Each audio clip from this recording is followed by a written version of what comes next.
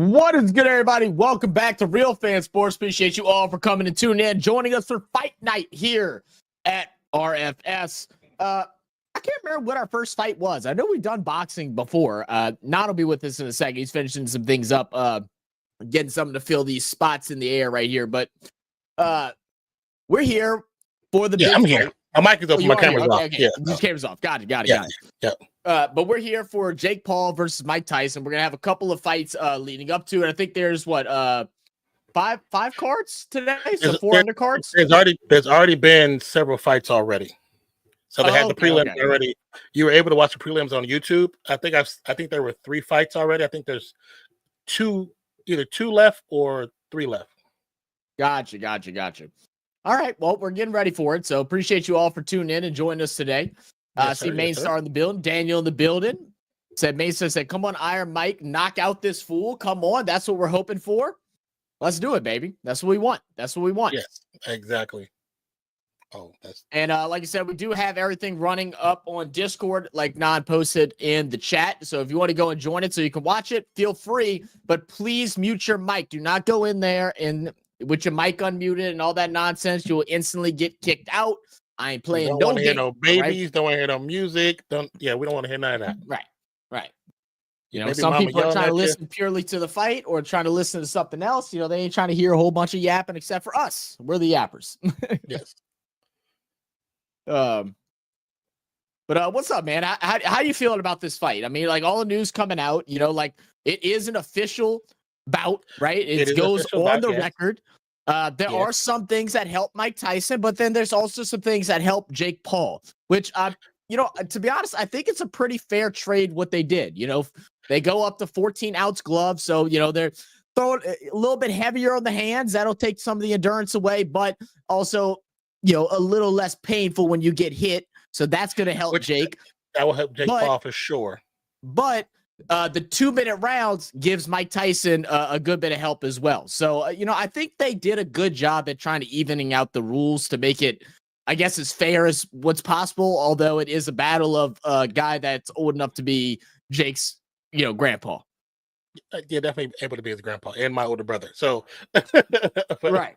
But I mean, I think the Texas Department of Licensing Regulation, I think they did a pretty decent job when they kind of did the regulations for this match. It consists of 8 2-minute rounds, which, like you said, will help Tyson because of his age. But if Jake Paul is smart, he can use that time, kind of, you know, be mobile in the ring, and they kind of force Tyson to run after him. If he forces Tyson to run after him, Tyson being 56 years old, that's not going to be a good thing for him. Exactly. In the long run. So we'll see how it plays out, man. I'm pretty excited for it. You know, I'm interested to see how it works. You know, I think we've done a couple of boxing things over here. I can't remember the exact number. I think we've done a couple, right? Some with our brother in Come On In Sports, Dolph. And we have done some video. We have done a reaction to a couple of Mike Tyson videos earlier in our existence on Real Fan Sports. I almost forgot about that. We did. We actually did a decent amount of boxing at the very beginning. I actually kind of missed doing the boxing stuff. We didn't even think about doing a couple boxing videos leading up to today. I didn't even think about it. We had so much other stuff that was going on, you know, we didn't even have time to, but we still can do some more because there's plenty of boxing that's going to be happening throughout the year. But I have to acknowledge Johan Paulette says, bro has a Yapper shirt. Dude must be a pro at it. Look, hey, that is as an official shirt for the channel, designed for the channel. Yapper gang is what we call ourselves, because that's one thing we do well, and we do it a lot. We talk. We definitely like to talk. We definitely like to talk. Yes. You know what? And if you don't, that makes so much sense. I figured out why your mic was so low for me the other day, just now. I just figured it out. Oh, what was there's like a second audio thing that's at the bottom right, and somehow that got turned down. I think before I connected it to my Stream Deck, it was at like 5%. I was sitting there, I was like, I can't hear this motherfucker still. I'm like, what's going on? But what's up? Is it Johan, or is it how is the J pronounced? But what's up, JP? Yeah, I'm gonna say Johan. Johan, that's what I thought too. Paulette. What up, Flash? Let's see. Ron said, I want to see Mike. You can't beat experience and Mike's anger. Look, Mike's biggest thing is going to be those first opening like 3 rounds. That's going to be the biggest thing. Which is always his claim to fame. Yep. 14-ounce gloves. That's a joke. You fight an 8 or 10-ounce glove. My biggest gloves for sparring are 14-ounce gloves. That tells you everything about how much risk Jake Paul is taking. Yeah. Oh, yeah, absolutely. Absolutely. I mean, but we knew like in the discussion of the give and take to try and make it even, there were going to be some things that were going to benefit each other. Because if this would be a normal, 3.5 round, what is the normal minutes? Is 3.5, 4.5? It's like 3.5. Yeah. If it'd be the normal 3.5, Mike would be withered down way too early. So this is the give and take. I mean, I think it's as fair as what you're going to get. We got the Dallas cowgirl cheerleaders out there. Look at them. They're in AT&T Stadium in Arlington, Texas.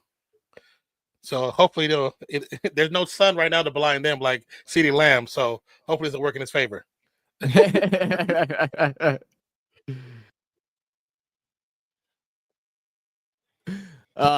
Let's see. Cool to see Roy Jones Jr. doing commentary. Yeah, I thought so too, man. I thought that was pretty sick. I missed his Danny Green fight watching at the pub, and he got TKO'd the first 30 seconds. I missed having it having a leak. Oh no shot, huh? Yeah, you got to sit down and get ready when the fights start. Never know how long they're gonna last. That's for sure. Especially a Tyson fight. Tyson is known for having knockouts within the 40 seconds of a fight. So you should look at the Mike Tyson training video with his trainer. I've seen it. Yeah, I watched it yesterday. He looks strong. It's the endurance, right? It's the biggest thing. It's the endurance. We know Mike has strength. We know he has power. He just needs one of them to connect. One of them to connect it the right way. It can do damage. The most recent one that's leaked, I think he caught his trainer several times by accident and busted his lip. He had mouth blood come on down. Oh my god! Face. And he was like, the trainer was just saying, that was my fault. Because the way he does that third punch it's supposed to be a knockout punch. So he puts it in front of his face, and it was so close that the edge of that glove kept catching his lip over and over and over. Yeah. Said it is Johan. Okay, good. Thank you, man. Cool. What's up, Johan? Said you paid $6.99 for Netflix. Yo, when's the fight? As in time wise? I mean, it just all depends. I don't know if they have a set time for it to start. That link I sent you, it should tell you close to a time that it should pop up.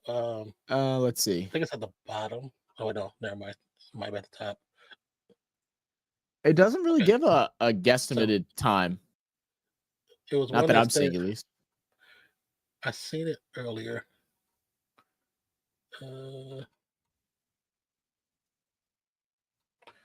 Where is it at? Yeah, if you can find really it. Quick. You should have messaged us, Trey. We could have got you on the Discord, man. You could have watched it there. We do have the fight going on the Discord. If anybody wants to go and join it, we ask, please go and mute your mic as soon as you join. If you join, mute your mic. If you don't mute your mic, I will boot your ass out. Miles, if you can you keep an eye on that for us too? Oh yeah, because I have everything deafened and everything like that. Yeah. I have it to where the audio for the fight is shared. So not if you wanted to listen to it, you can. But you're also can hear it. I can hear it. Oh, you can hear it. Okay. Yeah. Let's see. Roy Jones Jr. says Mike Tyson that was the hardest punch he's ever gotten. I can imagine. I love how Roy Jones comes out and talks about, he's like, they were like, how do you feel about Mike going to the ring now? It's someone you grew up watching, yada, yada, yada. And he's like, look, I'm 40 years old. And he said, I don't even want to think about stepping into the ring. He goes, this takes a different type of monster to go in the ring at the age of, what is he, 58? Crazy. Yeah, I think he's 57 or 56. Imagine, the fight that's going on right now, I believe, is the Barrios versus Ramos fight. I'm trying to see who this is. I wish Netflix gave me the option to like Windsor Nunes. Oh no, this is Windsor Nunes versus Goyat, and I think see 1, 2. So there should be 2 more fights before Tyson, Jake Paul. Okay. If I'm reading this correctly. So 3 fights leading up. Yeah, I thought it was 3 or 4. Yeah, because there was 3 earlier. I found a YouTube channel that was actually, I guess, linked to Netflix, and they showed the first 3 fights. I'm pretty sure I can just auto mute everybody now that I'm thinking about it. You might be able to because you have a master control. I just got to remember how to do it. Everybody's been listening so far, though, so I do appreciate that. I have to look in more into that because I don't want to mute something and then it not work or it work improperly. Yeah. Let's see. Why did Mike mute everything? Yeah. Mike Tyson is winning. What up, Omar? How you doing, brother? Said Mad Tyson knocks out Paul in the first second. Yeah, that would be crazy. Hey guys, are y'all able to see the chat that's over to the left of Non or right of Non, whatever direction that is? Are y'all able to see that chat okay enough? Or do I need to make it a little bit bigger? Said, why did Mike slap Jake, bro? Like, why did he say some offensive shit to him, bro? So he stepped on his foot. Yeah, he stepped on his foot. Yeah. Yeah, I saw on Twitter somebody was trying to make it a racist thing, saying that he was crawling next to him like a monkey. I'm like, Jake does that on every fight, guy. Like, why are we trying to make everything that? I was like, yeah, if people would have paid attention, he actually put a video out that his feet is like very sensitive. Yeah, and he hates when people step on his feet. So yeah, you see the video, he stepped on the front of his toe. Right. And he definitely did that to get into his head. We know why he did it. Jake ain't stupid. He watched that interview. They're listening to everything that Mike's talked about over the last year, trying to take advantage of an older man. Oh, yeah, crazy, Jake man. Paul does.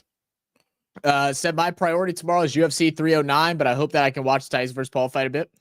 Well, if you're on Discord, Ron, you can pull it up there, man. I don't know if you're on Discord or not. What up, Derpy? Derpy said, I'm going for Tyson. There we go. I hope Manny Mayweather wins. Is Manny fighting tonight? I don't know about Manny fighting. Yeah, I was like, I don't think Manny's fighting. I think, let me see. I mean, I know there's a bunch of undercards that led up to it. I would assume that if Mayweather was fighting, that would have been on the main thing, but no, there's a Fabian Medina and the Canelo Mungayo. Yep.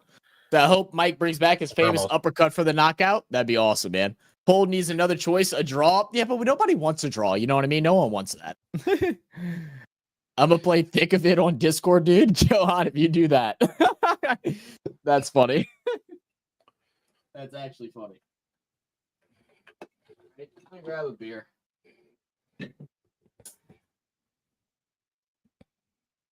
All right, we're about to get set up here for the first match.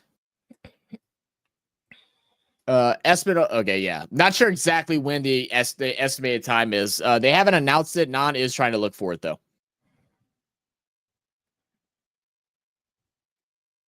Oh, using your grandma's? All right, good. All right, all the vestments look good. All right, cool. Thank you guys. Just realized fight is tonight, so I can watch UFC 309 tomorrow without. Yeah, fight. What, Ryan? What you think we were going live for? You thought we were just coming on to talk about it? You thought I was gonna be here for a whole 24 hours? Yeah, we're about to watch all the pregame, all the analysis. We're gonna go like around the world and check all the different news stations that are talking about it, see what they think. It's okay. We still love you, Ron.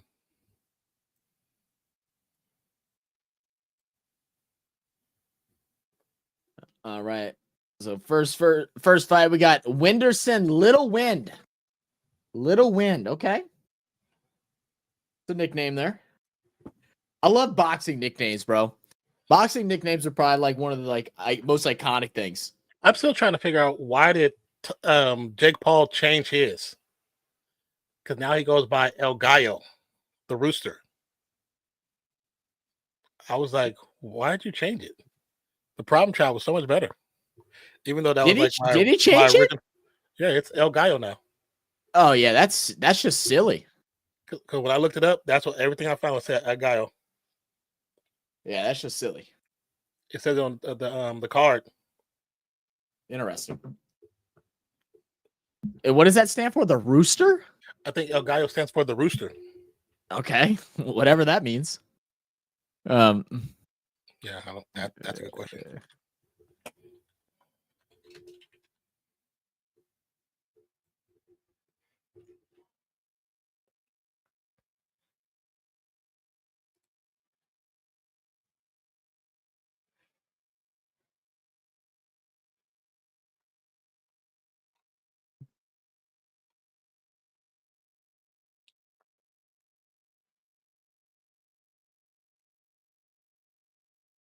So funny, we got a whole bunch of new people join, so it's notifying me that there's been a unusual join activity that has started. It's all good. Good on auto mod though to like pick that stuff up. Yeah, it actually like that. Worked. Yeah. Let's see. He says El Gallo thing is what they call him in Puerto Rico. How true that might be. Oh, okay. I mean, I wouldn't doubt that it's not true. I mean, that's where he trains. Doesn't he live out there, right? Or his brother lives out there? Logan has a place out there. He moved out there. He has a massive house. I watched the I guess house tour of it. Man, it was someone else that was reacting to it, and they're like, man, you could hate him all you want. He's like, but that house is so sick. I didn't get a chance to see the house. I know he moved out there though. Oh, you got to go check it out, man. He's got a full blown dinosaur in his house. the skeleton. Yeah. That's crazy. And then okay. Sketch just bought a house too, and Sketch's house is actually crazy as well. He bought a house too. Yeah. Oh, dude, it's insane. In I think in Austin somewhere. Oh, okay, not surprised. Right. So watching Goyat and Nunes right now. Round 1 of 6, minute and a half to go in the first one. Both of them just feeling each other out. The Brazilian versus I think Mexican. Is that the flag that I see? I believe so. Oh no, that's not Mexican. What is that? That's India. India. Oh goodness. I got a little blurry screen, guys, so I may like miss some things that didn't look like that at first. It looked more red than orange. Yeah, Brazil versus India.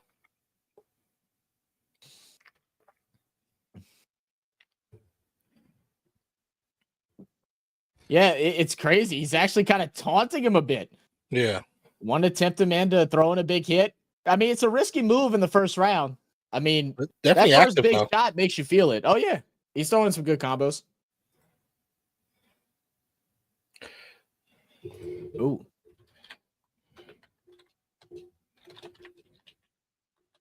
Let's see. So Iron Mike should make an old school interest with "It's Dark and Hell is Hot" from DMX. That'd be kind of fire. That'd be sick. Who would perform it though? The camera work has been pretty good though so far, Trey. No, you know what? Nobody performs it, but DMX's family comes out with them. That'd be kind of hard.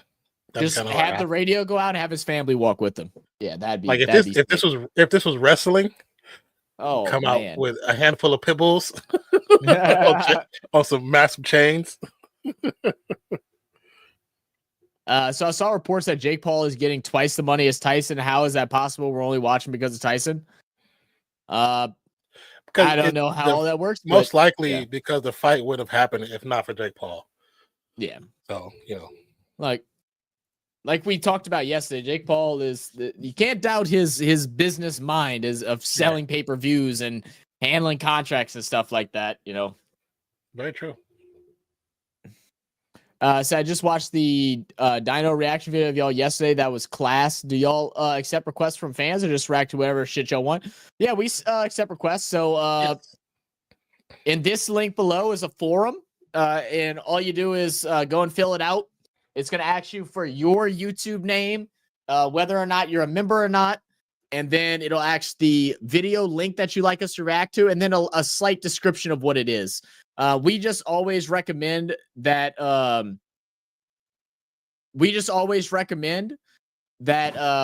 whenever you send one to try and make sure, well, I'm trying to think of the best way to put it. So some videos we're not able to react to. Like normally videos from like big name channels and stuff like that, we aren't able to react to. But if you send it to us, we will double check. And if we're able to, we'll do it. The other way would be in our Discord channel. In our Discord channel, there is a React recommendations tab. You can go to that, and then you can put links in there as well. We look through that too. As I look at our live and videos feed, that thumbnail's kind of cold. Mm-hmm. I really like the thumbnail too. Whenever you put it up, I was like, "Oh, that was sick." I meant to message you about it. I saw it like right before I was about to start running. I was like stretching and warming up. Girlfriend's like falling in the bathtub right now. Go check on what you're okay. Like, you all right, baby? You good? You good? Oh, good little inside shots. Gets right in between the gloves there. So far, man, I think Goyat's been handling his business. Very good head movement. Slipped in some good little checks. Okay, let me go back to the screen. Oh, good little right cross. Okay. I hope Mike Tyson uses the "I'm the Man" song by 50 Cent.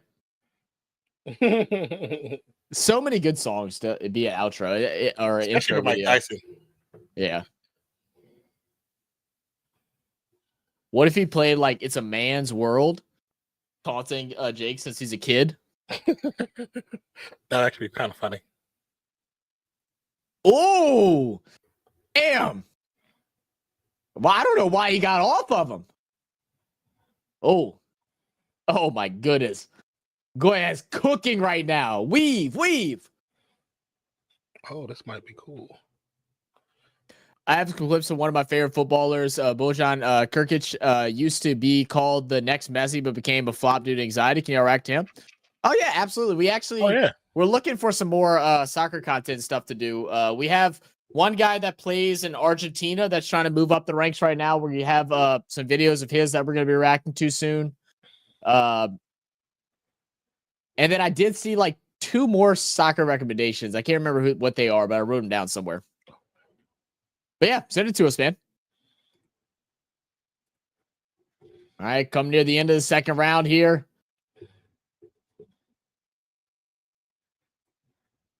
Oh man, he's just toying with them now. The Brazilian doesn't even have much work to do with him. He's just trying to get out the round and escape.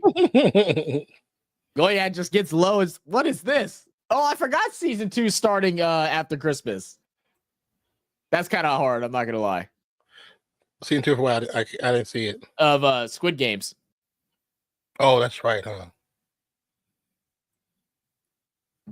I said y'all are chiller than I thought, man.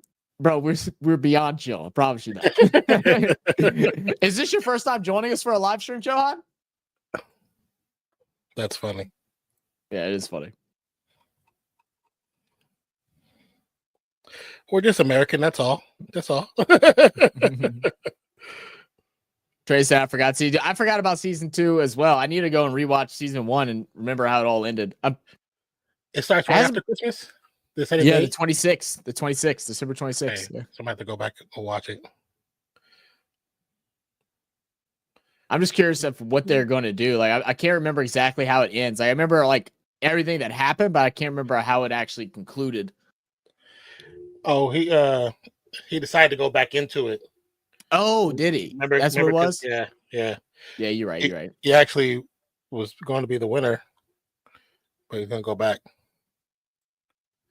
Squid Games is becoming Dennis Allen. So stupid. It's becoming Dennis Allen. It's hilarious. Only thing is, Goyat's starting to do some predictable stuff, man. I'm wondering if Nunes is going to be able to catch up to him. He goes low. He swings almost like a sock bopper. He goes low at the body, 1-2, and then goes straight back high again. He's done that now like 4 times in a row. Good counter.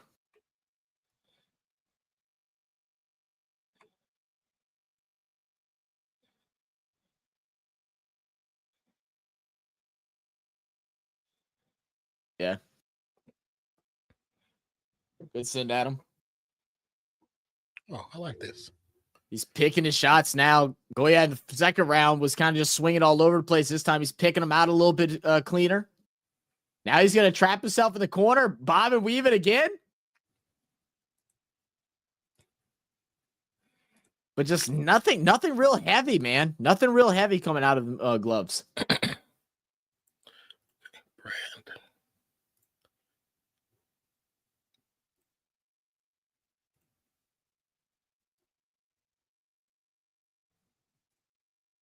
Let's see. Time for all-nighter. I wonder if they're gonna release the whole thing or if they're gonna do it like half and half like they did with the Outer Banks show. If they were smart, they would release it slow. But you know, Netflix, they do everything at once. They get that 1 day push of everybody buying Netflix. So it works for the fourth quarter numbers.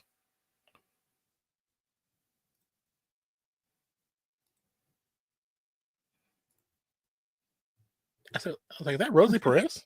Yeah. I heard that voice. I was like, hey, I know that voice. She's got a pretty good little point too. She's like, I kind of want to just take it a little more serious. Whoa, what was that all about? Okay, I'm gonna try to add the file so okay, glitch out. Just you know why? Yeah.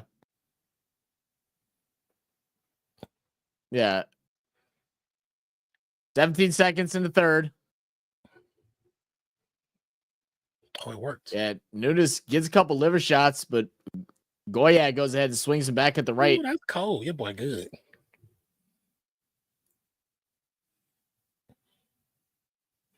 Okay. And now it feels like Goyat's getting a little bit more tired, man. Nunes is playing for them later rounds at the moment, but I think he's down. He's down 2-1 at the best. He's down right now. Okay, let me check Rumble. Zach versus NFL officials. They're going down, bro. They ain't getting out the Squid Games.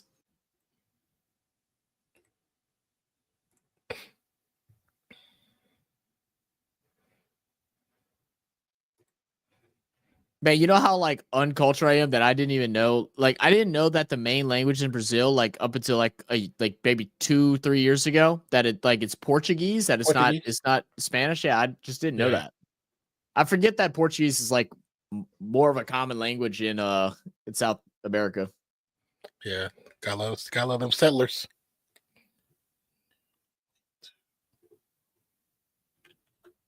All right. Start up here in round 4. What up, boss? So let's go Sugar Ray Pacquiao. What up, Daniel? How you doing, brother? All right, now we're starting to see Nunes swing him a little bit. A little bit more power come behind them punches. Okay. Goyat playing defense. He's just trying to pick and pop right now. Goyat. I just took our 204 hits, 30%. And made an actual boxing one. Okay. Oh, threw their names up there. Perfect. That looks great. Yeah. Okay.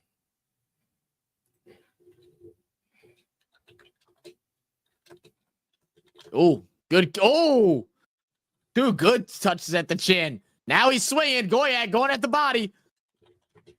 Gonna step back. Swinging back around. It looks like that one did cut the eye of Goyat.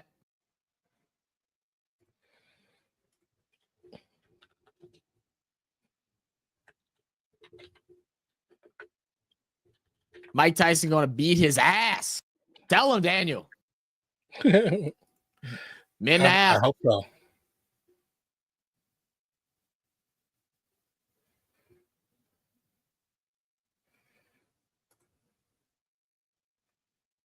Do I hear myself? Yeah. You do? Oh, I don't hear you twice. So I don't know where you're hearing yourself from. Oh, I'm trying to see. Sure, I don't have Discord streaming. No, I don't.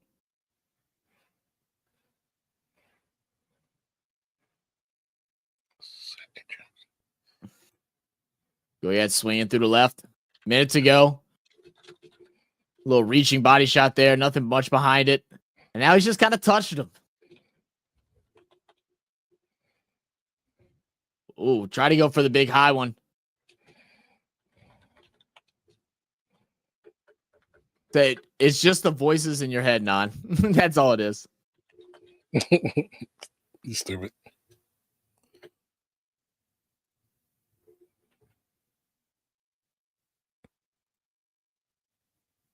There we go.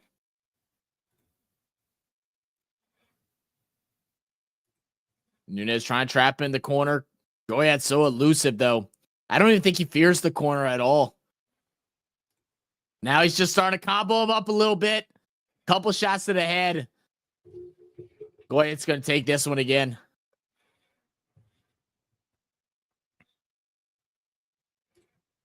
Man, I'll tell you what. I feel like if you're a fighter in these little pre-rounds, these little undercard rounds, this is probably a bigger moment for you than it is for Jake or Mike. It's like you get the chance to have millions watch you, and then to become a fan. Man, go and do something crazy. Oh, you go for it. You go for it. Okay, let's think about what the person said earlier about having a draw. Should I change the poll and put draw on there? If you want to. What do you have it at? Oh, I didn't realize you only had 2. Yeah, you can do. Yeah, you can do that. I didn't even think about doing that earlier. Yeah. Okay, we're gonna end that for right now. Oh yeah, he looked right at his foot when he did it. He looked right at his foot when he stepped on him. Yep, he stared right at it. He absolutely did it on purpose. Okay.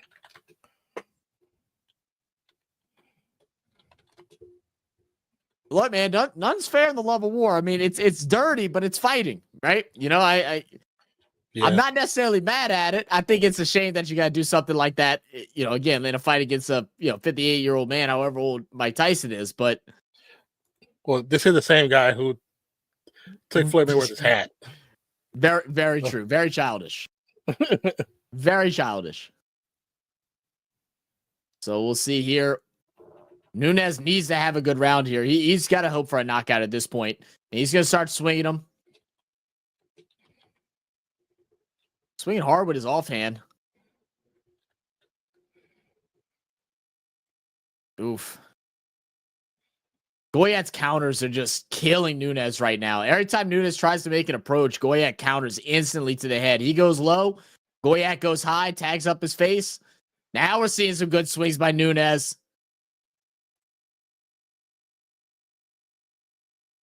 Got to keep them hands up. Got to keep them hands up. Bouncing. Body shot by Goyat.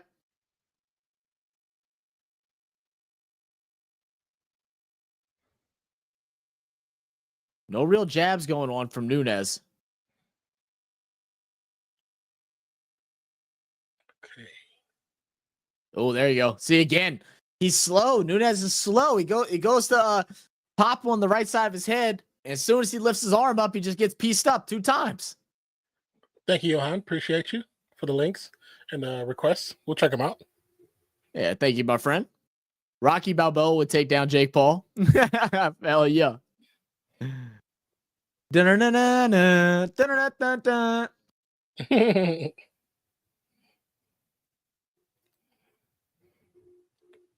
haven't watched the Rocky movies in a while. I might have to do a little binge soon.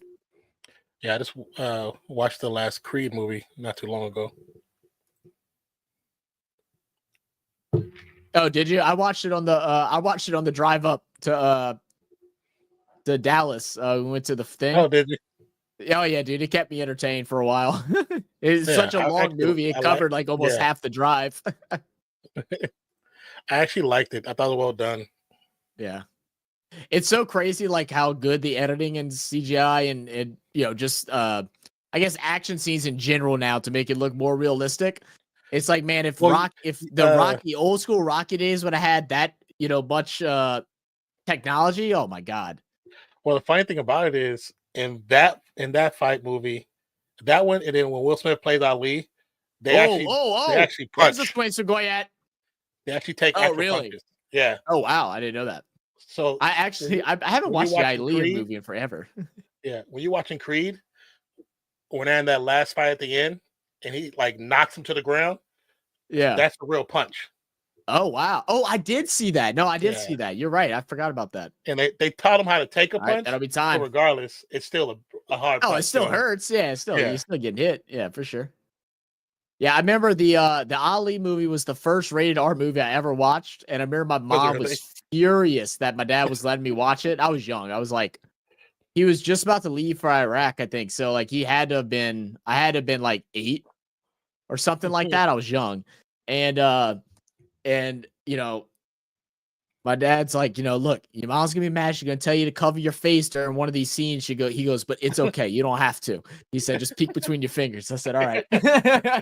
Sounds good. It sounds good. What scene? I don't remember. There's one like sex scene in it that made it rated R. It was like very minuscule. Much. It was just one. I think it was like a half a nipple. Like it wasn't much. It had to be half a boob. It was like half a boob. Yeah, it wasn't much. What up, Daniel? I'm gonna talk about Jake Paul. Hey, talk your shit. Talk your shit, baby. There goes for everybody. Talk your shit.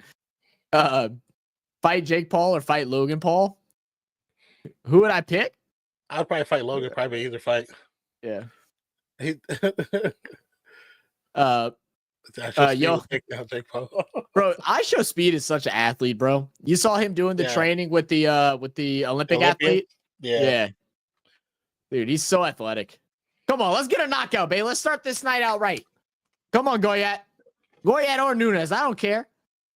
Send one, baby. Something good. I mean, right now, Nunes needs to be swinging. He's got to. You lost. This fight's over for you. Go swinging, baby. Here we go. Goyat with a little combo. Catches him on the chin. Working the uppercut. Comes over the top. Now pins him in the against the rope. Trying to attack at that liver. He's blocking. We'll swing a little double piece up top.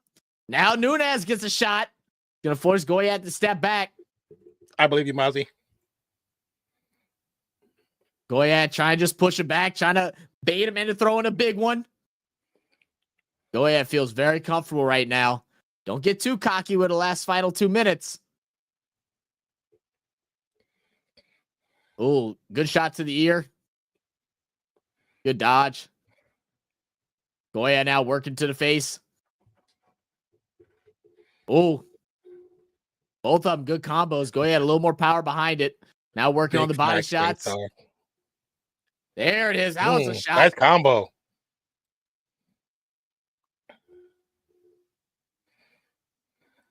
As a German, I love seeing Spade and Beer as a sponsor on the ring. Spade, is that?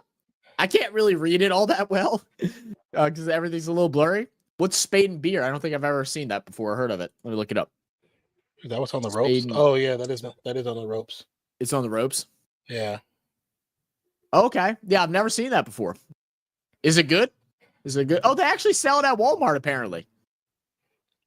Oh, hey, I'm about to pull it up. Ron, you tell me I need to go buy a Spade and Beer? Oh, nice overhand right there.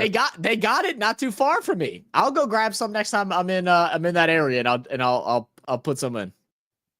Mozzie, if you're in the you're not in the Discord. Mozzie, if you could, it'd be a huge help if you could go in the Discord and just make sure people get muted up. You have the ability to mute anybody in Discord. If you're on your phone, I don't know how to do it, but you should be able to like do what a right click would be and then just click server mute, and that'll give you the ability to mute anybody that joins in with their mics on. Oh God, it's muted. I'm trying to watch it myself, but if I miss something, I'll keep remembering. There you go. Now they're swinging. Final couple seconds. All the haymakers coming out. Body, head, switching around now, back and forth. And you know what? I respect Nunes. He stand up and he ate those last couple. Yeah, and he's just like, you know what? I didn't go down. I definitely got outmatched. He had too much hand speed for me, but I didn't go down. I respect it.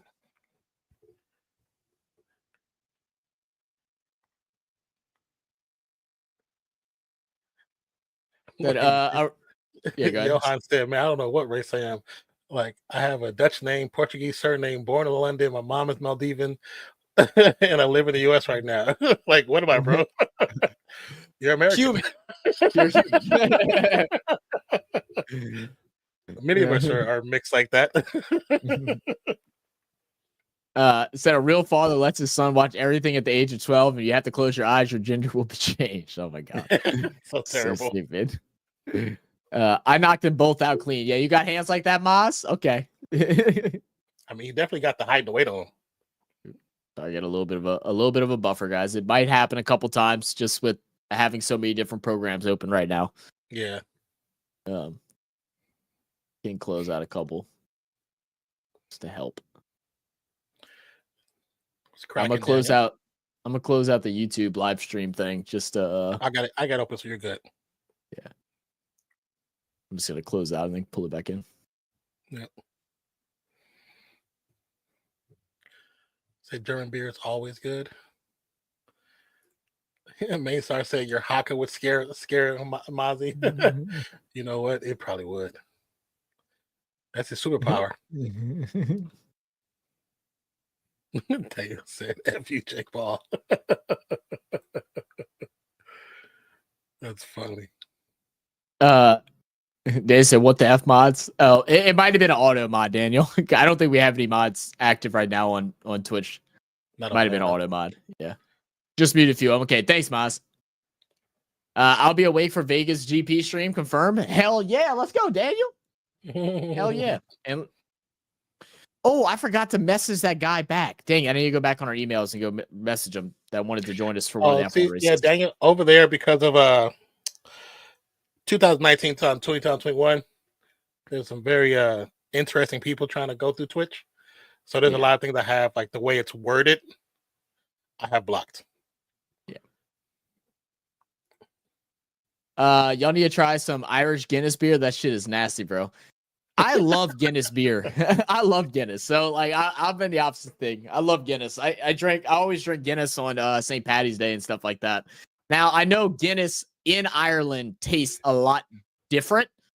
Oh yeah. People from Ireland say it tastes better. I know like Guinness has only a certain amount of manufacturers that actually make it, and but real Guinness is from Ireland, and the fact of why it's so different is because of the water. Their water that they make it with, brew it with, I guess, it changes the taste.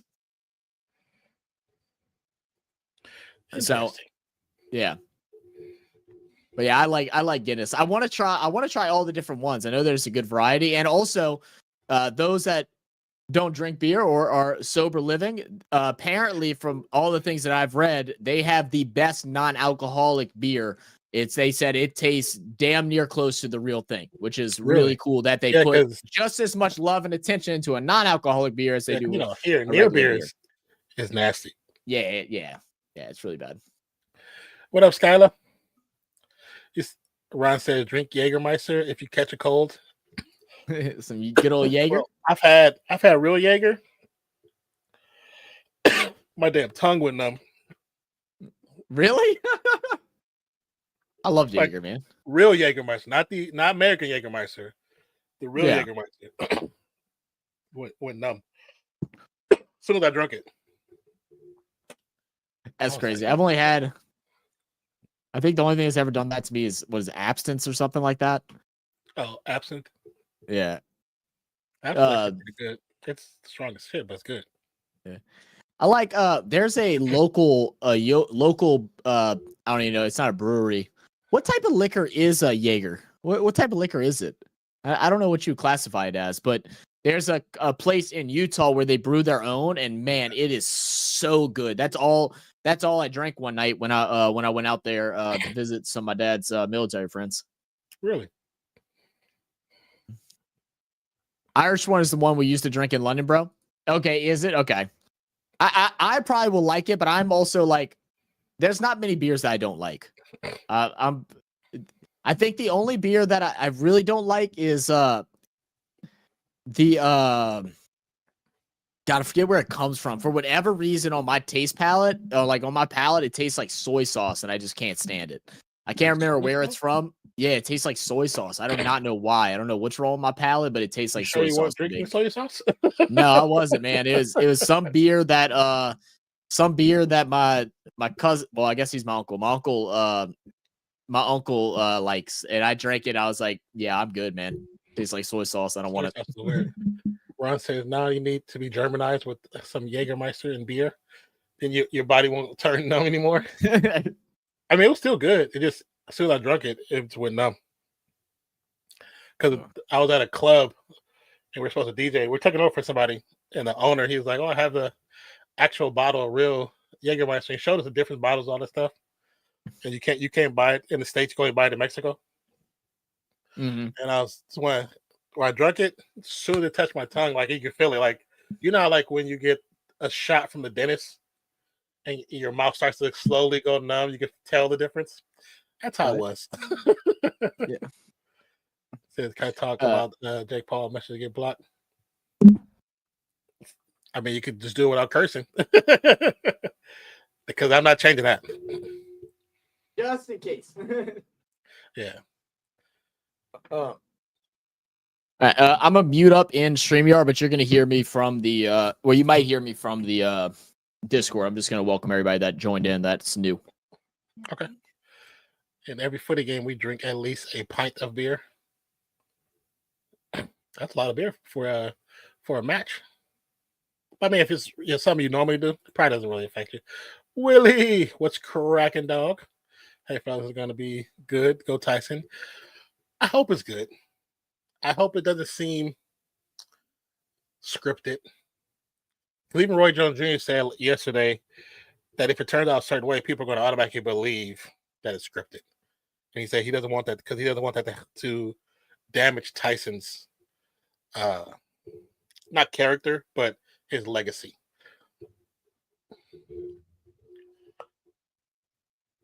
I got a burp. It won't come out. And this fly is getting on my damn nerves. So when I'm in the stadium, I have at least 5 beers. Simon Wood say, "Yo, wow, big drinker."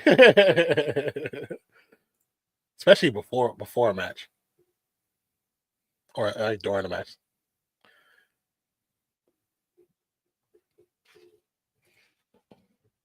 But again, thank you guys for all being here in the stream. Those who are in the stream and those who are in the Discord. Appreciate you. Love you guys. Don't forget to actually click that button to join the Discord. Become a part of the RFS Sports Bar. But when you have time, come on over here, hit that subscribe button on the YouTube side. Because we have plenty of more good quality content, live streams, fun times coming throughout the rest of this year and next year. And help us get to 25K. Thank you, Mozzie.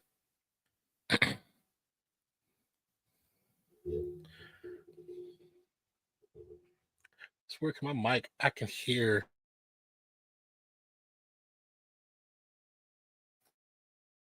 I'm barely touching stuff. It's like super sensitive.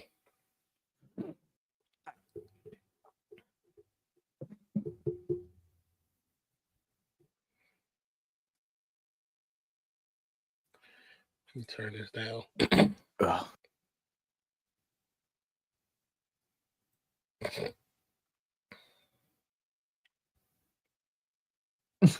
What up, Willie?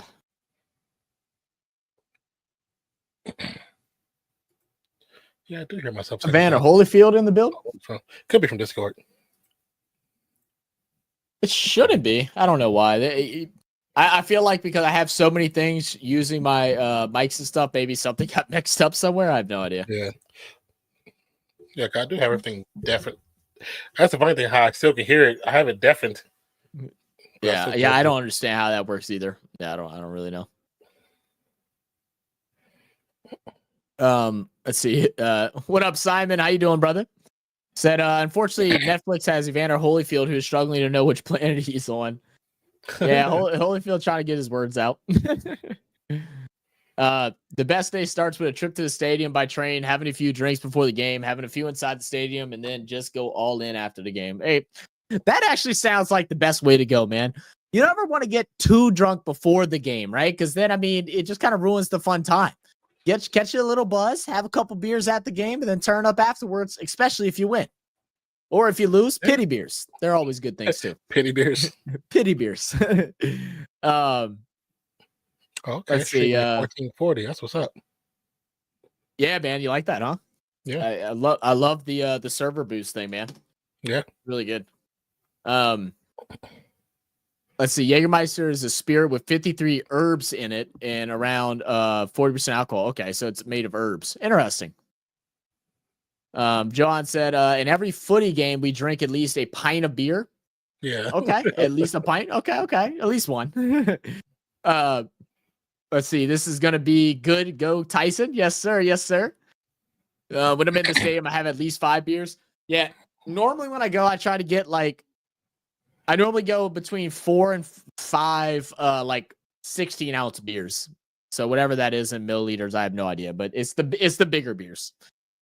Any more, but that's because that costs like $70, $65. So any more than that, I end up hating myself. So that's good because the last one with Jones was a lot of hugging, and Roy Jones said he didn't want to get hit by Tyson. Yeah. Oh, if you watch that again and go to the very end and watch when they're trying to talk to Tyson and then you're ready to talk to him, he was so antsy because Tyson hit him so many times in the ribs that he had to go take a crap. Oh, really? He didn't want to do his post-game interview. Oh, that's crazy. Because he had to use the bathroom so bad. That makes sense. At least, bro, you should come to London. The footy fans are crazy over here after a few sips of beer, man, especially the old lads. They just make chants out of nowhere. Yeah, Johan, we actually have a good bit of reactions to English football chants. We want to do some more. We love them. They're hilarious. Yeah, what's hard right now is finding like a good mix because there's always like overlapping ones. I feel like most people use the same exact ones. So we try to find the variety when we can. But if you like football chants, go check out the Fan Perspective. Really dope channel. If we've reacted to some of their videos, he actually goes and travels to different stadiums and records the different chants. I really like his stuff. I really like the stuff he does. Actually pretty good. So I believe up next we have the co-main event, Taylor versus Serrano. Katie Taylor and Amanda Serrano. I guess Katie is her first time back in the ring for a little while. She's the undisputed super lightweight champion. I guess they said it's a rematch with years in the making. I think it comes from 2022. I'm trying to see. Jesus, Mozzie. I say, I ain't gonna lie, I'm still drunk from Kava last night. 2 hours of sleep is not enough. It'd be like that. It'd be like that. It was like so hard. Like I said, I'm trying not to drink no more than 12 beers a week right now. And I'm really only want to drink once a day. So I had like my three during stream. I cracked one more open. I started playing the game and I was like, let me get off the game because I ended up drinking more than what I want to. So I just hopped off. Look at me showing restraint for once. I actually was quite proud of myself that I did. Said Johan, 4 pints per half should be minimum. 4 pints per half. Oh my. See, I'll have to give a kidney, and I need that to keep drinking. So in the States, Johan, who do you support? Like in what sports? You know, yeah, what sports? Name the sports that you like, and name the teams that you like. You don't get drunk before the game because you have to sing and support your team. Absolutely, man. There was the worst is like if you're at the game and you're already messed up, and then like. You just can't like standing up starts getting a little hard, especially walking up and down them high steps. If you're in the if you're in the upper tariff, what do you call that? I was trying to use a big word and I totally messed it up. So I'm just gonna say the upper level. Isn't it terraced? Is that what it is? Terraced, right? A terrace, yeah. Yeah, terrace is what it is. F you, Jake Paul. There you go, Daniel. All this talking beers make me thirsty. Wasn't going to drink tonight, but that just changed. Well, Nace, I'm glad that we convinced you to drink. We're great influences. You can tell Mace, like, hey, the sky is blue. Oh, you gave me a reason to drink. Oh, damn. You know what also is blue? Not my beer, but green. The green bottle is pretty close to blue. So it's like the sky is blue. Blue sky means green grass. Green grass means the color of beer. The sun is yellow. Yellow, the color of my light beer. I see a Uzi on Discord with a 41 Saint shirt smoking a cigar. Should I block him? Shut up, Ozzy. Shut up. Beer in German stadium costs around €5. If you would establish American beer prices, we'll start another world war. Yeah, and look. Fair enough, man. I don't know what euros is. I think €5 is what, like $7, something like that. $7, $8. Yeah, ours are like tall boy of light beer, like a Bud Light is so a 16-ounce beer. That's like it's like $11, $10-11. And then if you want to get like something stronger, like an IPA or something like that, they're like 13, 14. So I normally get those. What up, Burp? Simon said a proper fight now, Barrios and Ramos. Should be a good one coming up here. We'll have Barrios and Ramos stepping up. They'll be the next event, next matchup here in the event. We'll have one more before the lead up to Mike Tyson and Jake Paul. Yeah, this is a WBC welterweight bout. Germany goes like 2 World Wars and 1 World Cup England. England, 2 World Wars and 1 Cup England all the way. That's hilarious. Zach, you should run to the bottle shop. Hey, look, man, I got my run in, bro. I'm out of shape, Maystar. It was bad. It definitely like motivated me how out of shape I am to like really get into a good routine. I couldn't even like fully go through a whole mile. If you want to be honest with you, man, I was having to like stop and walk for like, just like maybe like 20 yards or whatever, and then pick back up every like quarter mile. It was tough. Yeah, when you messaged me, I was like, oh yeah, I can hear his breath. Yeah, I was dying, man. Well, the worst thing is like my breathing control is horrible. It was like, because I would be good, and then all of a sudden my breathing control would get out of sync, and then that would mess me up.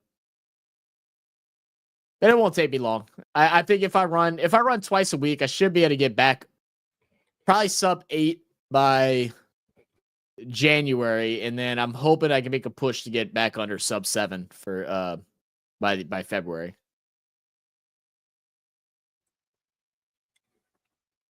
Everyone gets drunk here in New Zealand, then you head to the toilets for a boost. We used to have this one beer guy. He goes, dump and refill, dump and refill. He would just stand by the bathrooms, release and refill. Like, it would crack me up. I'd get a beer from him every time because I thought he was hilarious. How bad can Jake Paul lose? A knockout. I mean, yeah, knockout. Yeah, a knockout. Early knockout too. Yeah. So check this out. Oh, go ahead now. No, you're good.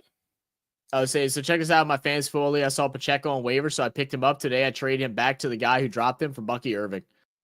So you traded him? I don't know if I would have traded him unless there's some other news coming out. Yeah, there's some other news coming. I still got my IR. I can't believe someone put him on waiver. I would have never dropped. They might not have had IR, but I would have kept him. He's just such a valuable piece. What's up, Crick Mania? What up? Barrios versus Ramos. Yeah, Barrios versus Ramos. Yeah, I was reading the wrong card. I was reading the last card before Jake Paul and Tyson. What? Oh. Jake Paul is shit at fighting. He's shit at fighting. Johan says support West Ham. Okay. The only thing I know West Ham's logo. The most I know about is that's Ethan Bazinga's team from the Sidemen. Oh, is it? Yeah. What up, Richard? How you doing, man? Say good day, mates. Let's go, Tyson. I have English rugby union chant for you. Johnny, Johnny, Johnny Wilkinson. Oh, Johnny. Johnny, Johnny, Johnny Wilkinson. Oh, Johnny, Johnny. All right. I'll make sure to move the message, Richard. Appreciate that, man. That could be something, honestly, like I wonder if they would ever be interested in like trying to enforce that as the game is growing in the States, to make it like a fun thing. Like even if they came out with their own, like started off like coming out with their own chants and giving it to them, and then just changing it every like month or so, come up with something different, and until people start making their own to like kind of force it. I feel like that'd be a good way to promote it. Could be interesting. It'd make it a fun event. Like I'd love going to an event that makes fun chants and stuff like that. Yeah. All right, let's start it off. Barrios and Ramos. We're getting ready. I heard the bell ring and I looked away. They're still calling out names. My bad. I love Swing Low, Sweet Chariot. I was trying to figure out what song you were basing it off of.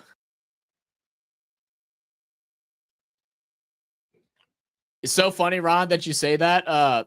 We actually had someone in our comments the other day that was telling us that people we watched a Ultras video and they were like, that's why America can't win a war on their own and stuff. And I'm like, because they don't do chants and light fireworks during sporting events. That's why. I was like, look, there's a lot of bad things you can say about the US. The one thing you can't say is that we're not ready for war at any time. It's like, that's the one thing we got. You need to go and watch those military YouTube channels. that show who got the biggest military. Oh, food right. That's in China. That's in China. That's yeah, about it. Right. No, I'm good. Yeah, that cracked me up. We also had someone comment on our the horse racing video, the for the whatever Streya's most proper day or whatever it was called, and basically said, "Can you also show us the respectful people of Australia and not the people that just act like idiots and abuse horses and all this?" And I said, "But that sounds like no fun." I just started saying, "Yeah, but that doesn't sound like fun." I said, "It's okay to live a little." All right, round one. Ding ding. I should have got a bell noise. I didn't think about doing that. Oh yeah. I would download one now, but I got too much stuff going on, so yeah, too much to try.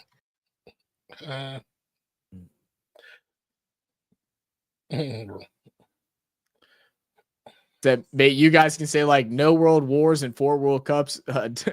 True. Deutschland. What up, Crick man? I'm doing good, man. How are you doing, brother? How's the Crick man? You're the one that moved, right? I always remember there's someone that moved. I couldn't remember if it's you or if there was some other person. Oh yeah, we did talk about that. He's out IR, but he won't produce like Bucky. You don't think? I don't know. I don't know what their schedule looks like for the rest of the season. Tampa Bay, so I'm not sure. All right, a little bit slower than the first fight to start off.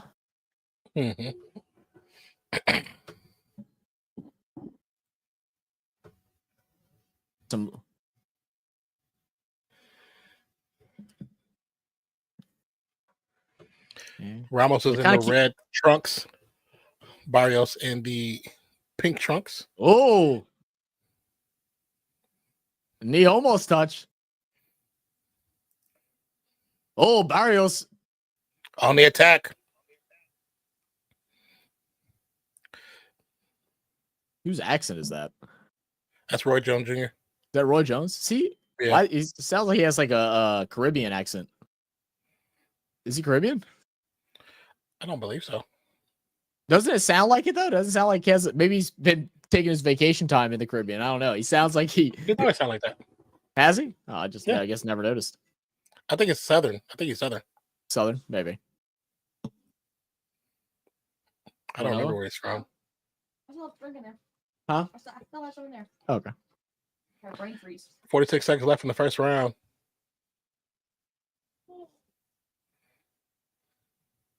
Zach, one suggests let's do IPL auction live stream and BGT series live. I don't know about doing an auction live stream, mainly because there's only like maybe 7 players that I actually, well, I guess maybe more than that, like maybe 12 players that I actually know about. You know what I mean? Like it would be interesting for the first like little bit, and then it'd kind of just be sitting around watching. We are going to do some cricket though. Like we are going to try to do some IPL this year. We are going to be doing the test matchup. Not the first test for India and Australia, but the second one. So we are going to have a lot more cricket live streams coming up starting in December. So first round is complete. Rich, I know most of Man U's chants. Johnny Wilkinson, one of the England greats, rugby union players. Swing low, sweet chariot coming for you. Carry me home. Love that. Said hangover, and I got kava again in 2 hours. Get you some damn water, Mozzie. All right, yeah, you need some water, bro. Get you some water, okay? Drink all the kava you want, but make sure you staying hydrated too, brother. You be working in that damn factory, dog. I know you be sweating your ass off. Stay hydrated. Yeah, that was the shot there. Barrios almost dropped Ramos on the first bunch. His glove almost touched the mat.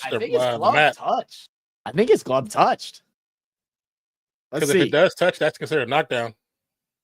I mean, and that's just a great lead punch there. Barrios just kind of dives into it. All right, so right now, Barrios holding the fight. It is a 12-round fight here. Round 2. Barrios Still looking really good out there.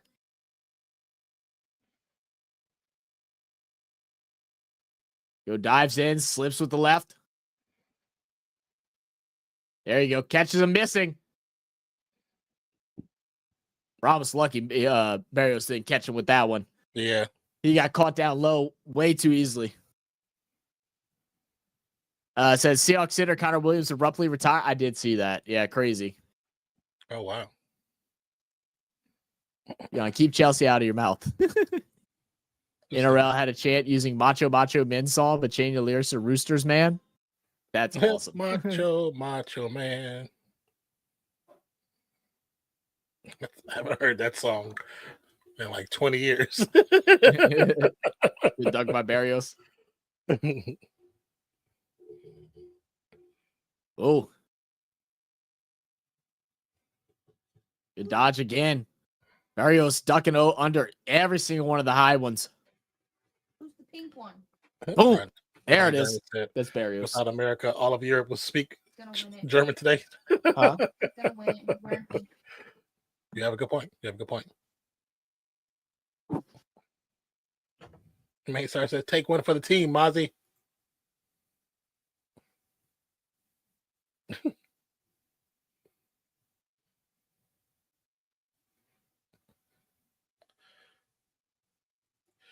Ian says Australian boxer Jeff French won world titles in 4 divisions and once accused Don King of fixing a fight against Azuma Nelson, which was given a draw in which he deserved. Well, being that you said Don King, there's a 99% chance that it was fixed. Johan said, what up, Ian? First, I didn't realize that was Ian that messes that. But Johan said, y'all cover cricket? That's so random. Johan, we cover everything, brother. We are real fan sports. There's not many sports that we haven't covered, especially now with the Olympics passing. We did handball. We did at least one of every event except for shooting. We didn't get to do any of the shooting because that's to the ground. That's a knockdown. That's for sure a knockdown. But Ramos did get up pretty quick. Barrios said, I'm trying to hit the clubs in Dallas early. That's the 5th time in Ramos' career they hit the mat. Now Barrios saved by the bell. But yeah, Johan, we do a lot of sports, man. We do mainly NBA, NFL is what we do. A lot of live streams during those seasons, but we do hockey. We've done some baseball, some WNBA. We do cricket, NRL. We haven't done any rugby union, not any live streams at least, but we've done coverage of it or reactions to it. We've done AFL, horse racing. We've haven't done live streams, but we've done kabaddi. We've watched videos on hurling. We've watched videos on there's another sport that we watched a video on. I can't remember what, but yeah, we do a whole lot, brother. Volleyball. Yeah, we did volleyball. Yeah. We've done a lot of stuff, man. Called the Hammers, although they sing "Come on, you irons," which is rhyming slang for okay. Is that really a chant? That's horrible. Said Jeff Finnick, aka the Merrickville Mauler, great Aussie boxer. Oh, okay. I like that name, Merrickville Mauler. Who is the Australian boxer that we did a reaction to like very early on in our stream on our YouTube? His dad also fought. We were supposed to do one of his fights, and we couldn't do it. And what's dude's name? I don't remember. You have to search our page. I'm a mute just because we had a bunch of people join into the Discord. Just give a hey again. Do you think?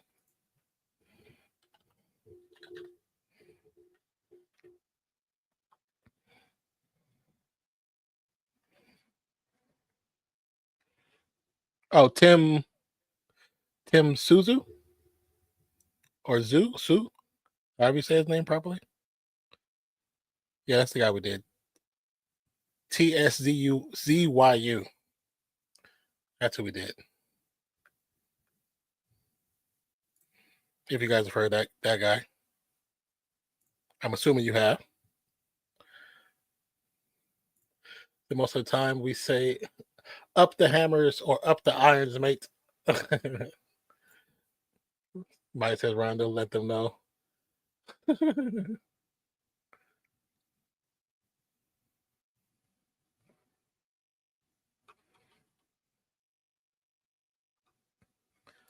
Mike D said, "I'm picking draw for Tyson fight since I wonder if it's real." I think a lot of people do wonder if it's real, Mike D. But I mean, being that it does go towards somebody's record, I'm more likely to assume that it is real. But also, if it plays a certain way, I'm kind of you'll be able to tell. You'll be able to tell. I think pretty early. Yeah. Tongan and fighter, Barrios swinging him now, but now Ramos, Mike Hunt, he's so stupid. It's a good strategy by Ramos now, just trying to go low, trying to wear him down, hitting those body shots. He has to do something because his Barrios' reach is just too far, man. He can't close that gap in on him. He's keeping him at the distance he wants. He's got to get inside of him. He's got to get inside of him and attack the body. Him by 2 inches. Yeah, he's got to get in. He's just taking jabs to the face like it's nothing. You got to get inside. Yeah. Ramos got to be a little quicker.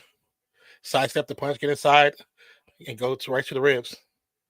And like there's an opportunity there, and he just low blowed one to the face. Like that ain't gonna do nothing. You got to get inside. As long as he plays at the end of Barrios' glove, he's not gonna win. That was a good shot. Yeah, but he gets in to get that. Right. Yeah. Ramos looked a lot better in that round, but they'll probably give him the edge on that one.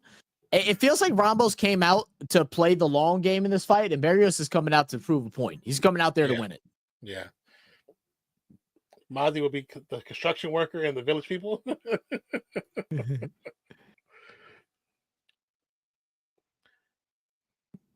Let's see. That's what's up. Rohit Sharma, blessed with the baby boy today. That's awesome. Daniel's still screaming, F you, Jake Paul. Hey, Nonpfixion, would you keep or trade Juju? I don't know if you get anything from Juju. I don't know if you get anything with Juju. I don't know if I keep him either. I mean, what has he been doing? Has he been doing well? I mean, I really don't know much about him. I know I've been active like 2 games. I just know I wouldn't trade. I just wouldn't trade for a player like Juju. I just wouldn't. If I'm desperate for wide receivers, it's just not worth it. Yeah. If someone's trying to trade you for it, then I'd probably jump on it. Yeah. Yeah. If they're trying to give you something, I'd probably get rid of them. Let me go pull it up. Let me see what he's been doing before I'm giving you bad advice. I really don't know. I haven't heard anything about him. Said Roy Jones Jr. and Rosa Perez on commentary, a strange combination. Roy Jones Jr., I'm not surprised. But yeah, he had Rosa Perez. I was surprised about that one. He had one game where he had 22 points, and everything else he didn't even get targets. One game. Yeah. I would. Yeah, if someone's willing to trade for him, then send him away. Yeah. I honestly think they've sounded pretty good together, though. Don't you think, Don? Roy and Rosie? I think they do sound good. I was just surprised when I heard her voice. Yeah, same. That used to be one of my crushes back in the day. Cremay said Barrios smoking Ramos without raw paper. Not the raws. Mm-hmm. Rahul, what's up, man? Welcome back, brother. Bro, look, I don't know people that are joining us that are from India. I don't know if y'all knew, but there was an Indian fighter that opened up this event and got the win. Handily as well. His name is Goyat? Yeah, Goyat. Niraj Goyat, India's #1 boxer. Oh, wow. And the MVP first international signee. Oh, he's big time. Good combo there by Barrios. Ramos does look a lot lighter on his feet right now than what he did in the opening round, which is kind of crazy to think. He hits the mat and it kind of just woke him up like, oh shit, there's a fight going on. And some people need to feel that first hit too, though. Some people need to feel a hit. How real it is. Yeah. Kind of get those adrenalines pumping. Mm-hmm. Damn, all the emotes. Might say there's an Uzi talking in Discord now. I was really about to look like, what are you talking about? I was like, oh, never mind.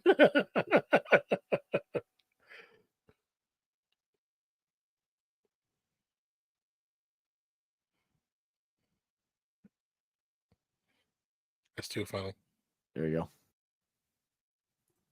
Come on. Oh, there you go. Ramos trying to pick and choose his opportunities right now, being a little bit smarter with when he dives in. That's who it is, Mozzie. I mean, Maystar. Tim Zhu was the guy we did the video for, and that's his dad. Yeah, his dad. Yeah. Oh, there we go. Ramos now get a couple combos there. Yeah, Dan, get up in there. But again, got to get more outside, like outside the last 15 seconds. You got to be more. Got to be a little more aggressive. Konnichiwa, Ron Jeremy.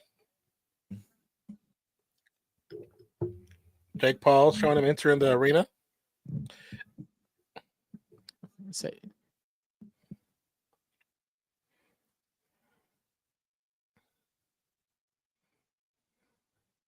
Yeah, and apparently Jake Paul's came out and said that if he wins tonight, that he's going to call out Canelo. He will actually die if he calls out Canelo. He will actually die. Oh, Mike Tyson got the old school Iron Mike. Look how loud it is. Listen to it. Love that, man. Oh, man. Man, I hope we just see, like I just hope we see one round. Like, I just want to see one round. Like, just for someone that, like, didn't watch boxing a lot when I was younger and stuff. So, like, I mean, I've seen videos of Mike. Yeah, and like we've done videos with Mike. You've seen him, you know, you've paid for the pay-per-views and watched him, you know, but like I just want to see one round of just something special, man. Just to be like, holy shit, this dude is unreal. Yeah, I that's kind of why I'm like, I did want to watch it just to see if what he still got left with somebody younger. Because I mean, he definitely beat Roy Jones. Yeah. Said, Zach, look up the Rooster Man song. I can't look it up right now because if I open up too many things, my games or my video is gonna freeze. But remind me on another stream, Richard, and I definitely will if you can. Yeah, or it's a link in Discord. Yeah. Said Kasha Zhu was the dad was a world champ, 34 fights, 31 wins, 25 by knockout. Yeah, that's incredible. That's a hell of a resume. Patrick Mahomes versus Patrick Kelsey in a fight. Travis Kelsey in a fight. Would love if the stripe was scripted for Logan win. Mike for Jake win. Mike gets in the ring and says F it, flip script and knocks him out. That'd be awesome. This is what we talked about. Damn it, Mike. Hey, you said you were gonna go 50%. You said not audible. It was when I muted. Yeah, I muted on purpose to talk somewhere else. Yeah. For shizzle. I'll get his face tattoo. Ron, please, dude. That'd be awesome. Oh, Lord Jesus.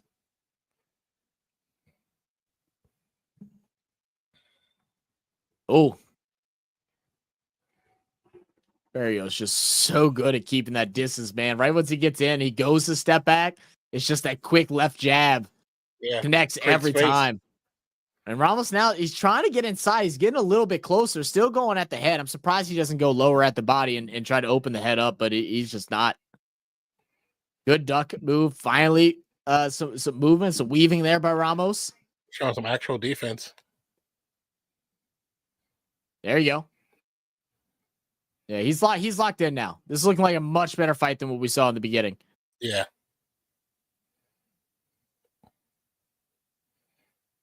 There you go. Combo by Ramos.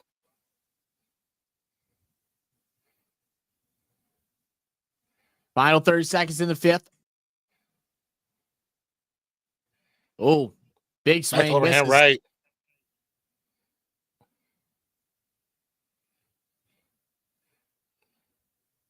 Oof. Barrios with a combo. Stay in there. Stay in there. Oh, come on. 5 seconds.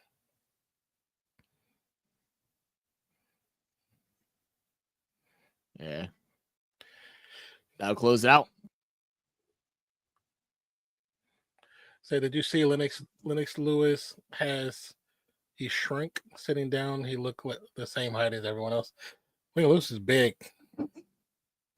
Ralph Macchio, William Zabka, the Karate Kid is in the house. To Darts World Championship in December. Bro, some of the darts moments be intense, bro, especially when they get the triple 20s. I used to play darts a bunch. I was never really great, but I used to play a lot. One where Mike Tyson does it blindfolded. Yeah, he does. Yeah, he did. Yeah. I messed with some darts. It was so funny, man. I spent more time in bars like shooting darts and playing pool and stuff like that before I was able to drink. We had one pool hall that was 18 and up. And we'd go in and either play pool or shoot darts for like 3-4 hours, like twice a week. It was just like what we would do to hang out. That's how I learned how to play pool. Yeah, just chilling in the pool. Work in a bar. Okay. Yeah. So I used to go.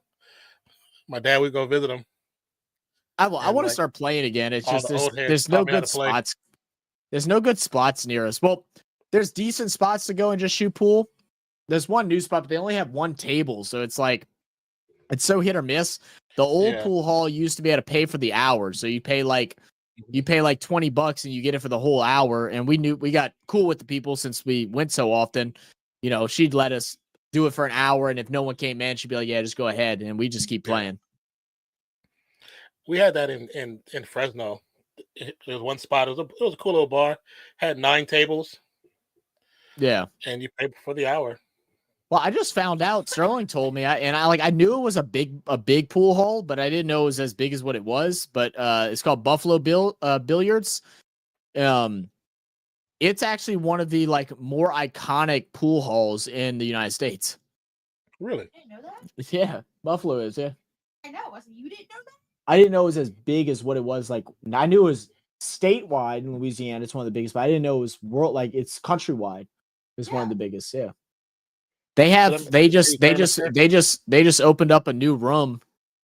They just opened up a new room there, and it's for TV because they actually have like world tournaments or country tournaments that hold there, and they have TV crews that come in, and they're like, that's a shot! Ramos! He stumbled. Ramos takes him down. Barrios what a clip right on the chin. Good morning. And give him the 8-second standing count.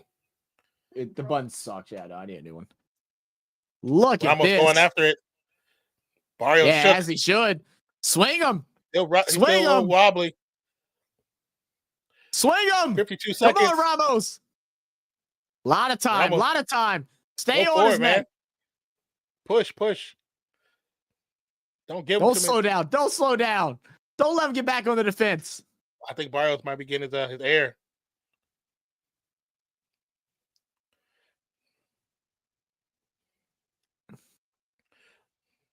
There we go. Ramos comboed him again.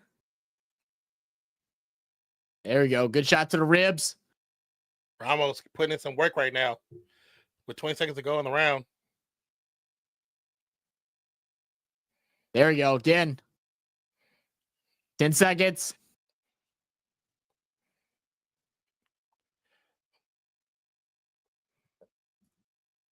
Oof. Nice again. Right, another one. And the left. Great way to win that round. Great round by Ramos. Good comeback round, baby. Abel Ramos with a great fight at the end. He finally showed up. So anybody that wears pink in a fight is the toughest man in the yard? Maybe so. Lads, I'm gonna head off. It's been a pleasure stream. Hope to catch y'all in the future. No, it's a goodbye. Hey, appreciate you joining us, Johan. Hope to catch you again soon, brother. Yeah. Said Niraj did doggy style to Nunes in the second round. He did do doggy style to him. That was kind of nasty. Jake Paul arriving in the pre-marked suit. Is that what he was wearing? Who went fight Nate Robinson versus Patrick Mahomes? Neither. I mean, I was definitely going Nate Robinson. I don't know, see man. Patrick Mahomes running around the ring like, no. Well, we saw Nate Robinson fight. That's basically what he did too. I just definitely think he's a little more tougher than Patrick Mahomes. I would like to think so too. Yeah, I saw that. Canelo already said no too. All right, I'm gonna do a big scroll down, guys. Cause I know I'm pretty behind on comments, so if I miss something, just send it again. Yep. But Tyson would have been champion for at least 15 years if his trainer and mentor hadn't passed. Very true. Very true. I mean, and there's also other things with that too, with Mike Tyson's psych and stuff like that as well. But that's why all that happened. Oh, really? That's a big cause of it? Because okay, I didn't know that. Once Customato passed away, Don King pretty much took over fully. And that's when he started going left. Because Customato had been in his life since he was like 16 or 15. So it's like a dad. Yeah. Ramos again swinging him. Yeah. And you can tell now Barrios is worn down because he's not keeping that distance like he was before. His legs aren't as wide. He's not able to keep his side turn to kind of, widen that space. Now he's standing a little bit more square. He's asking to be knocked out. When Ramos attacks and Barrios goes down, that is the time you hit that uppercut. Yep. Hit that button. Bink. Oh, good jab. Say if Mike's knock him out, I have to change my undies. So stupid. Jake will be smart and use his jab, then rely on counters. He'll try and do something bigger later on the rounds. Yeah, if he can get him outside the three rounds. Yeah. Thanks for subscribing, Nick Evans. Welcome to the family. Welcome to the channel. Mike Tyson is going to Mike Tyson, he's going to do boxing to Jake Paul. Yeah, what you said, Tater. Oh, Tater, by the way, I did see your comment on the on the post that Not made yesterday. Yeah, that's funny. Bastard. Indian number one slapper, as Roy Jones Jr. described his punches.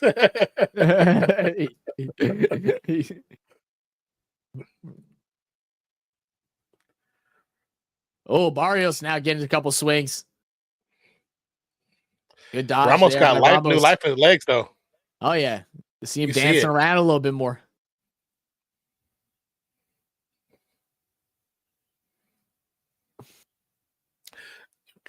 Yeah. Yeah, I mean, if you're Barrios, you're sitting here, you're like, all right, let me regroup these next, 2 rounds, right? Yeah.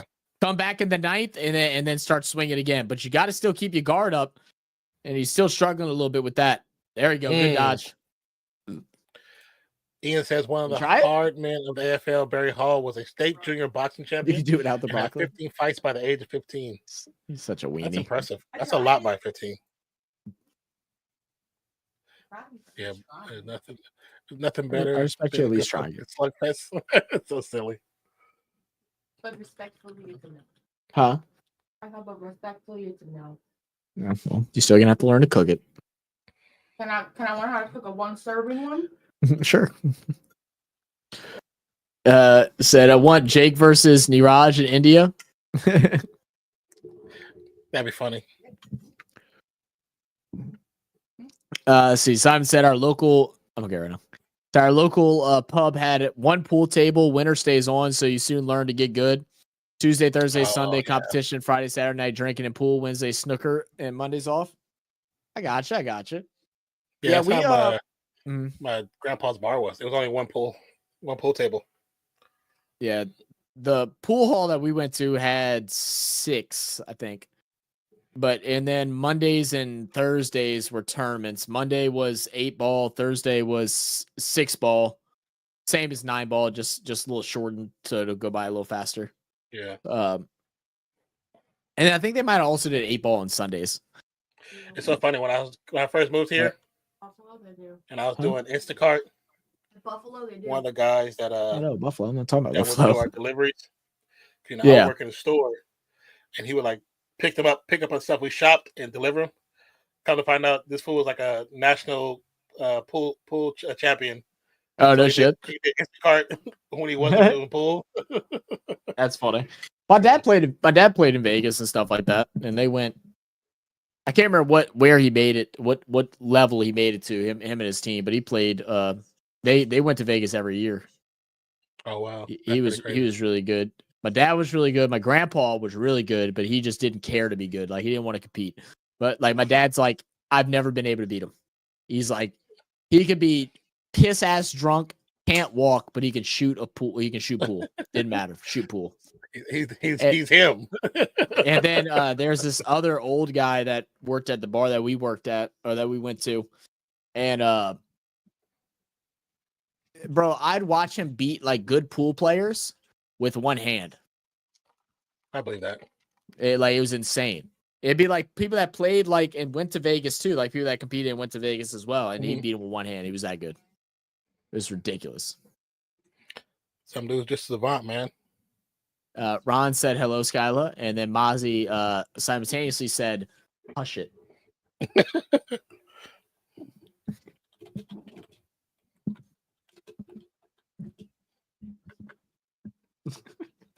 I don't know hair all in my eyes. Mozzie, you do know I have a little wrench next to my name, right? So does he. Yeah, we're gonna have a wrench off. Wrench around and wrench it off. With his wrench, huh? If I block him with my wrench, can he unblock him with his wrench? I don't know. I don't know if mods can block mods. Let's try it out.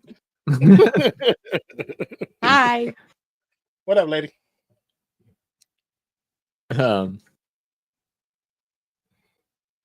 Eighth round has been eventful. Both of them getting some good hits in. Maystar says, "Hey, Skylar, we got Zach running. Now I just need to join the running club." She was supposed to come run with me today. She chickened out. I'd rather see Jake versus David Tua. Oh, Ramos just swinging him now. Ramos wants that knockout, man. Yeah, he know he needs it for the points. Tell him the real reason why I couldn't go running with you. Because you didn't want to. You can't block your YouTube family. Skylar. Wait, what did Ron say? Oh, he said you can't block your YouTube family, Skylar. Oh, Ron said you can't block YouTube family. That's messed up.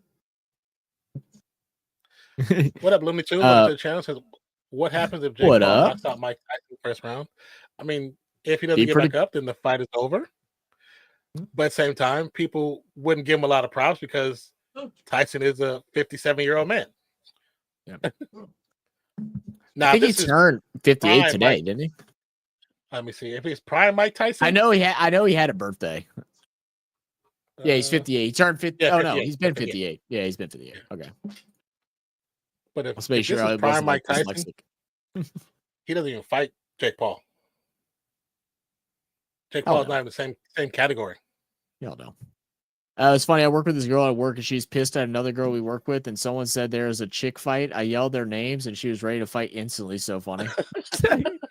Stirring the pot, bro. Bro, I love that. Skylar, Uncle Ron, and Uncle Mozzie love you guys. Uncle Ron and Uncle Mozzie loves you.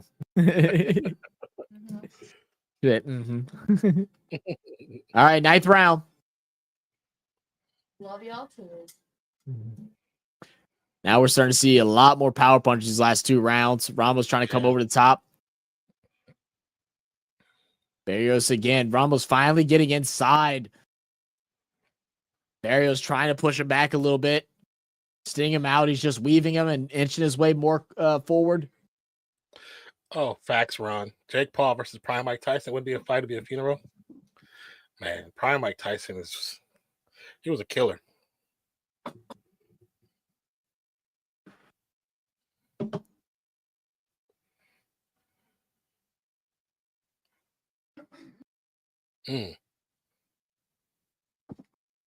So India scored 283-1 in 20 over match against South Africa and won the match by 135 runs and the series. Second most high score in T20I. Wow. It's crazy. That's crazy.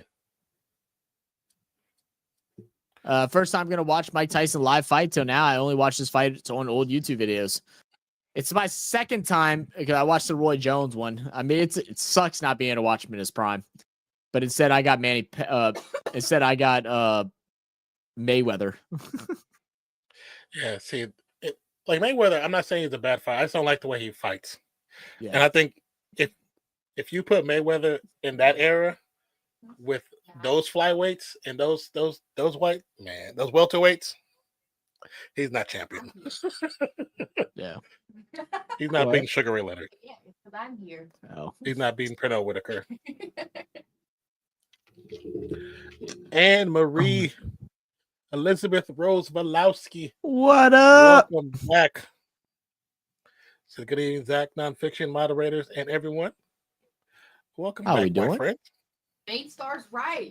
Since you're running now, you have to join my run club. I'm not joining the damn one. Man, So lame. I'm going to go run by myself. Running with friends sounds so boring. They're not friends; they're just random people. Yeah, I know. It's so boring. What's the point? So let's not pray for funerals, but Tyson's pissed. Yeah, and if anybody who's ever watched Final 10 Tyson, seconds. that controlled chaos is what Tyson uses. That's motivation for him.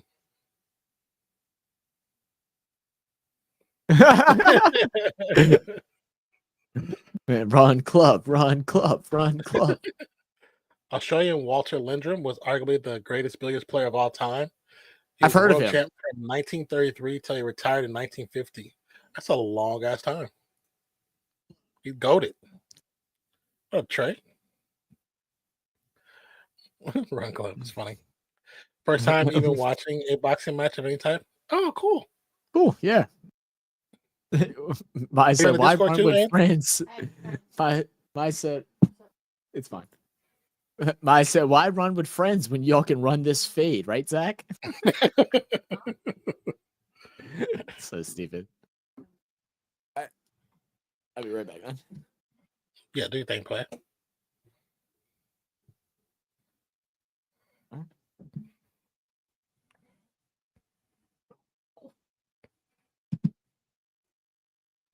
Here we go. Round number 10.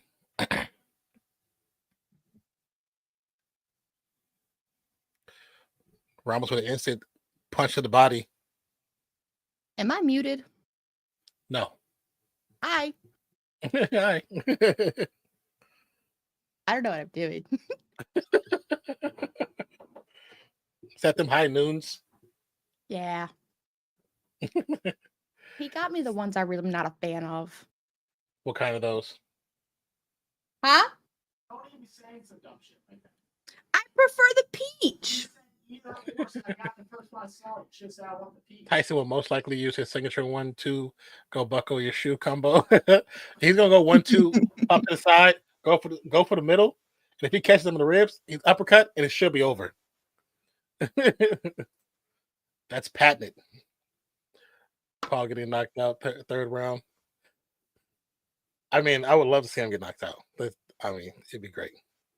So who's winning?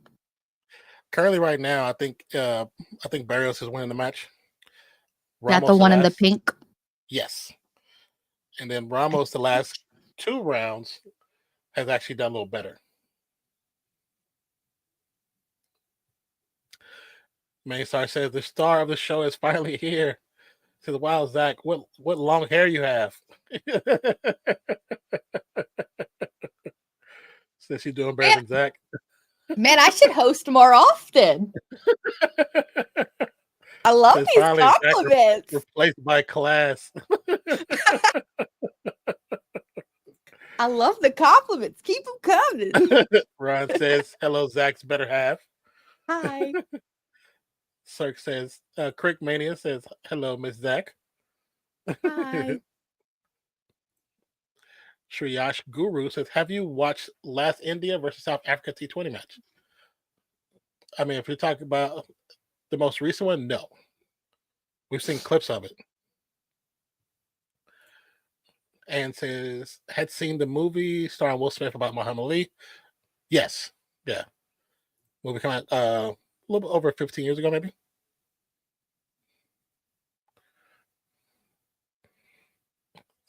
Says Zach position in danger now. That's so funny.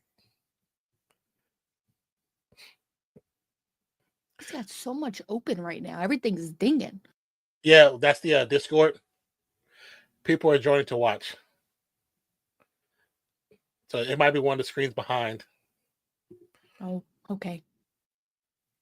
I got the pink.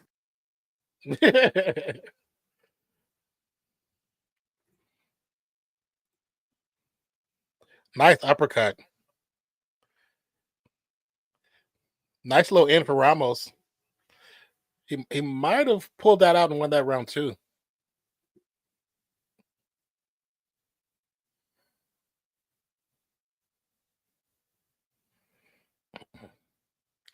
Said 15 years ago. Yeah, about that, yeah.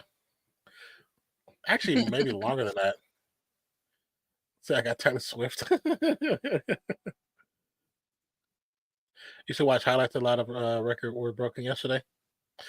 It depends on who has it uploaded. Certain pages we won't be able to watch at all. I mean, we won't be able to react to it. But if there's a link you want to provide, !react, and you can send us the link, and we can try to react to it. But if it's from one of the main pages, we won't be able to do it. But we'll be able to watch it.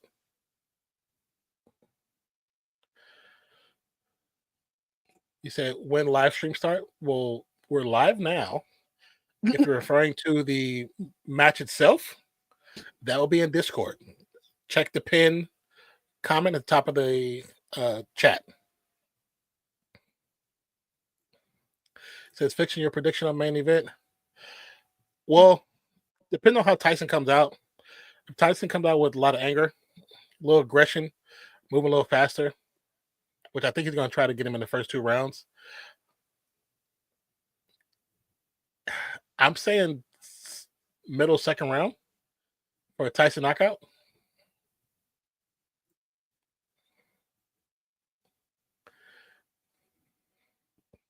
Says, are you have issues with? Oh wait, Netflix. By the way, it's this buffering because there's a lot of people in Discord. And says hi, new face. That's Skyla.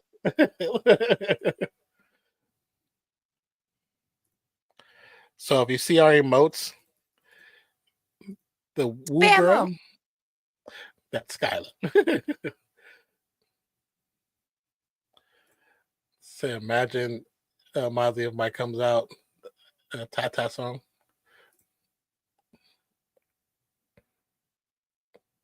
Said the Black Caps broke a record recently. What's the record they broke, Moss? He said if he doesn't join a running club. That's funny. The women's AFL full-out playoffs are on now. 2 games on in the next few hours. Who's are the teams that are representing? Let's see what your answer is. Will I win my fantasy football this week? Says, I don't know, Kat. Non, who did you put in? Because I was projected to win. I didn't change anything. I saw that too. I didn't change anything. You were projected to win by like 20 points. I'm trying to kick me out of playoffs, man. I'm trying to win too. I have a better chance out of all 3 of us. In the first one, yes. The second one, I have the best record. Second one, I thought I was high in. You're behind. I think behind Mozzie, or you're tied with Mozzie.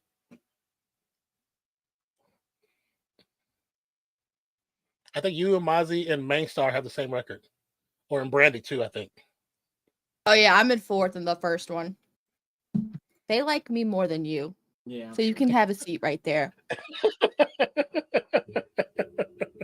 I'm just kidding. A kid. Trey says, I kind of like this new duo. Huh? Make me some food. I offered to make you food. Simon says, Zach's beard is gone. You want to eat real quick and I'll just hold it down? Oh, yeah. Black Cap swept India sure? for the first time. Oh, wow. You sure? Yeah. That is actually big. Yes, woman. My all-time favorite Olympic torch final. Sure, I would tell you. When We're not the muted. Atlanta one, so good. And it's emotional because that was like Tyson going back to Atlanta after being gone for so long. right, bye, guys. Most of the journey started. Thank you, Skylar. Most of the journey started. That's a really emotional one. Oh. I don't Man, know the who second all one, I left joined in the Skylar in the Discord. I dust trying tried to keep and I that didn't title. want to mess it up, so I didn't. You're fine. We have people that are just joined in that are watching the fight. But I didn't know you even had to like unmute your mic. All right, round 12, Barrios and Ramos. Maybe He I said, was. like, he said, as soon as Zach sat down, he says, boo. And these Topi says, I think Jake Paul will win. I mean, hey, vote for who you vote for. I mean, youth is on the side. Ramos going for some heavy punches. Barrios' nose is definitely puffy.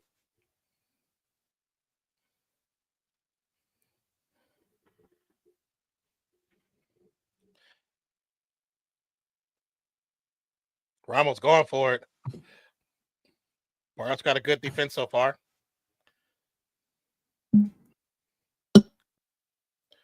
Said the views is going down.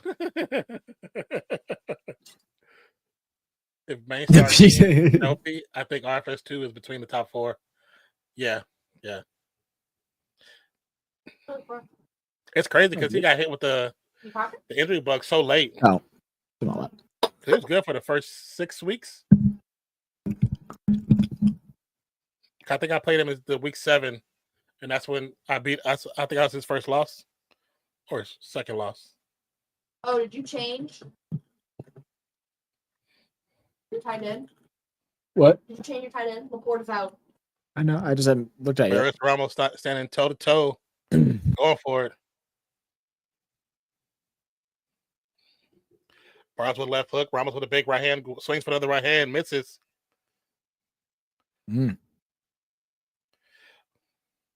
Oh, good catch.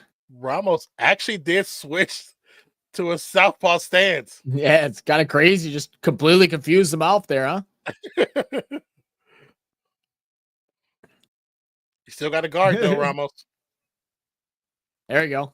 Good uppercut. Barrios with a solar flex punch. Someone's going to start sending him. 40 seconds. Come on, let's go. Barrios backing him off. Crowd's getting loud. It's Barrios' time right now. That eye's hurting him. Yeah. Start swinging. Get in there, baby. Get in there. There Ramos it is. coming back. That right hook. 23 seconds. Ramos, you just got to get in Come on, there, put buddy. some power behind it now. Oh, that was the chance he got on 1 foot. Jump that, Barrios. 12 seconds. 10 seconds. Come on. Oh, Barrios with a nice right. Swing. Duke him out. Duke him out. Duke him out. Good fight. Good fight. In the well. Really good fight. Barrios' nose is looking like a sausage. Very good fight.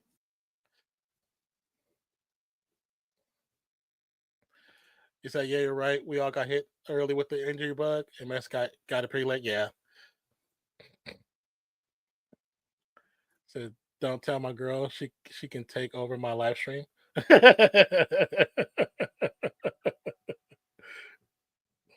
That's too funny.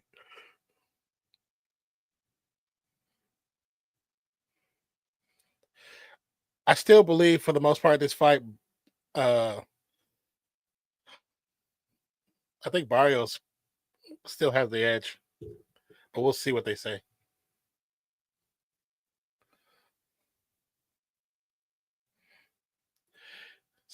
Simon says at least 65 minutes till main event scheduled for 4 a.m. your time. Yeah, I think it's for 11 our time or 10. He says from NT Australia. What up? Welcome in. Appreciate you.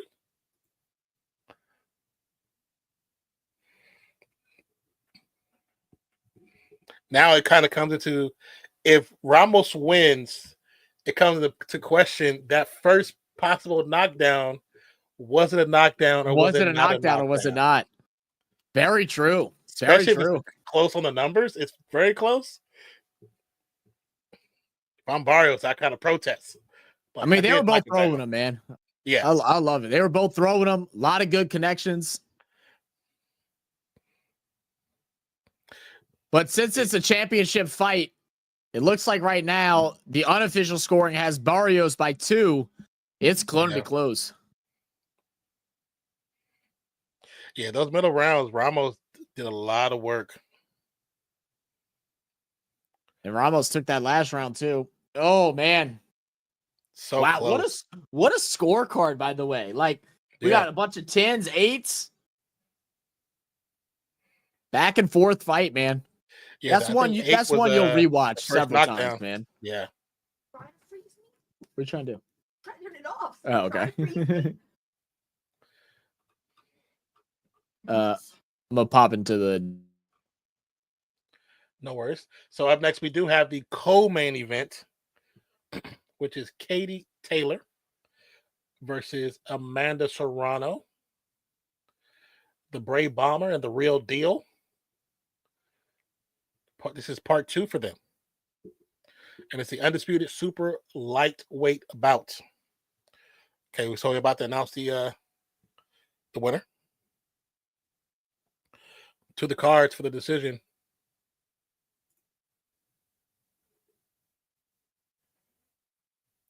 $114-112 Ramos.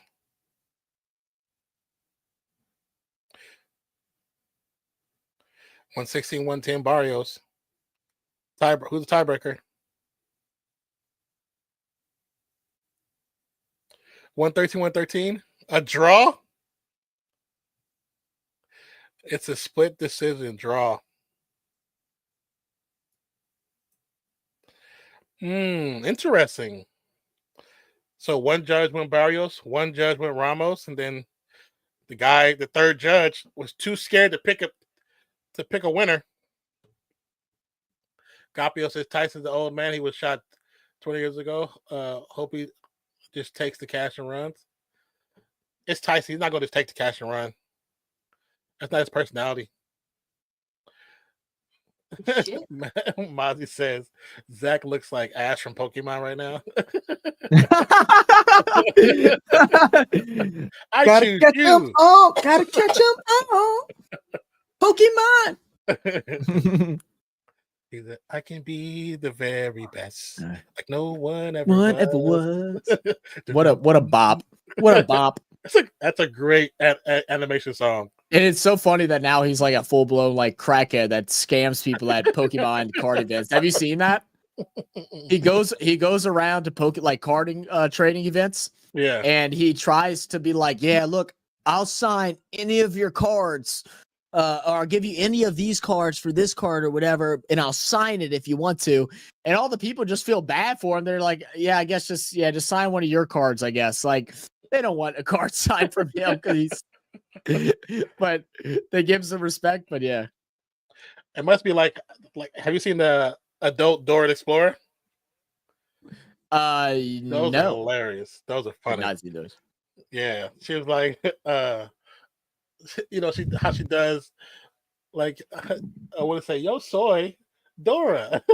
Like, she still does the same thing, but she's like 20-something years old. That's awesome. Said that scorecard is unrealistic, Simon. Oh no, okay, yeah. And then Simon said, no, that's a scorecard from the judges. Interesting. Good fight. I mean, who was Ramos the champion leading up to this fight? Yeah, he retained his belt. I mean, look, this is my thing. It's always been a questionable thing in boxing, but it's like if you want to beat the champion, you got to beat the champion. You got to. Like if it's close within points and stuff, they're never gonna give the belt over to another fighter. Yeah, that third judge doesn't want to be that one that says 114, 113. Barrios, even though it wasn't convincing enough. If it was convincing, he knocked him down twice. If he would have knocked him down twice, yes, he would have lost that for sure. But yeah, the fact you got the one knockdown, and if he wouldn't have got knocked down, he probably also would have won. But He lost 2 points on that one round. Hey, would you guys be able to do a collab live stream for about 15 minutes Monday? It depends on what time. If it's before the live stream, can we do Monday Night Football? Yeah.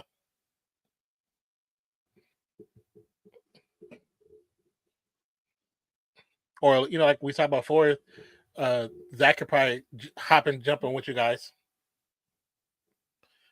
What was that message? I wasn't paying. I was reading. It's still up on the screen. Would be live live stream about 50 minutes on Monday. Yeah, you said you start at 7 p.m. What time zone is that, Willie? Is that Pacific time zone that you start in? It depends on what. So I get home from work around 5:30 Central Time. Normally on Mondays. Yeah, and they do the betting, the parlay. Yeah, and we do the parlays. Yeah. What is the Monday fight? Is it a good game this Monday? I can't remember.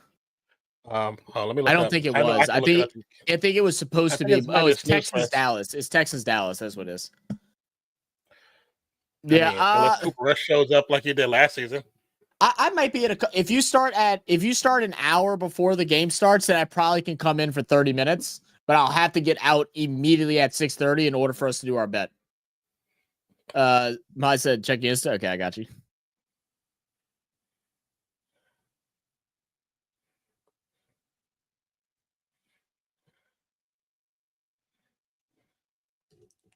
Now I just got the damn. Hold on. Where? What happened? I didn't even see. Mozzie, I don't see a message from you, bro. I think you sent it to me. I'm gonna send it to you. Oh, okay. I just sent it to you. Oh, okay. I'm downloaded and it's going up on the channel.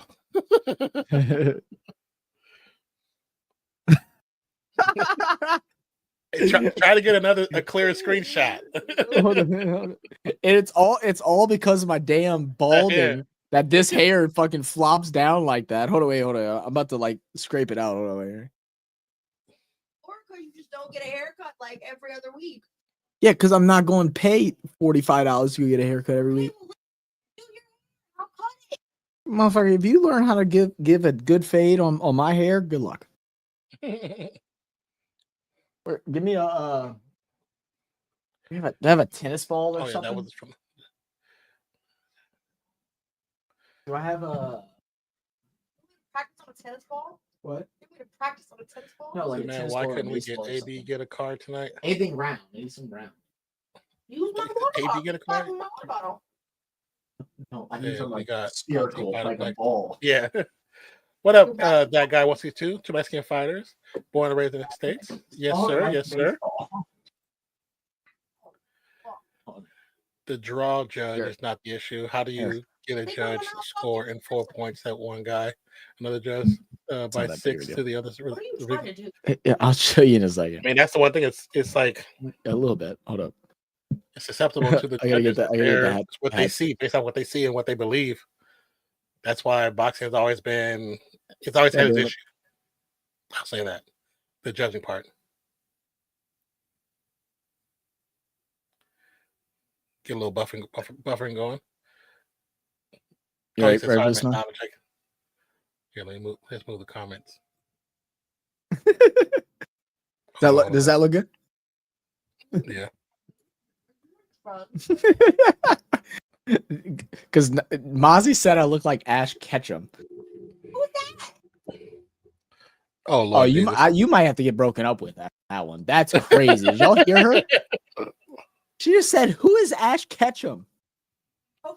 He's the very best." Like no one ever has. Yeah. Oh. It is, I guess. Ooh. Okay, well, you turned your phone off.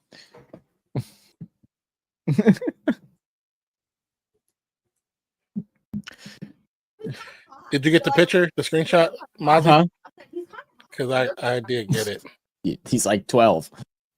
Probably get canceled. Scott goes, "Well, Ash is pretty hot." I was like, "It's 12."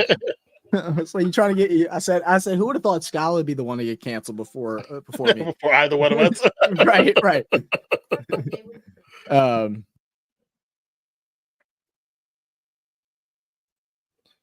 Let me close that.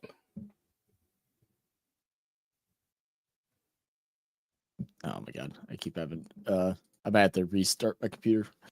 I'm gonna do. Hey.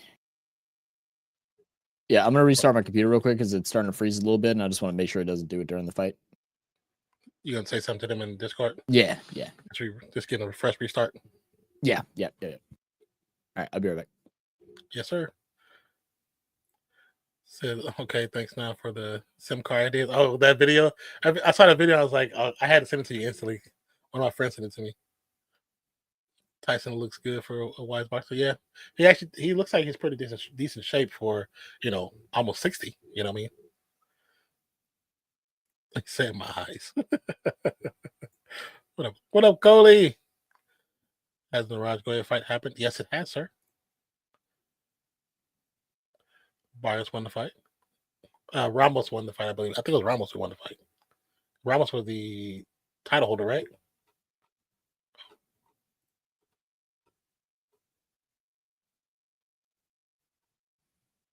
Or maybe it was. Hold on.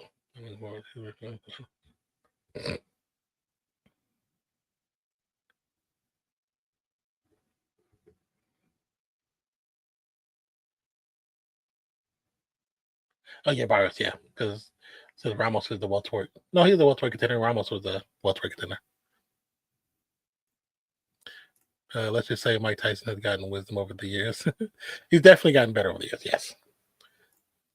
Yes. Katie Taylor's up next.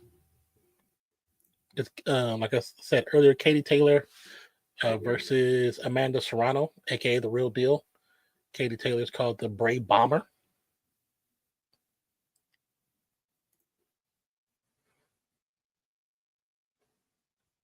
I don't believe he did, Coley. Imagine Derrick Henry versus Marshawn Lynch. That would be kind of crazy. that'd be kind of crazy. Oh, let me say something in Discord. Oh yeah, it did. Hold on.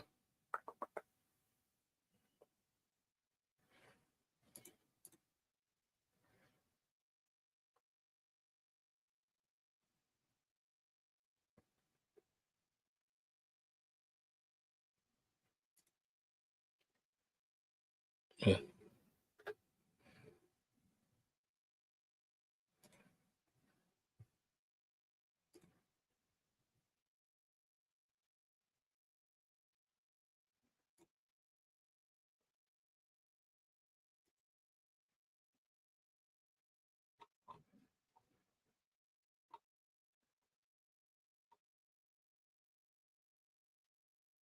Okay, I see his face in there. So he should be back.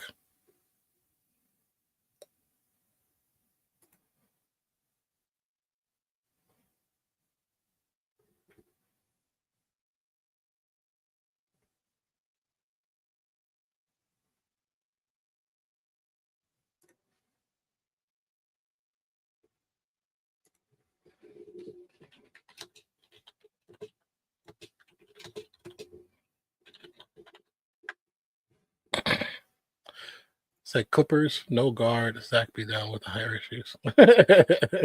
Say just let it go. Just let it go. Like Frozen.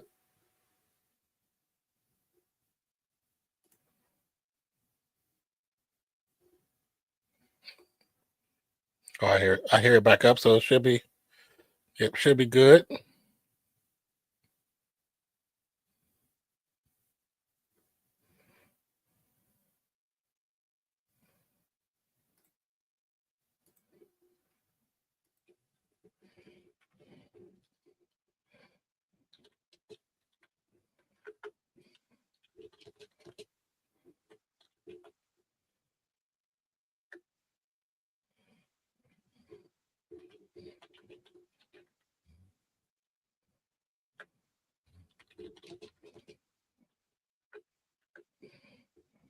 All right, I'm back.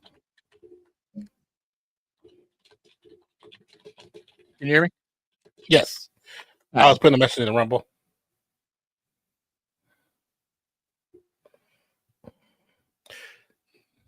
$250 sitting over there. All right. Why you have to cut me off? Second drink. A high note. That was a full one. Oh, 2 sips. Sorry. What was that? What? I think it was the pasta, the chicken stuff. Take acid. You want go take acid medicine? That, like, It's because your body's like, oh God, I got vegetables in me. Oh God. Why am I getting veggies? Holy shit. Oh my God. Huh? I eat vegetables. I eat cucumbers. You should be proud of me. I am proud of you. We ate, my mom made a man, one of my favorite dishes that she makes, like a chicken and broccoli casserole. Use butter, chicken, broccoli, cream of mushroom soup, and a couple other things. Man, I am still getting buffer. That is so ass. I don't know what else. I don't know what I can do different. Going out. I got the Maybe can Turn the Wi-Fi off on your phone. See if that'll help. Oh, I would say maybe turn from the next 1440 to 720. Maybe that'll help. Oh, on here, maybe. Could we do that? On my phone. Yeah, I could try. It's playing though. It still looks good to me. Yeah, I put it down to 720. We'll see how that looks. Yeah, because it's 60 frames. Yeah, yeah. I just dropped it to I dropped it to 720, 60 frames. We'll see. Yeah, I can see it in top. Okay. Is what it is. Oh, yeah. It's Netflix sucks. Netflix really doesn't suck with their stuff. No, it's not I'll Netflix. give them that. No, it's not Netflix. I just got too many. My internet's not good at my house, and there's no better options here. The only thing I can do is get a I forget what it's called. It's basically I think they call it a web. Yeah, a booster. Yeah, they have like the webs and stuff. They cost like $600-800, and I'm not buying that yet. Too expensive. I ain't doing that until I get my own house. Maybe I'll do that when I get my own house. I know when I was we first moved here, I used to have T-Mobile, and T-Mobile has a pretty good booster because we had like a 2-story, 5-bedroom house, and I put it right top of the stairs in the middle, and it boosted it. It boosted the internet on the second story. I mean, I'm connected straight through Ethernet, so I don't really need I shouldn't need a booster. I just need a better router. I think I just need to invest in a good router. When's the last time you got a new router? Oh, it's been a while. It's just went through AT&T. It's probably what it is. Call them and say you need one. I can call them, see what they say. Because when I call Spectrum, they start complaining. They start answering. Like I paid too much damn money for my internet to mess up. Right. It's funny. The Discord stream actually looks better than my stream. So it's prioritizing Discord, which is actually I'm not even really mad at, because I'd rather people in Discord be able to get a good view. I could care less. But yeah, it's actually got a better view in Discord than it does that's funny. Than it does outside of Discord. Okay. You said, are the Cowboys on their bye week? They play on Monday. They play on Monday. Yeah, I think they play but they play in Arlington at Houston, I think. Oh, Maybe not. I'm not sure. Either way, they can get this place flipped back around to a football field in a day. It ain't nothing for that. They got enough. They got Jerry Jones got deep pockets. He can make something happen. Have we seen Jerry Jones and Michael Irvin on screen? Except for get shades on the windows. Oh, so no, yeah.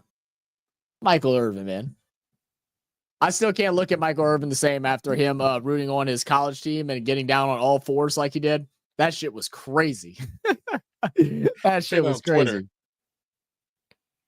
Said annoyed views on X, complained of Frozen, started a low quality video and stream from Netflix. Oh, really?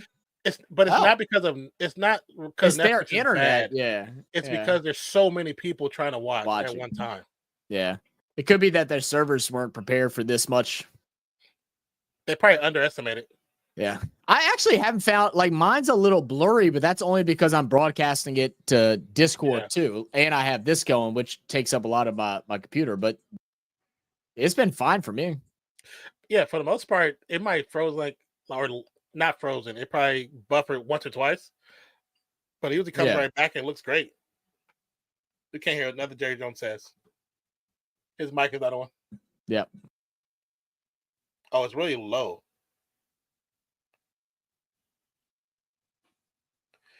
So you guys going to catch any of the rugby on this Yeah, weekend? they caught it. Massive international matchups. We'll probably might watch something, but I don't know if we'll do any live streams. Yeah, I know. I want to go back and watch the. It's coming, Greg. It's coming. The Tongan matchup with Australia. I want to watch that. I'm wondering if I can find like a full replay. I think Main Star said I can watch the full replay on KO. So I actually want to try and watch that this weekend. Jared, if you do watch it randomly, put it in Discord and let. Oh, okay. Yeah, for sure. If I can get on, I'll get on and watch some of it. Oh yeah. While I edit. Jerry Jones needed the money since the Cowboys have been struggling this season. You might be right about that. He's having trouble selling tickets, huh? Yeah.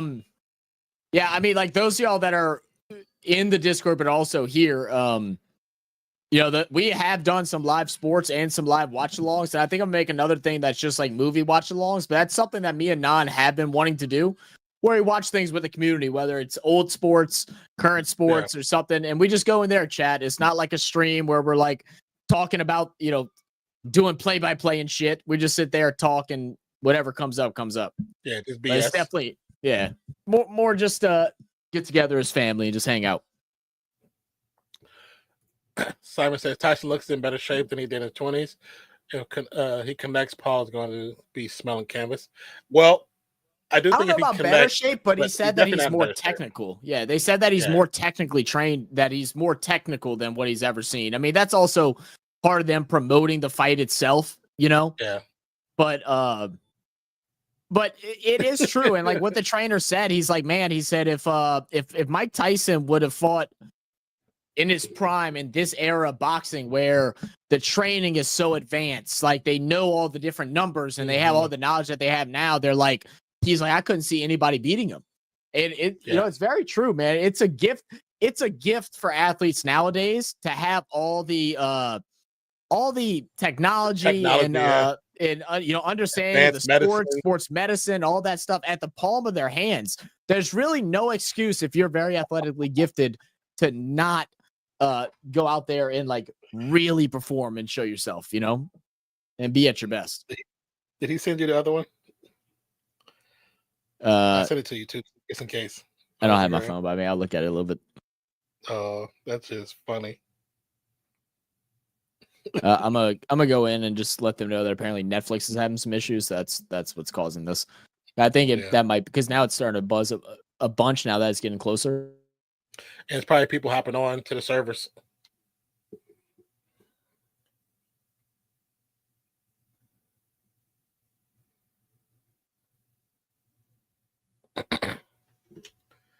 So, whoa, Zach, you actually drink your girl's drink. That's actually pretty funny. Oh, Netflix is crashing everywhere. Yeah, most people weren't watching the early matches. So now everybody's getting on the fight before the big fight.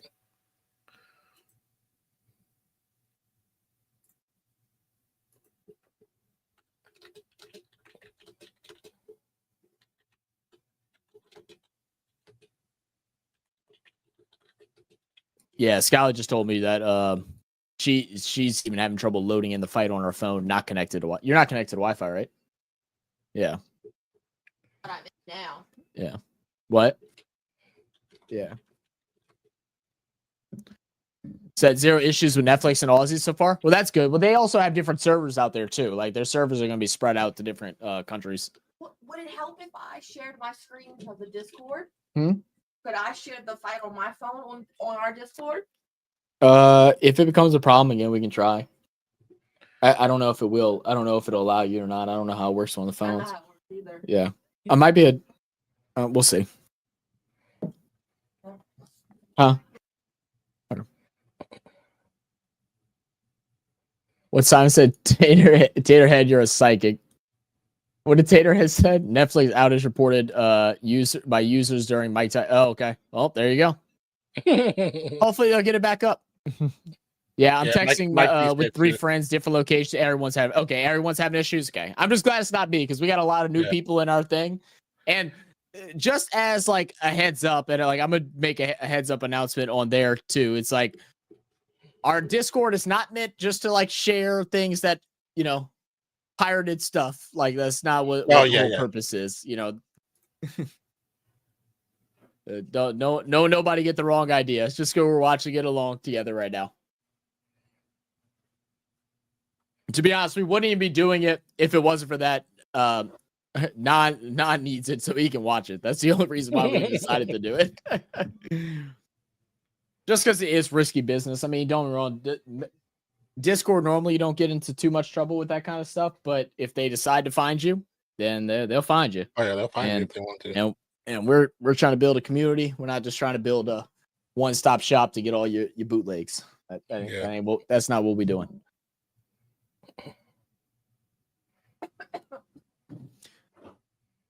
I mean, it's good to know it's not you. The only other thing I could think is to stop sharing the chat. I'm trying to think of anything that I can take down. Yeah, because it's like years in Facebook jail for sharing the last Tyson fight. I should go see if I'm out yet. Share it again. It's back up. Only Usy's are crashing. It's so stupid. Shut up, Usy. He likes saying that.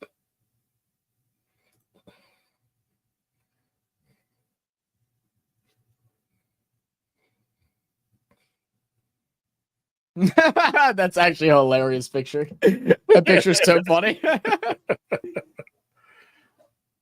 Thank you, Jay. We got it. He refreshed. Yeah. Well, I'm not live. I'm gonna try to jump to live because I just realized I've already heard this like 5 times. The fight probably already started. Oh no, it hasn't. Okay, good. I hope they know that it's going on and they're microphoning in like, hey, like give us 10 minutes. We gotta figure some stuff out. I would assume they are, especially with the director. Yeah. But then at the same time, because they're recording regardless, they're probably going through it. And they probably can. You can set up to be pushed out on delay, which is what they should do anyway. It's a broadcast. Yeah. I just have to watch it on delay. I mean, I don't know. I mean, you could put it back a little bit and see if that'll help. That's what I tried doing, but the thing is that the thing with all of stuff now, it's like they just don't work that way, which it should. I forgot what happened. It happened like 2 years ago where they stopped allowing you to like go back to let it like reload like certain websites. Oh. It's like it's really stupid. Really stupid. Game1 says, "Now, did you see how Dana White had this female contestant on Contender Series and she dominated by directors?" Yeah, I did. I actually saw that last week. I'm not even necessarily mad at that though. Like, I mean, if she's too young, like he's protecting her. He knows what goes on, man. He wanted her to have a little more under her belt, a little more experience, and he didn't want to throw in the fire too soon. You said Netflix down for thousands of users in the United States. Down, detector says. Yeah, it probably said, if I pull up the thing, it probably says it.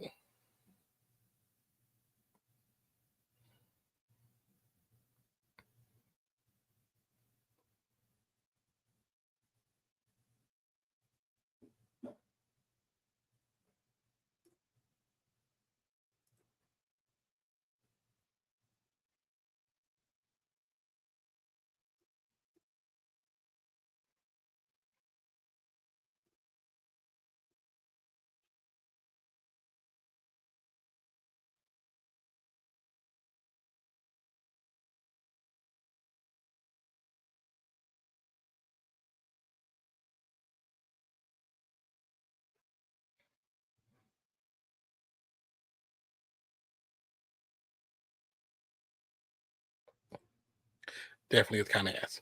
So Netflix has to fix it before they get WWE. Oh yeah, if they don't do it for it, they'll lose that contract ASAP. WWE ain't playing with that.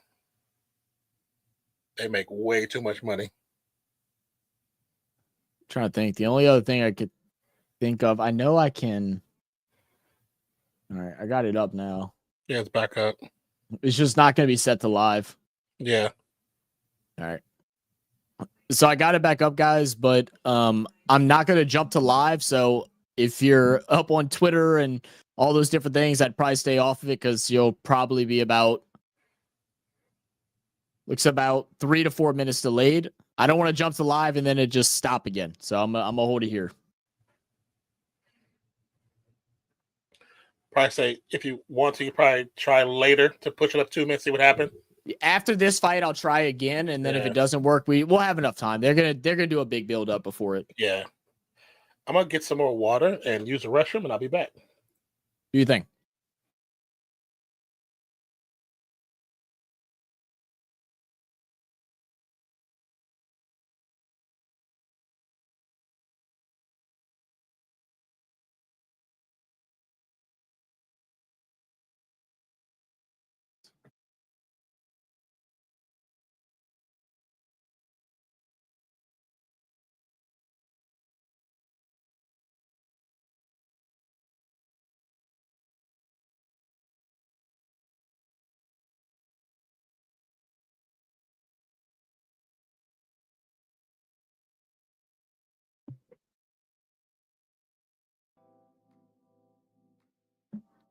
All right.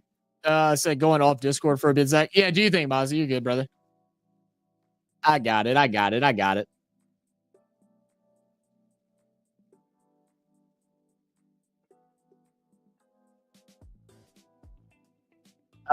see. What up, Mike D? What up, man? That wasn't the last Tyson fight 99 years ago. You should be good. The last Tyson fight 99 years ago.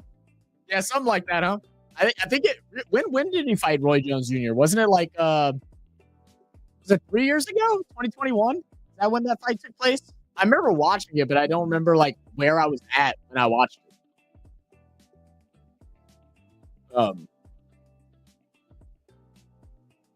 It was 20. Okay, so what? It was 2020. Gotcha. I can remember.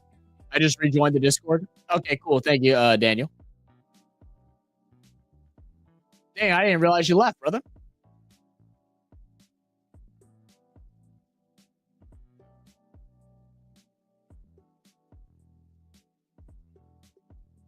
CDF said 2020. Okay, thank you. Thanks for the clarification, brother. Appreciate that. Is Netflix still down? No, it's up and running. I am about. Let's see. I'm about 3 minutes delayed.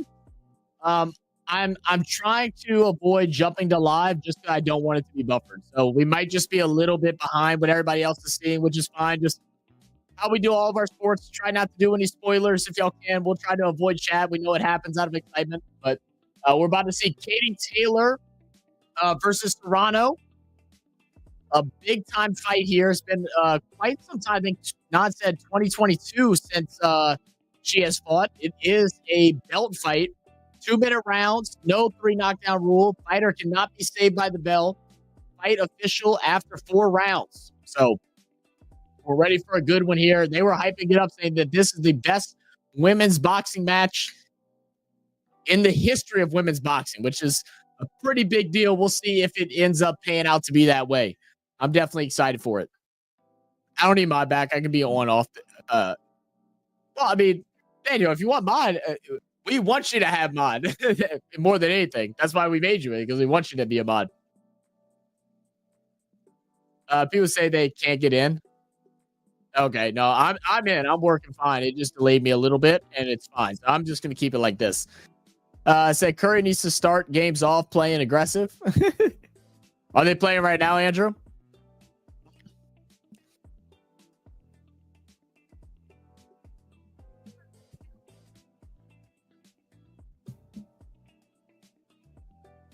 All right.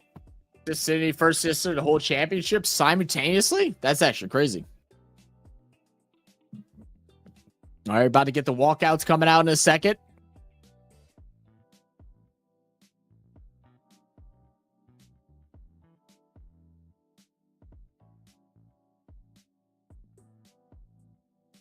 I'm going to try and bring back up the YouTube stuff, at least so y'all can have chat on the screen, just because I think it'll make for some good clips later on if we're able to make it happen.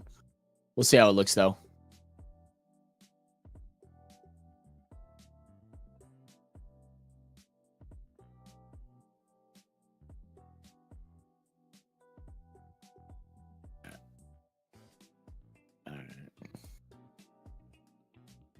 God, someone just said frustrating as fuck. What is happening? All right, the big rematch. Undisputed super lightweight champion of the world. Man of Serrano, the challenger.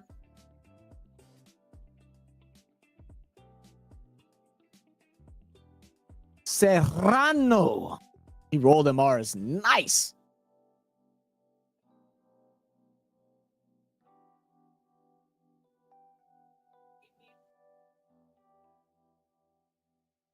All right, let me pull the chat back up.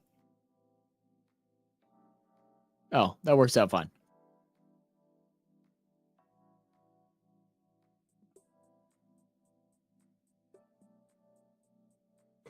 If you go to live, it will be down. Yeah, that's what I'm thinking. So I'm just gonna stay where I'm at. I'm just gonna stay where I'm at to keep it safe.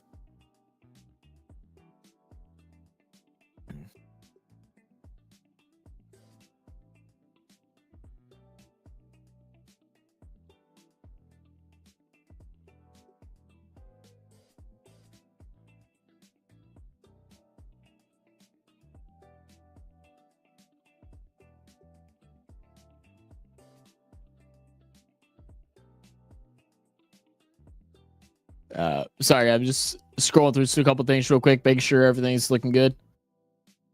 All right, we should be straight. We should be straight. All right, people say USA is okay, but Canada's having issues now. Yeah, man, she coming out, she coming out with the vest. She coming out with the bullet vest, ready to go. That's actually kind of risky, man. Like we saw in a fight just a couple years ago that I watched. I mean, just having that extra little weight on your body leading up to the fight. I mean, it's not much. I mean, they're in shape, you know, but every little bit counts, especially in a championship fight. Representing Puerto Rico.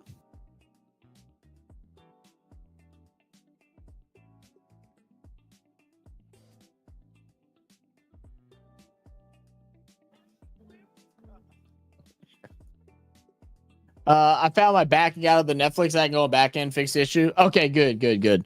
I'm not having any issues right now. I'm just running on like a 3-minute delay. So it should be okay. You mean the Deontay Wilder fight? Was it that one? Yes, I think it was that one. It was the Wilder fight. Yeah, dude was wearing like 50 pounds of extra weight on his body. Like, it just doesn't make sense, right? Just doesn't make sense at all. I wonder if that guy that pre-records himself on repeat is doing this fight, Zach. What is this? No idea, man. No idea. What's up, Derek L? How you doing, my brother? What's up? Thanks for joining us, man. How's the family? Taylor was a gold medal at 2012 Olympics. Undisputed lightweight champion. Super lightweight champion.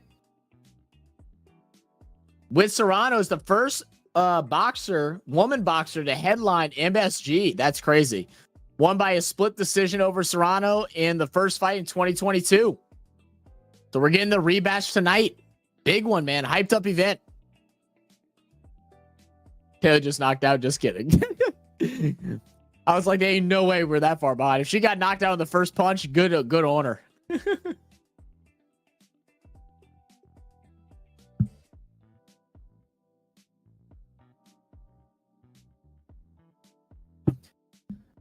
His costume was sick, though. He could have auctioned that for $1 million. Oh, absolutely. Absolutely. This was brutal last time out. Yeah. All right, Katie Taylor. Step it up, ready to go. The champion. I like the music. I can't stop.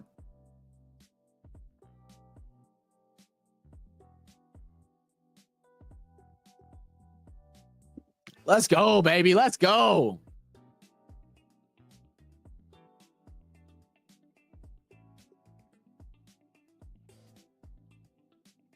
I'm excited, man. We had, first fight was kind of meh, Second fight, really good. Let's hope for 2 more back-to-back. Some good matchups here. This gonna be good. I think so too, brother. I hope it's good. I'm excited. Cade Taylor from Ireland. Where's the Ireland folks at? I know we have a couple on our channel. Where's the Ireland folks at? Where are they at? Represent.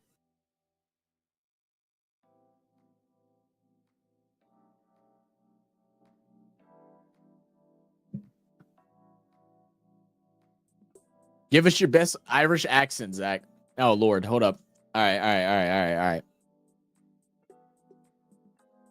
I gotta like even know what an Irish accent is, and I'll do it. Please don't. You're gonna embarrass. What? Please don't. You're gonna embarrass yourself. I'm gonna embarrass you? You're embarrassed of me? Yourself?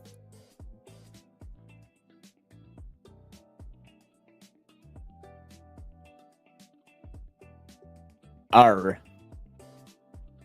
I just want some words. Just give me some words. Give me a sentence. Give me a sentence to read in an Irish accent. I got you.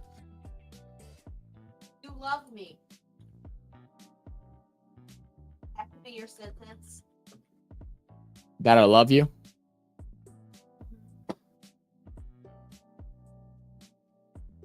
But it's true.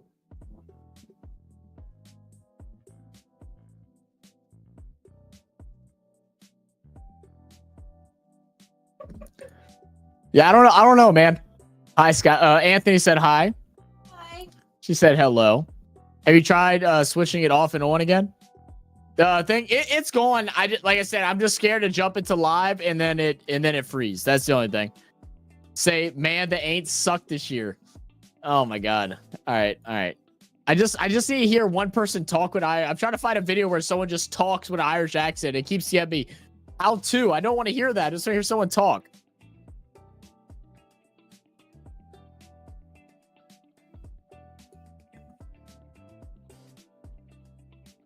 Your strongest Irish accent. Your strongest Irish accent. That's horrible. Say, man, the ain't sucked this year, eh? They ain't sucked this year. That's horrible. Please shut up. They ain't sucked this year. How much longer to the Mike Tyson fight? We got this fight, and then they're next. So one more fight. The way it's been going, probably 45 minutes if I had to guess. Probably start around 10:30. Maybe 10:45. That is the worst. Yeah, it is horrible, ain't it? My sister's good at accents. Did you know that, Skylar? Zoe's good at accents. Call her up. Zoe is good at accent, but like Zoe doesn't think about it. My sister had this weird thing for like 2 years where she would just talk in different accents randomly throughout sentences. Like she'd talk like super like South, then she'll talk British, then like Irish, like it just made no sense. Like she just did it for fun. I don't know what was wrong with her. Look up Seamus. Oh, dude, Seamus. Your best Aussie accent? Like, ain't nobody want to talk like an Aussie main star. Ain't nobody want to do that. Your sister had the gift of genes. Yeah, I guess so, huh? My sister's a very talented person. Shout out Zoe.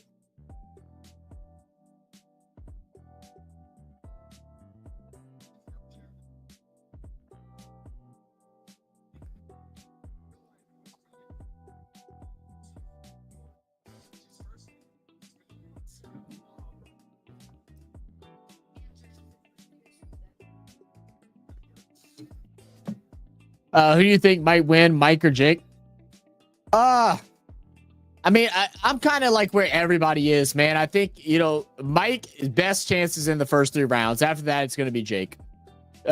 Realistically, if I'm betting, I'm probably betting on Jake just because the fact that, I mean, he's 58 years old, man. It's just different, but Mike just needs one to connect.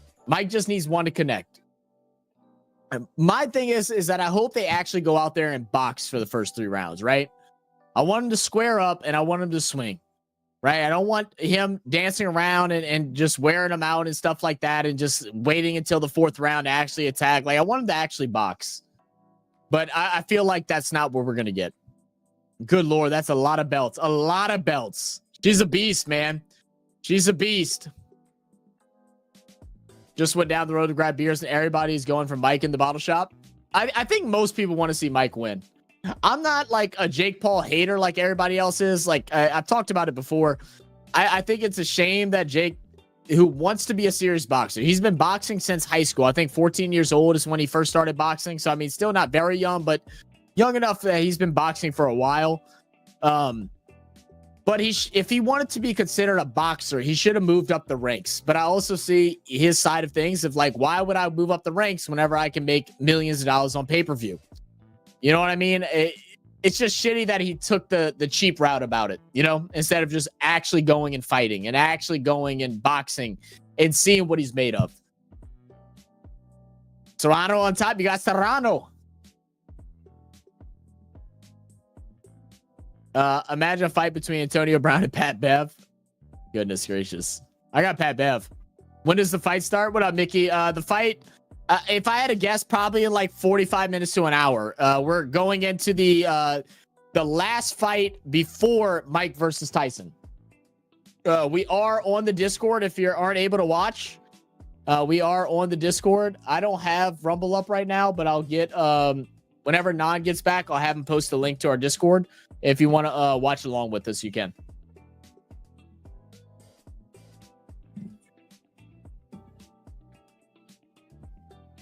All right.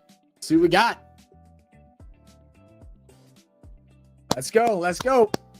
Katie Taylor versus Serrano. Around the ground, Chris scores okay. Tasmania 5-394 versus Queensland. Victoria 250 versus Western Australia. South Australia 4-298 versus. Thanks for the updates, Anthony. Exactly. There is no exact time. It depends on like when these fights end. Yeah, you can't predict the exact times. All right, bell rings. First round, 1 of 10, 2-minute rounds. The fight becomes official at the end of round 4. There is no 3 knockdown rule. This is a rematch of the 2022 match where Taylor won by decision. Both fighters coming off a little slow as expected. Couple jabs being sent, nothing connected yet. Dancing around. Now we'll see the first little hook there by Taylor. Nothing much connects. Testing him out. Serrano trying to get inside. Taylor keeping her space. Oh, there we go. Now we're swinging. Both of them are hidden. There we go. Get caught up against the ropes. Couple jabs connected. Another jab there by Serrano.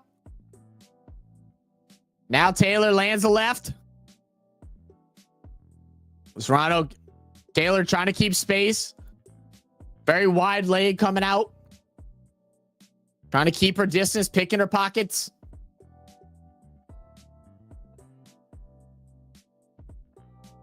There we go. Get her back into the corner again. Serrano kind of owning the mat right now. Owning the ring is Serrano. Couple combos there by Taylor. Not much connects. Now gets her into the corner again. Quickly rolls out. Interesting strategy for Katie Taylor. Allow her to get trapped into every single corner. Serrano is just owning the ring at the moment. Pushing her wherever she wants. The Discord is in there working. The link is in the Rumble already. Okay. It's pinned to the top. Oh, it's pinned. Gotcha. Oh, there he goes. Serrano with a big shot. Now Taylor. Serrano. She actually got her wobbling. Serrano came out swinging. And man, Taylor is lucky that round ended when it did. She got caught on that one. My goodness.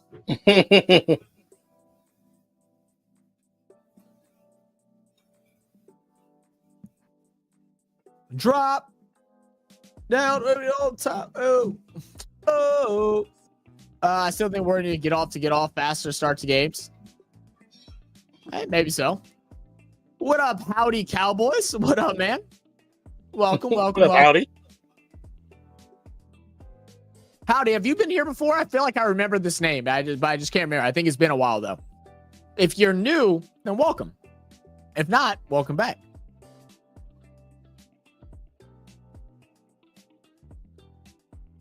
For the Chiefs-Steelers game? Are they doing the Chiefs-Steelers game on here? All right, round 2. Now the reigning champion, Katie, gotta hold it in. Serrano is dominating so far just through 1 round. And again, short rounds, 2 minutes. Katie's trying to pick her way inside, but Serrano's just steadily holding her ground and pushing her back. She's trying to get her into the corners again. Let's see. Katie needs to step up. She's got to step up and throw a swing. She's got to stop getting backed in. Good counter there by Serrano again. Another body shot. Oh, good over the hook. Good dodge there by Katie. Serrano swinging. Finally, Katie gets a shot right into the chin of Serrano. Another one. Now a double. Now they're going to kind of grapple up a bit. I'm not going to lie. Katie is looking a little weak at the moment.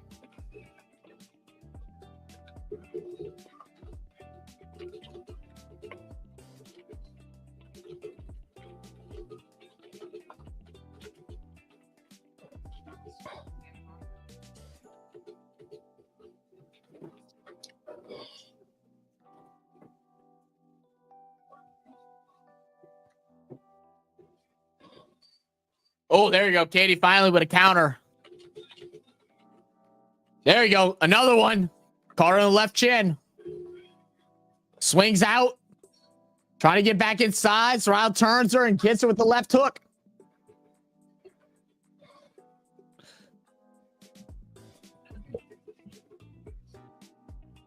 See, Katie's trying to get underneath it, trying to get up close to Serrano, but she's just not letting her.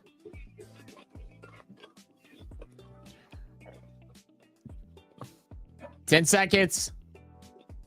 Pulls her back. Oh, man. Serrano missed a big opportunity on that one. She opened her face wide open.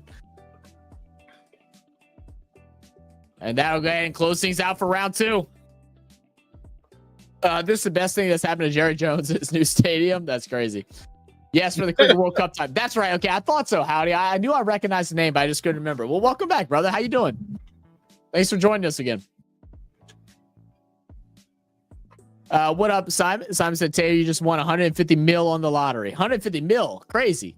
Mick Lo-Fi, MC Lo-Fi in the building. Said, did the fight happen, guys? Not yet. Not yet. We're in the second to last fight. So after this fight ends, we'll get prepared for Tyson versus Paul.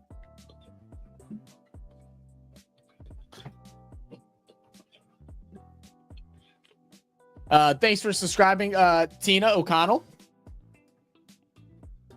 I got one of my favorite beers today, Don. I was so excited when I saw it in store. I thought I missed it.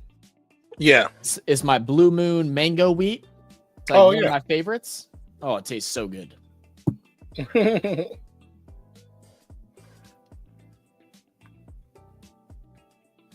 All right, back in action, round 3.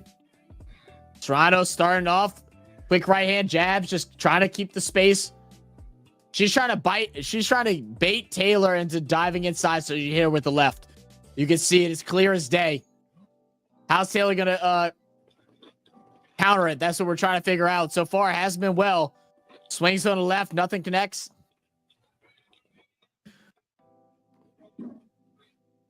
Couple jags. Now trying to go inside, and she gets caught.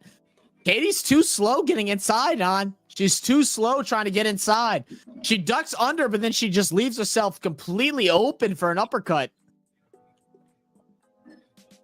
I think she wasn't prepared fully for this fight. No, it's been a couple years. You know, Serrano said it's time for a new champion. Now, Katie's going to go ahead and grab up, but is going to get a right hand check there to the jaw of Serrano. Now we're seeing Katie starting to swing, being a little more aggressive. Couple combos. Now Serrano a little bit slower, ducks underneath. She just leans forward instead of actually ducks. I guess trying to save your legs. You don't want to squat down too much, so she's just lowering her body. Yeah. But that's making her susceptible to a shot. Yeah, to uppercut is dangerous. Very dangerous. Good combo there by Katie. Oh, right hand hook. You're going to split it up again. Mango, are you kidding me? Do you put an umbrella in it? It's a wheat beer, bro. It just has a mango flavor to it. It's really good.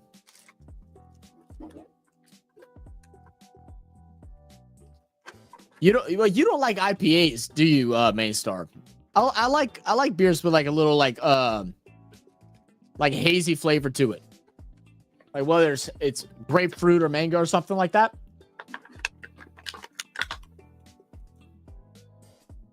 It's still like a 6% beer. It's not like super weak. Oh, so we're talking about the disrespect. Let's see what Tyson has to say.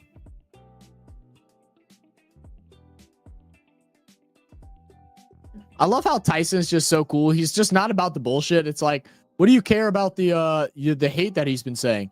He's like, I don't care. We're fighting. He's like, I'm a grown ass man. I'm not worried about trash talk. He's like, I'm coming here to fight. Yeah, don't matter. It don't matter. 22-year-old Tyson. Yeah, He'd be a lot more angry. But now it's like he learned how to channel the anger. Right. It's like I'm gonna show you how angry I really am. Simon says Serrano is stronger, but Taylor would not step back. Yeah, Serrano definitely has a little more size to her. Kay's got to use her speed.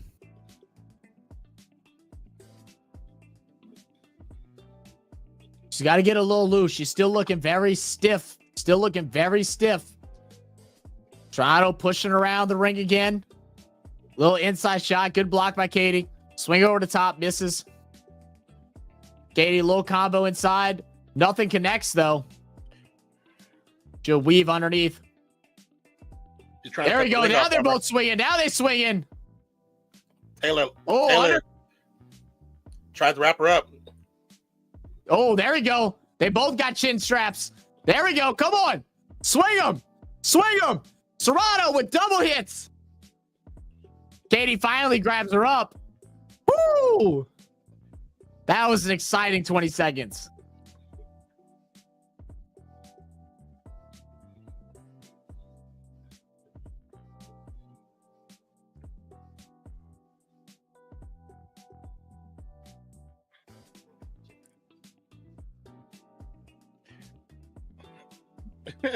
You said drink a Victoria bitter and grow some chest hair.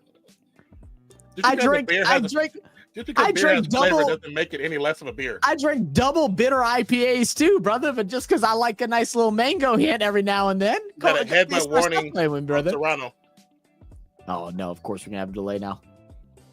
Don't do it. Don't do it. Don't do it.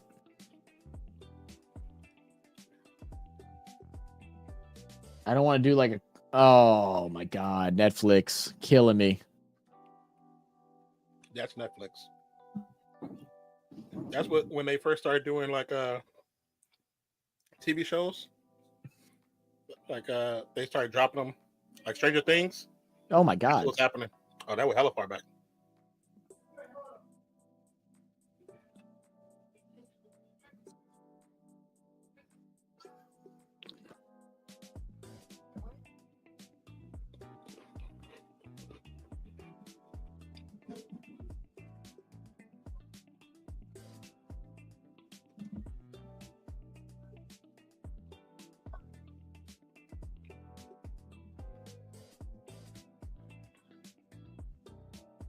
Yeah, that's the headbutt one we just got.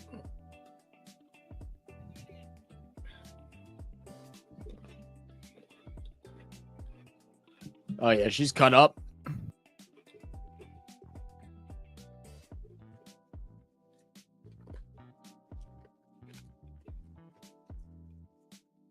Oh. Final 10. Good left hand shot.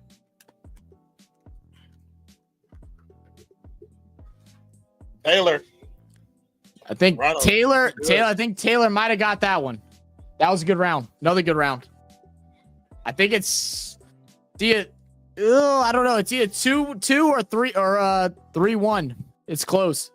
Yeah, it's close.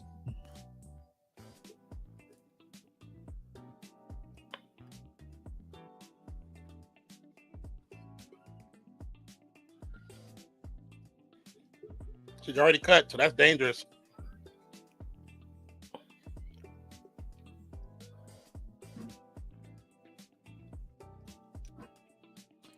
Who else is in here?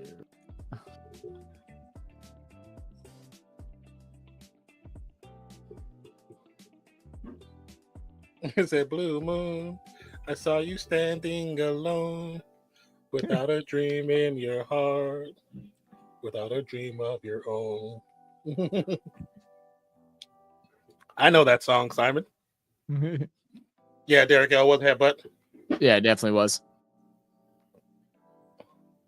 Yeah, I got that, Daniel. We had a spammer.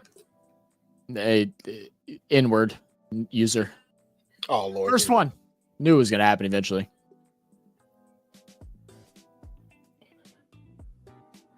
Daniel, are you still in there? I was trying to look for your name. I can't find you.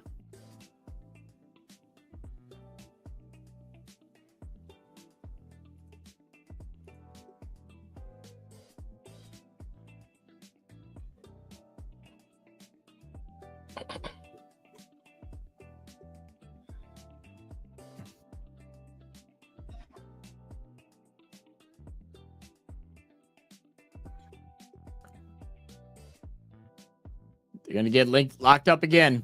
Minutes ago in the 5th.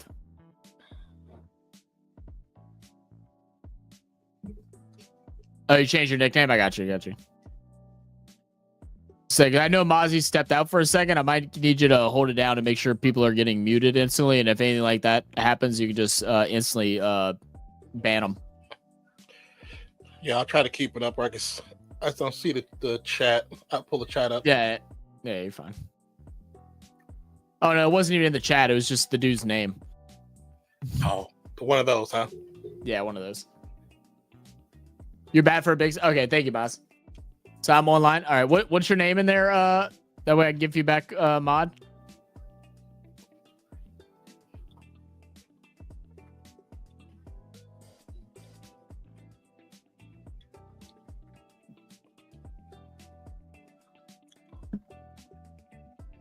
Oh, wow.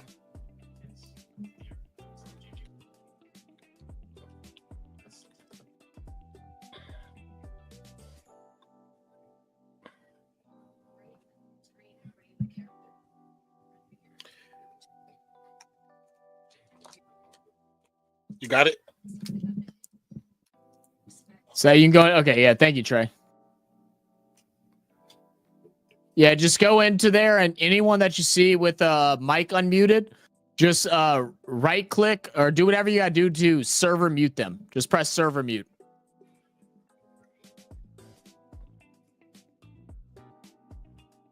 Like that guy.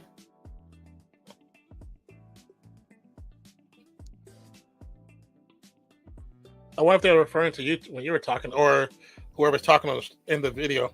He just sent that. I don't know. He just sent that.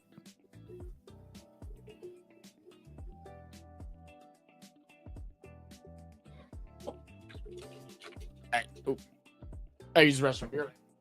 All right.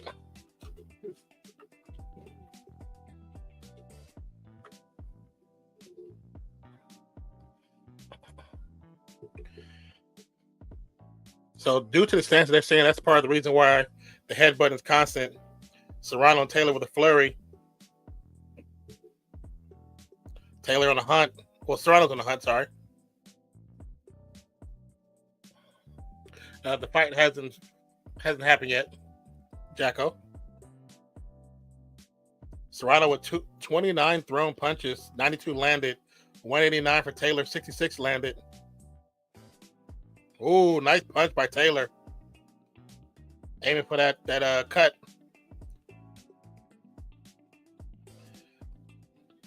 Taylor's punch has Serrano kind of gushing right now. This fight can be over soon. What happened? God damn it. Of course, I walked away for a second. Something happened. Oh, Taylor caught her like several times on that cut, and now she's leaking. Oh. Oh, yeah. It's gushing. Yeah, you ain't gluing that back up. Yeah, and they were saying because of the stances is why the headbutt happened in the first place. Hey, I'm gonna try to figure out all you for a minute. I'm gonna try to figure out how to have everybody be muted instantly. So Okay. just give me a second. I'm gonna mute my mic and turn off my headphones just so I can think. No, the fight did not happen yet. Mike Lo-Fi. They're letting them fight.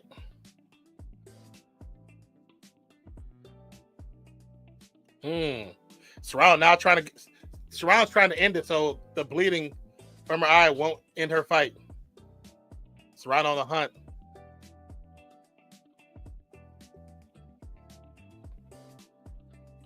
Serrano has her in the corner.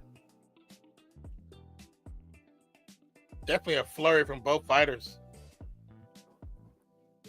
Serrano gushing right now. Taylor swinging for her face, like her where the gush is at.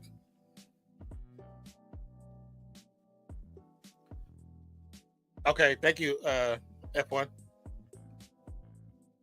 We got 10 seconds left in the round. Katie pushing those combos. All right, that's the round. You should be Trey, yes.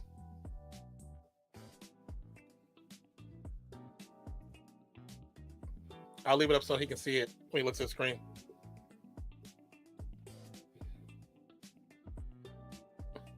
They might stop this fight. Yeah, they both leaned in, and that's when it happened. It was not intentional. When you have a southpaw and an orthodox or a righty, that's bound to happen. Yeah, Trey, if you see anybody's name that's inappropriate, you might have this time out, like what Zach did.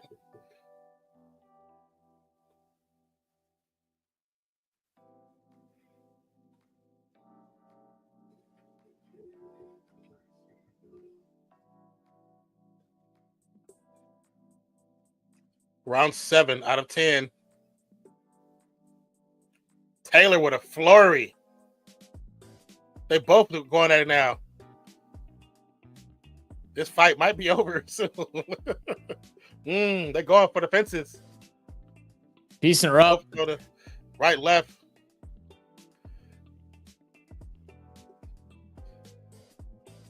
Serrano walking down with one eye closed partially because of the blood. Okay, I think everybody's force mute now. Daniel, try. I didn't set you up as a mod yet. Try to unmute your mic and tell me if it allows you to or not. It shouldn't allow you right now because I don't have you set up as a mod. So these two are going to look like the end of the Rocky film. Yeah.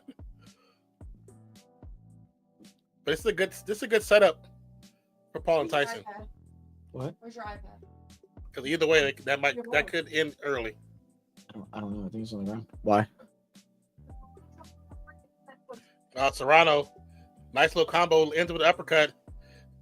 Crowd's getting a little loud. Against the ropes, the referee separates them.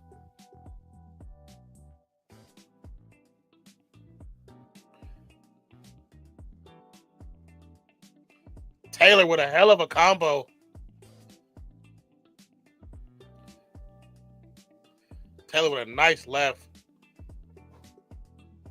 Her combos are connecting. They might not be super powerful, but they're connecting. What? No.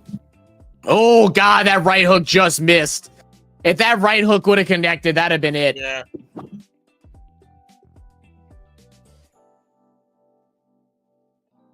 Oh, nice job by Serrano. That's the end of the round. Yeah, you still should be a mod, Trey. I don't know why you wouldn't be. Yeah, I think he still is. Yeah, you're still a mod. Yep. I just saw this clip on Instagram. Pozipski runs out of bounds to save the ball on the Memphis side, throws it behind his back to the rim. Kuminga catches it in stride and hits a dunk. Oh, that's pretty fine.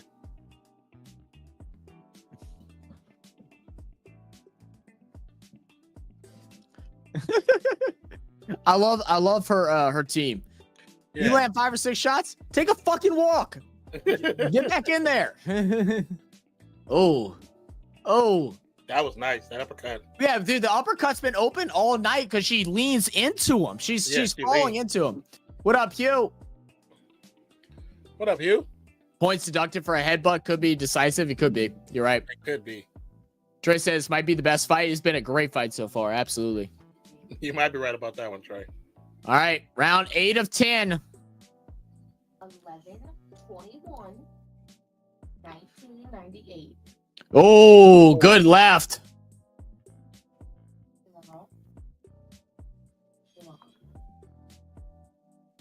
Oh, and the left again by Serrano. Now backing her into the ropes. Swinging. Serrano's like stone cold killer right now. Yeah. Good hits, good jabs.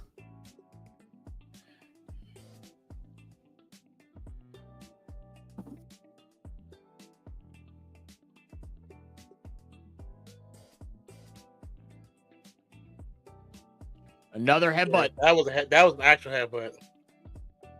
Yeah, that might do her in.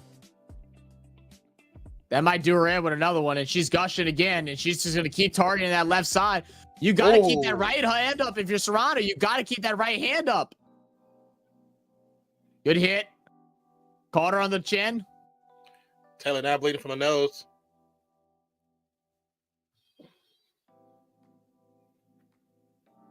I love a boxer when he comes in. You think it's impairing her vision? Of course, but they don't care. She's a boxer. Hell yeah. Hell yeah. Yeah, swing. There we go. There we go. Good combo. Again, another right hook. Little stinger to the chin. Serrano lands on Taylor. About 10 seconds. They're going another headbutt there? I don't know about that one. I don't know about that one. That was a bad call.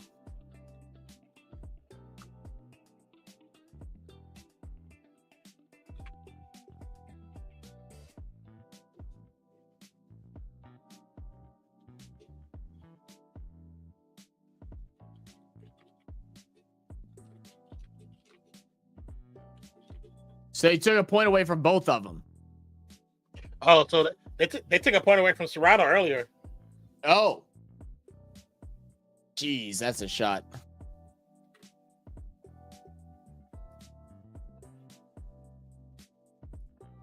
Yeah, that's not a headbutt. It's just I think that's bad. That's bad on the ref there.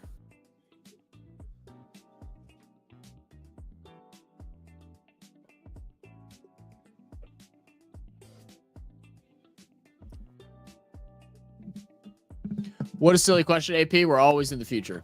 Are we in delay here? Y'all might be. I'm not sure. We're actually on a delay. We're on about a 3-minute delay. Actually, a little longer now. That's what we're about 4 minutes delayed now.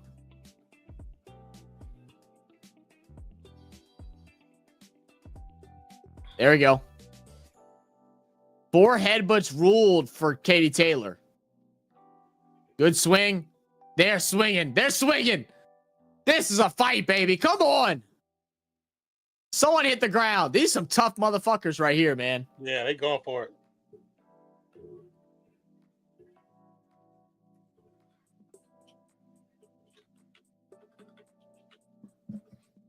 Why are you looking at me crazy? You got so loud.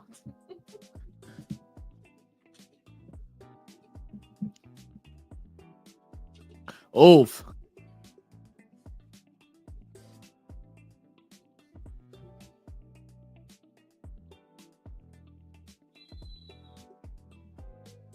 I love how Serrano's coach is very respectful for what Taylor's doing. He's like, she leads with her hands, how she fights. Yeah. He's not saying it in a bad way. It's that she's aggressive. She likes to get in there. It's good respect from both sides. Yeah.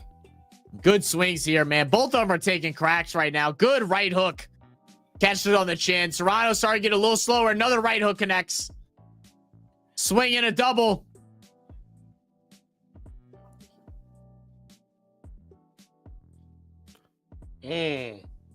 Taylor Serrano looking good, man. Yeah. And who else? Swing, swing, swing. Caught her on the chin. Okay. 10 seconds. We're going to separate them back. Whoa. No. Final couple. Taylor trying to come across. Ooh, just missed the left hook. Wow. I can't watch my show because he's One on more. two of his devices. Tell him to pick one. See, I can't believe the Warriors are now up by 15 now. Yeah, patient, Andrew.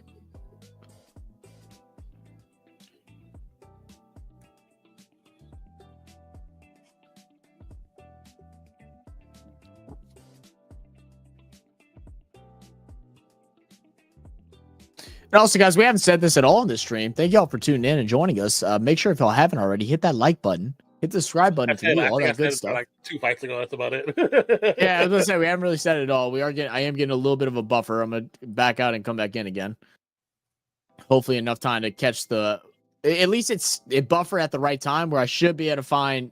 Okay, good. We're good. Live on X right now. That's probably where they shouldn't be live at. That's a waste of buffer.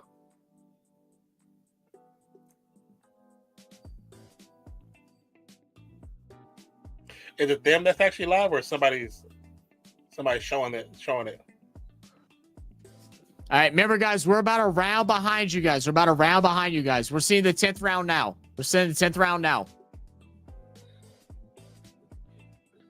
I'm gonna see if I can jump us to time before the Tyson fight, but we'll see.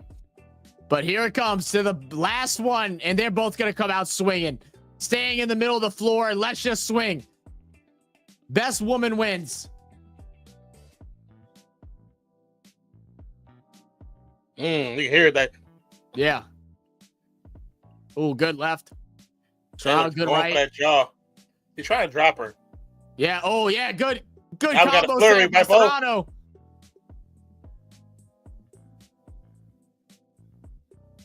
Good right.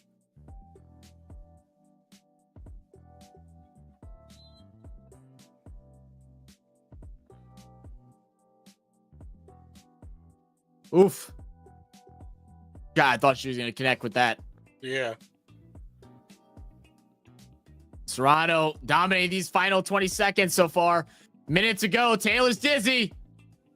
Oh, good hit on the right.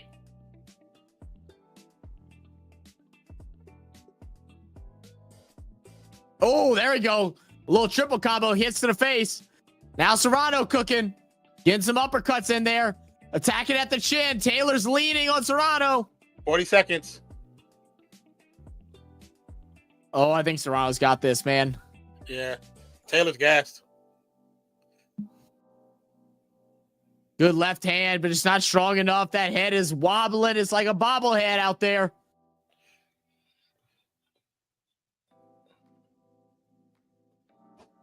Final 20.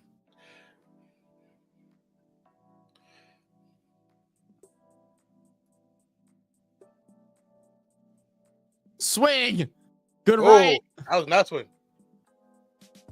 Taylor's going at it for 10 seconds. Here we go. Ref, move. They trying to squat. Oh, I know. Why are you trying to get in there with 10 seconds left? What a fight. What a fight. I mean, for a 38-year-old Katie Taylor, a 36-year-old Amanda Serrano, they fought their ass off. Fought their asses off. What a fight. It's a hell of a fight.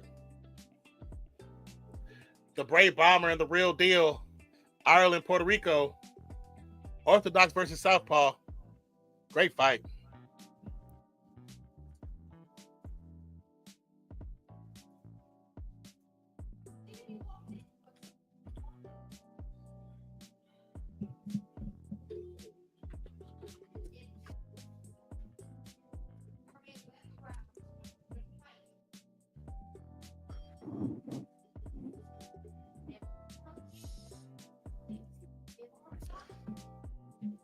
What a fight. Yeah, great fight. Man, that was something. That was something.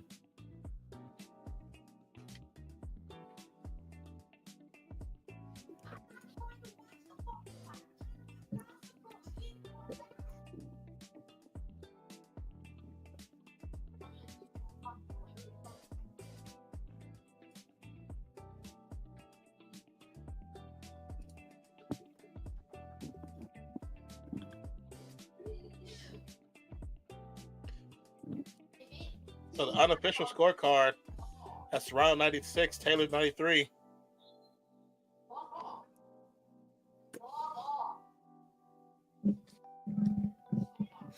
Is it enough, though? Is it enough to take it away from the champion? Taylor is the belt holder. Is it enough? We saw in the last fight, very similar scoring, but it wasn't enough. Very true. This is a good fight. Yeah, it definitely was. Why are you slamming shit? Uh-oh.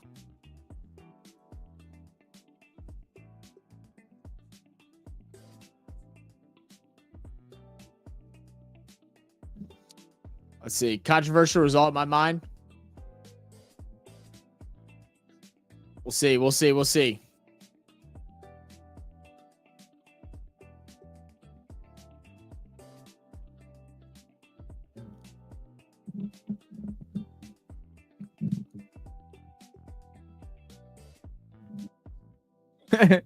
They said they both might just need a bit of makeup for their next public appearance. A little bit. They busted up. Nah, you wear that shit with pride, man. Do it like what's your girl Rose? The UFC fighter? Oh, yeah. Here we go.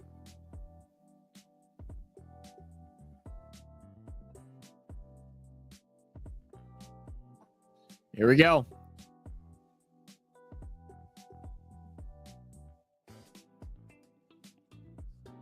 All three see 94, 94.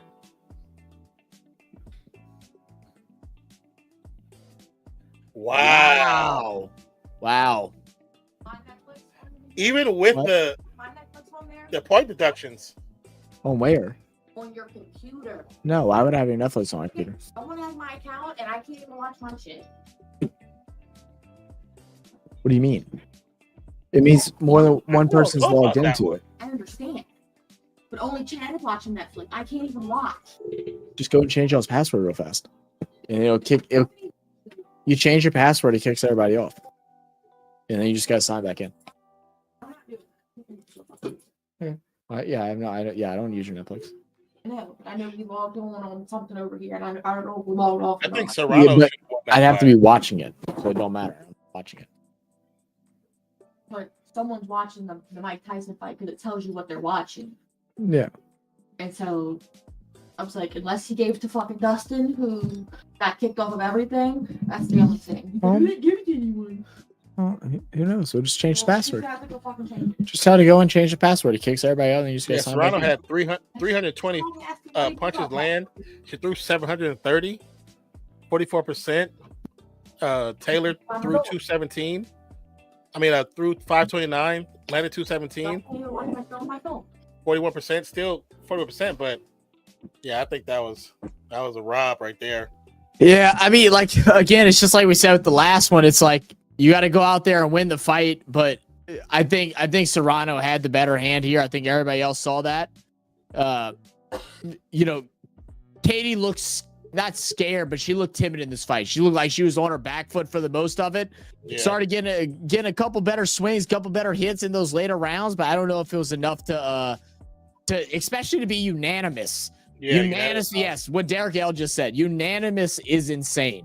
I 100% agree with that. I 100% agree with that. Yeah, it should have definitely been a split.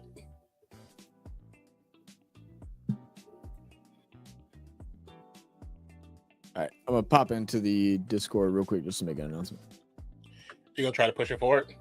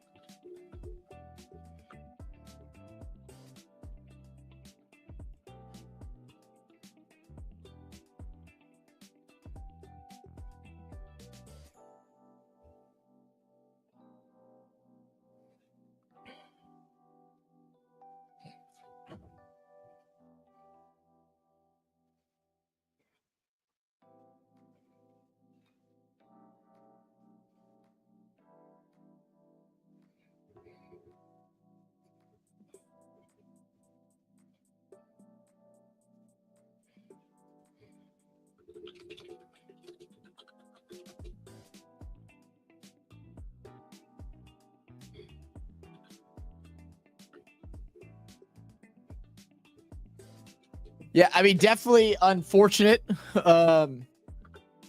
You know, how the results were, you know, a little bit of controversy, but it was a great fight. And what makes a great fight is great controvery as well. So nevertheless, we definitely got our show's worth in these last two fights. The problem is though, when you're at the level these two women are, close to the 40-year-old mark, this is probably it. Yeah. Unless they come back next year. Next year, right. They come back like in June.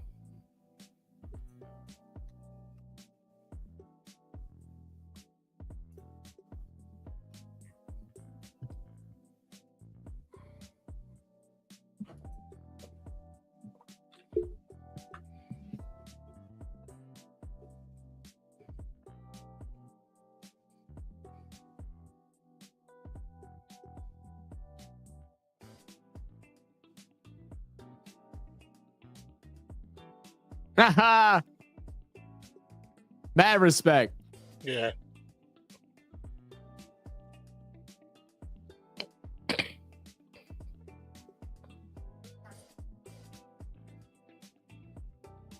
Hmm.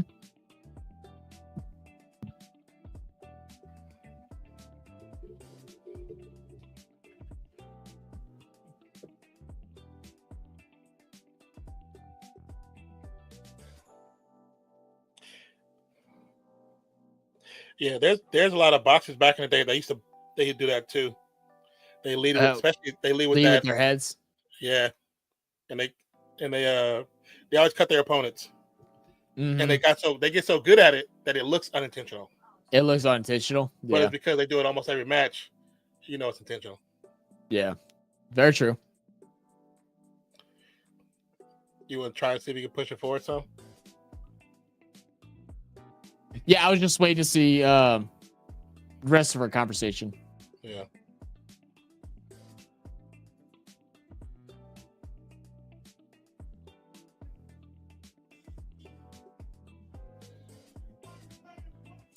And we're just listening to her conversation right now. Oh, so Katie actually alluded to a third fight.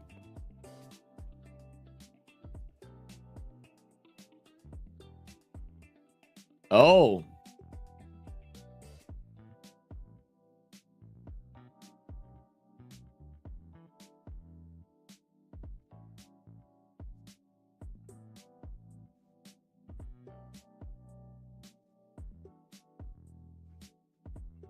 What?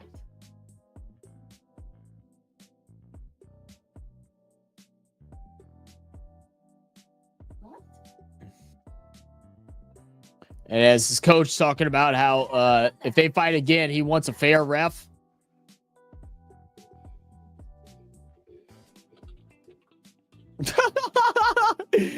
That's so fucked. So Katie's a beautiful person, but has a huge head.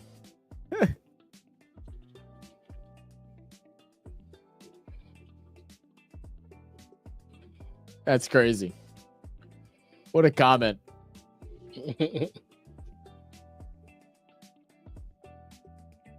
I think she came up 3 divisions.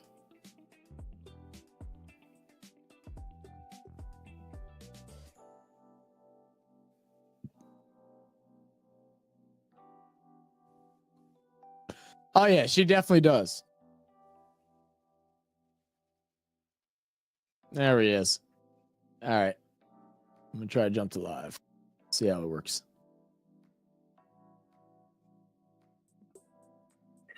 Like I said, guys, I'm going to try to jump to live and allow it to buffer for a little bit, see if it'll catch us up. If it doesn't work in like the next 2-3 minutes, I'll go ahead and refresh and we'll just have to deal with a little bit of delay.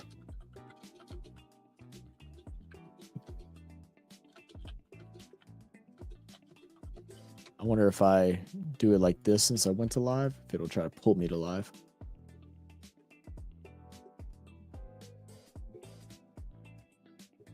All right. Right now we're live. Yeah. All right. Hopefully this stays. If it ends up getting delayed before the fight leads up, then I will set us back a couple minutes. And as I say it, it does it. So try our best to make this enjoyable for everybody. But yeah. What's that? Everyone's so fucking soft. I literally send everyone a Snapchat that I have a streak with. If anyone is on my account, to get the fuck off. Yeah. Because I can't even watch my show. Well, apparently Madden thought it was just sent to her, and she had to go run and tell my brother. And my dad just called me fucking bitch now. Who the fuck did that? Get fucking live. And I'm like, so I texted him. I was like, my Netflix account to say I have 2 people watching the fucking fight. I can't even watch my show. Yeah, but when you send a video, did you send? It was sent. You're like.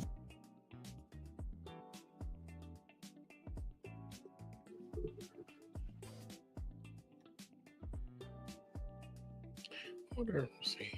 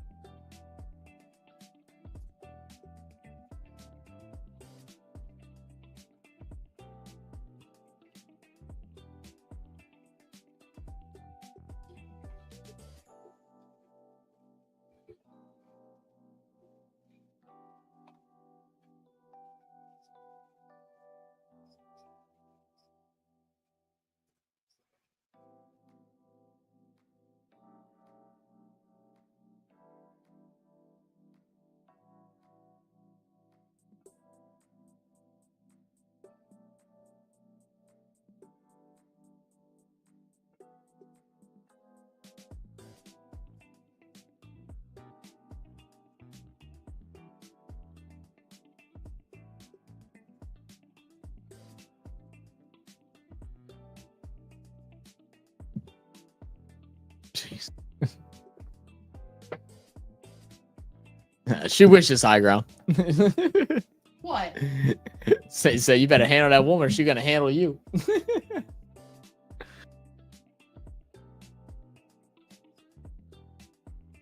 You say stuff like that, high ground, you're gonna put me in a good place. All right, man. Let's see. Is that who is that? Is that Cedric the Entertainer? Are you there? Can you hear me now? Yes, I did, sir. Okay, it's fixed. What's fixed? I was just hearing everything double. Oh, okay. You got it fixed now. I think I did. Okay. I don't know why it was different versions.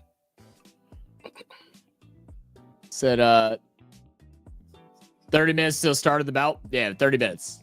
Cool. I figured it was gonna start somewhere between like 10:45 and 11. Plenty of time. Pop you some popcorn. You know, grab you a beer or two. Hopefully, get ready for a good one, man. I mean, like I said, at the very least, we got to see 2 really good fights. Yeah. You know, and like this is, you know, those that don't pay for those that pay for Netflix, but those that had to pay for it to watch this event, you got to feel pretty good that you got to watch 2 really good fights. You know, because man, I've watched some undercards that have been complete ass. Those two last fights could have been main event fights. That especially that female fight between Ramos and Serrano. That was amazing. That's what boxing's all about. Serrano's camp suggesting only way Taylor wins is to headbutt is bang out of order. Yeah, it's just part of her strategy, and like I mean, it is a dirty way of boxing. I mean, you know, to play devil's advocate with that, you know. Well, I mean, like you said, she has over 50 matches, and the first time she ever got cut was from her. Yep. And the second time she got a cut was from her. Yep. I'm gonna pop live to Discord again. Yeah. Looks like everybody's logging back in to watch this fight coming up since that one just ended. So I'm assuming it's going to be like the last one where it's going to be a little delayed for a bit and hopefully it catches up and everything's fine. But we shall see, guys.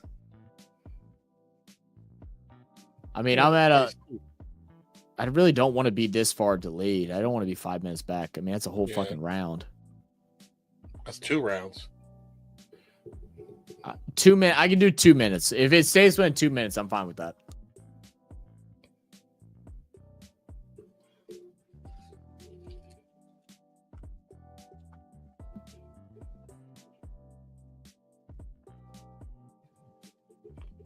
Let's see. I know I haven't looked at comments in forever. Ron said, I'll knock both guys out if I swing my thing.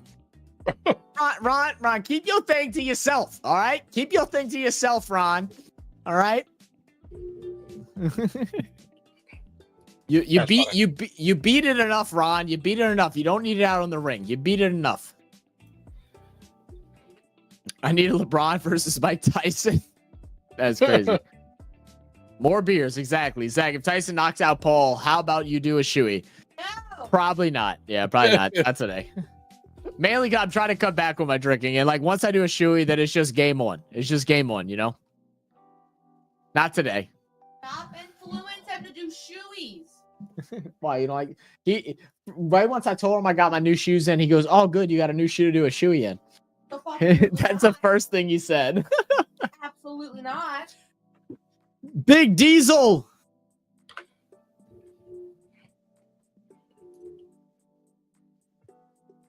Did you just call him Vin Diesel? That's his name.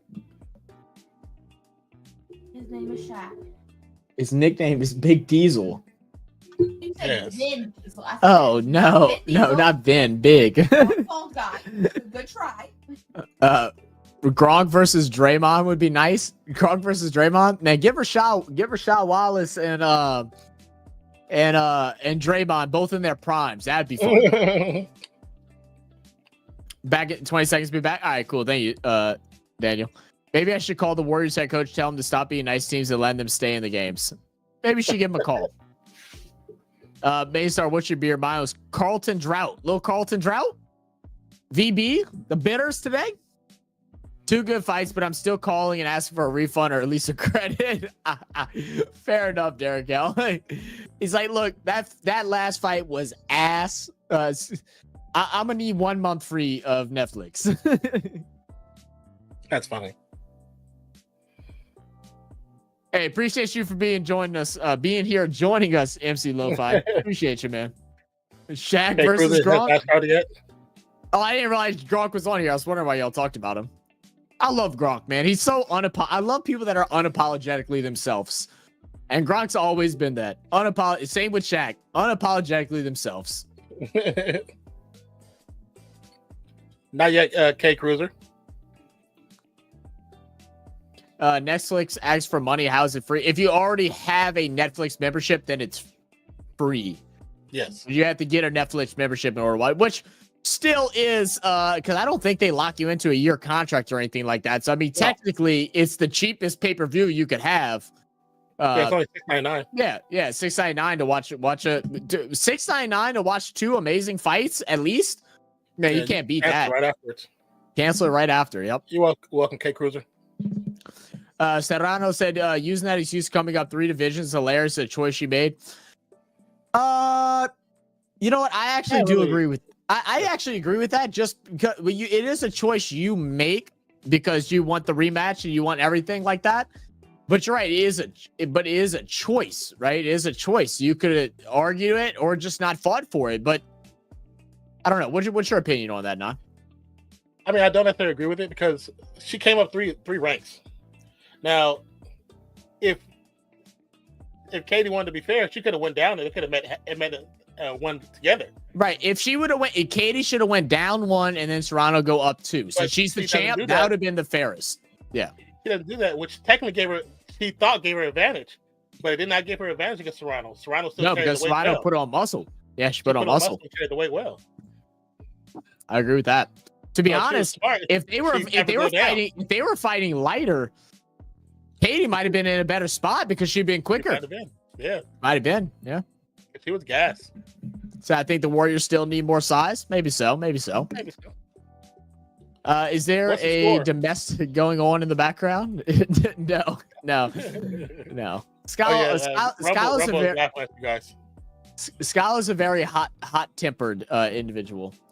And she knows it. She's looking at me with stank eye right now. Like she doesn't know she's a very hot-tempered person. Simon. Someone's using her Netflix that isn't supposed to, and then someone replied back to her comment, I guess kind of sideways, but it was a misunderstanding. But Skyla needs to get in the ring. That's what it is. She do. Skyla v Skippy. Next debut live on Netflix. Has Tyson fight started yet? No, it's apparently it's going to start at 11. So about 42 minutes. I'm sorry, 22 minutes from now. 22 minutes from now, Sea Cruiser. Wait, I can't tell if this dude is like joking. What, baby? Thinks I beat you? No. Sky, you couldn't beat me. No, like domestic violence. And she's also doesn't know how to take a joke either. Like, I don't know if he's joking or He is joking. That's what he's saying. He's like, is there domestic violence going on in the background? He's joking. Skylar's so sensitive, guys. She's the most sensitive, tough person I've ever met. It's so funny. It's so easy to get her riled up and everything like that, and then instantly get her to, I'm so sorry. Lindy Waters will miss the rest of the game with a left knee hypertension. Team set. Oh, dang, that sucks. Yeah, that hurts too. I've had that happen a couple times. She can't get it back to live during the fight. I'll add mine. I probably can't get back to live during the fight. If you want to try and add yours, you can. But I also no, actually, Daniel, just leave it how it is. Unless it starts buffering, we'll just leave it how it is because me and Nan are watching the same thing, and I don't want me and Nan watching different things. I do appreciate that though, because you don't need to pay others the additional amount Coley with HBO pay-per-view before you have to buy. Yeah, there you go. He said, "Hey, now do you want Paige or Juju for the WNBA Warriors? Either one, ballers." Ron is unhinged. Oh yeah, I saw that earlier. I was laughing. Ron is unhinged. KSI versus Bulb, can it ever happen? Nah, it'll never happen. Jake Paul has gone a level past where what KSI is. It wouldn't make sense. It just wouldn't make sense. Yeah, as much as Jake Paul talked trash to him, I think Jake Paul was ducking him.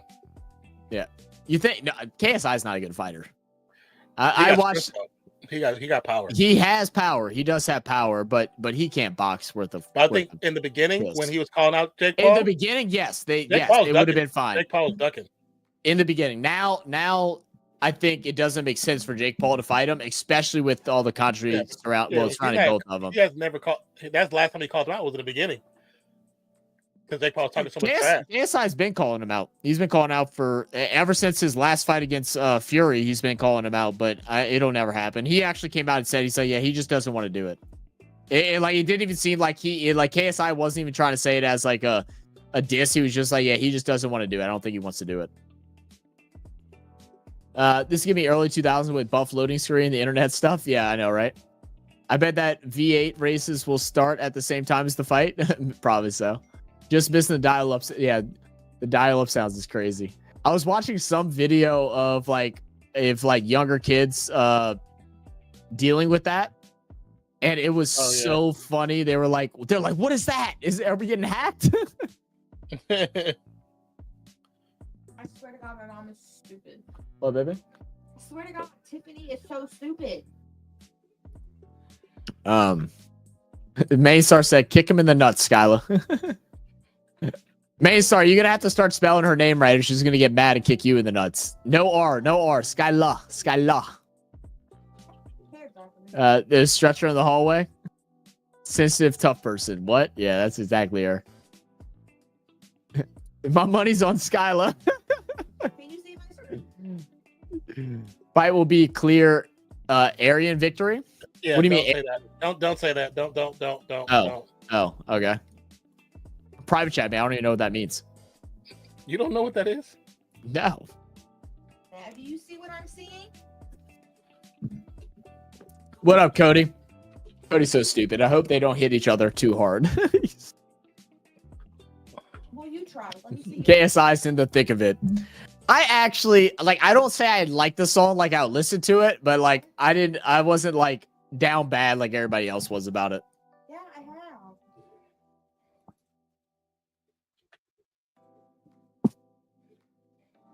Mom, you can get on all you want. You can't even watch a show. Oh, my chest is so sore. Why? Main star needs to be 4th Discord mod. There's the actual definition right there for you. So you can see. Oh, nice. No when silence got Zagascala puff out before the bell. Probably.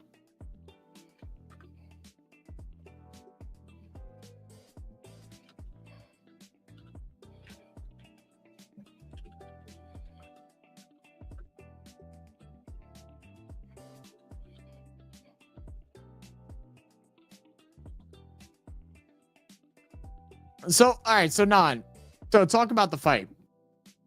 Hold on. Well, What? you talk. I'm trying to add some. Okay. Phases.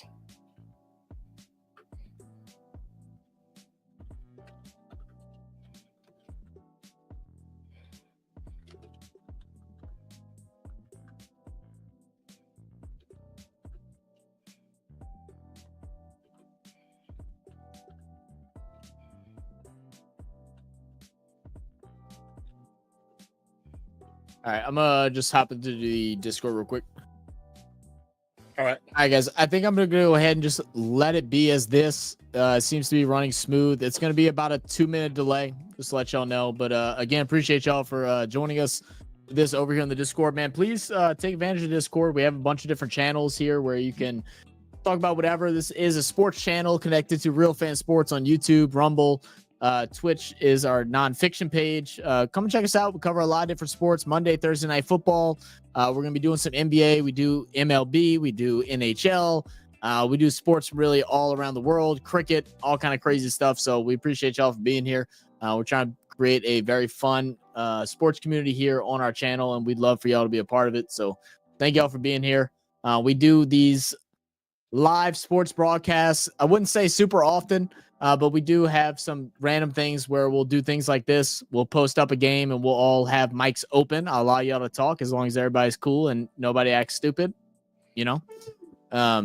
But we do that every couple of weeks and stuff like that. So appreciate you guys and enjoy the fight. We should be starting up in about 15 minutes from what last I heard. Let me know in the comments who you got in this fight and why you think that person will win. Let me know. And at the end of the fight, I'll go ahead and plug a link over to our stream. That way y'all can come and talk. Maybe we'll bring in some guests. We'll see. Depends on how everything's going. And let everybody give their opinions on the fight and what's all going on.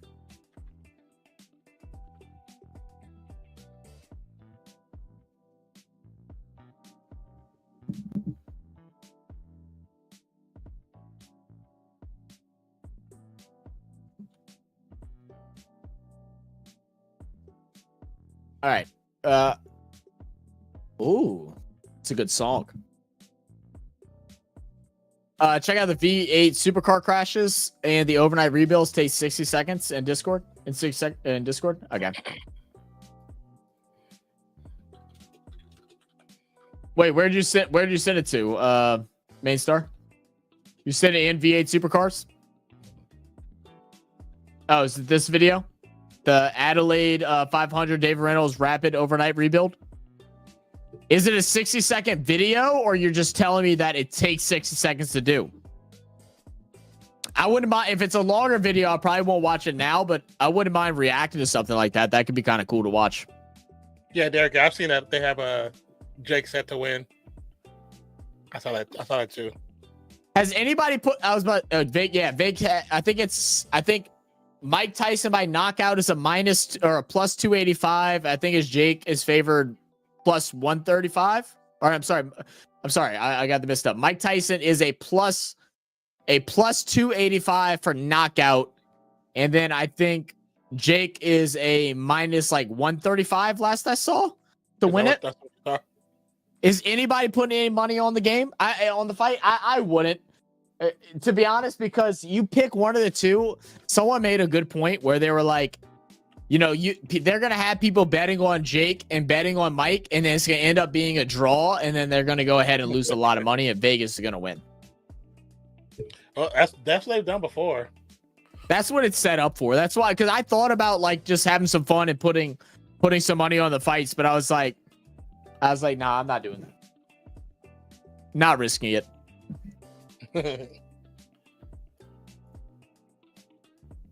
Mozzie said Floyd Pacquiao by submission round 7. So stupid, Mozzie. You sound like Cody now. 30-second video, Zach. Take 14 plus. Okay, it's a 30-second video. Okay, I can watch a 30-second video.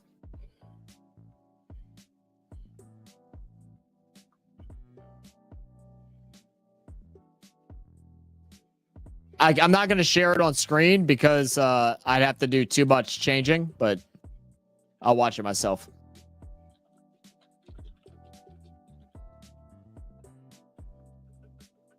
So crazy how, like you said, like a Lego.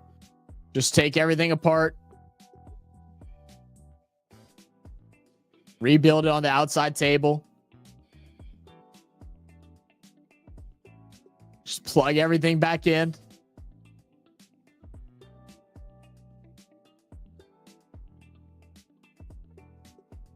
Well, it does go on that record, so it is. That's insane, Main Star. That's insane. What up, MMR? Said anyone else watching it right now? I am. We're here, baby. I'm sorry, I cut you off. I'm trying to like keep the audio for the Netflix loud enough to where people can hear it in the chat, and you're super low now, or not low, but you're lower than it.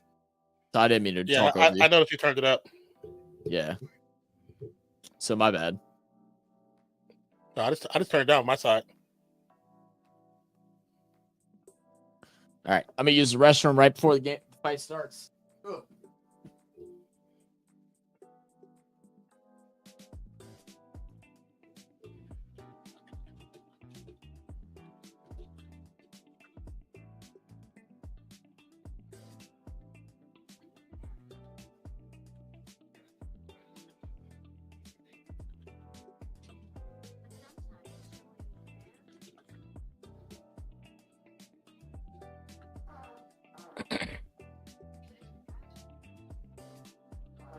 What are you talking? You said the anthem being destroyed. So far, she sounds fine to me. I'm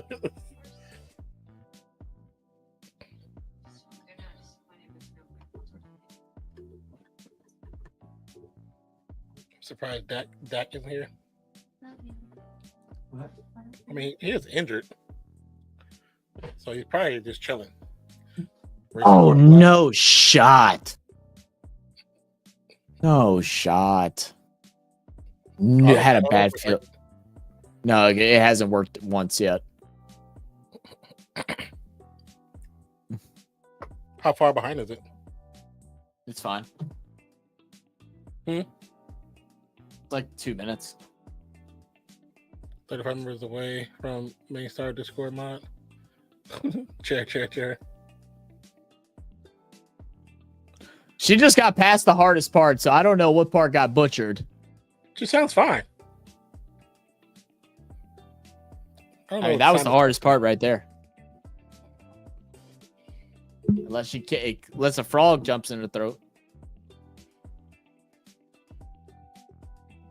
I mean, she's not trying to overdo it. She's staying within herself.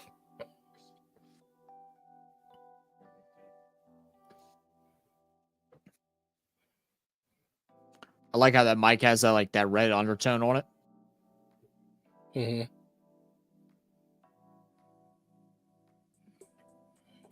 Oh, it's a beautiful.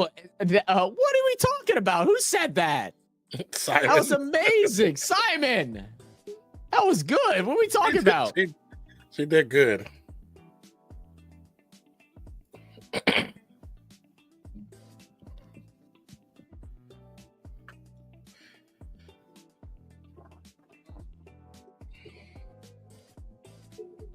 Hey, see me lose there. Shang-Chi in the building. Hello, see me Lou. I can't even tell who that is. Oh, Josh Ramel. Move the hat, bro. Joe Manganiello. Good actor, too. Charlie Theron. And the Karate Kid. He said, Rosie, big eyes. Hey, Joe Jonas. Makai.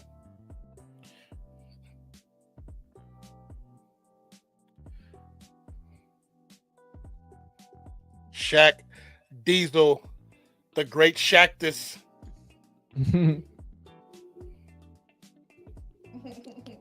Rob Gronkowski in the building.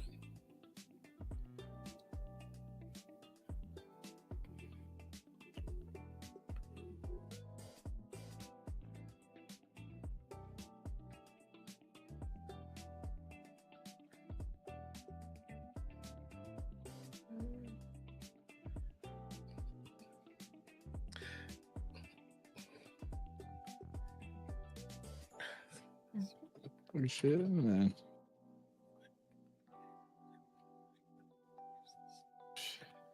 Hey, Hannibal. I mean, if you're not happy, you can gladly leave. So, you know, hey, you know, it is what it is.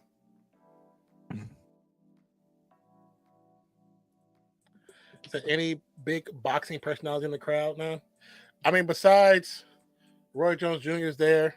I know I forgot the other boxing name is another announcer, but those are the actual boxing personalities. So again, the rules are 14-ounce gloves, 2-minute rounds, no three knockdown rule, and the fight is official after 4 rounds. Yeah, we're seeing the fight rules right now, Flash. They just went off. We're seeing the closer look of Jake Paul. Perez, Ron. And if anyone that wants to get synced up with us, I'll kind of do like a word play-by-play of like what's going on. That way y'all can try to get synced up. I'll let y'all know when the first boxer walks out. So whenever a boxer walks out for you guys, if y'all want to pause it so y'all can get synced up with us, then y'all can do that. Right now, we're just, like I said, getting the closer look.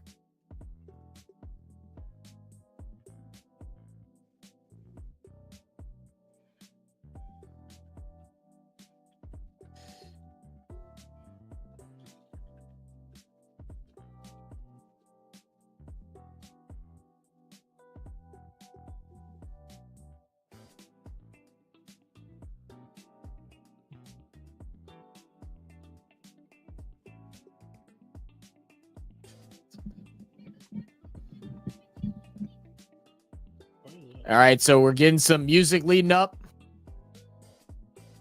So we're getting Jake Paul's intro speech here on the big prompter. And I just froze. Of course. Hurry up. Get it back. Skip forward.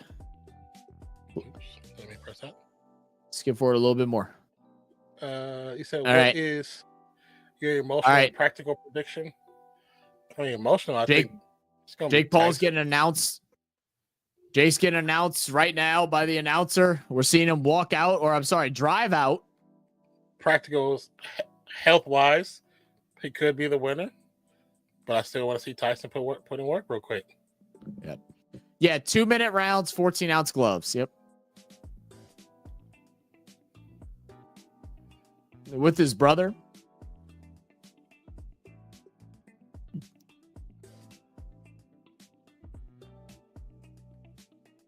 Pretty sick truck.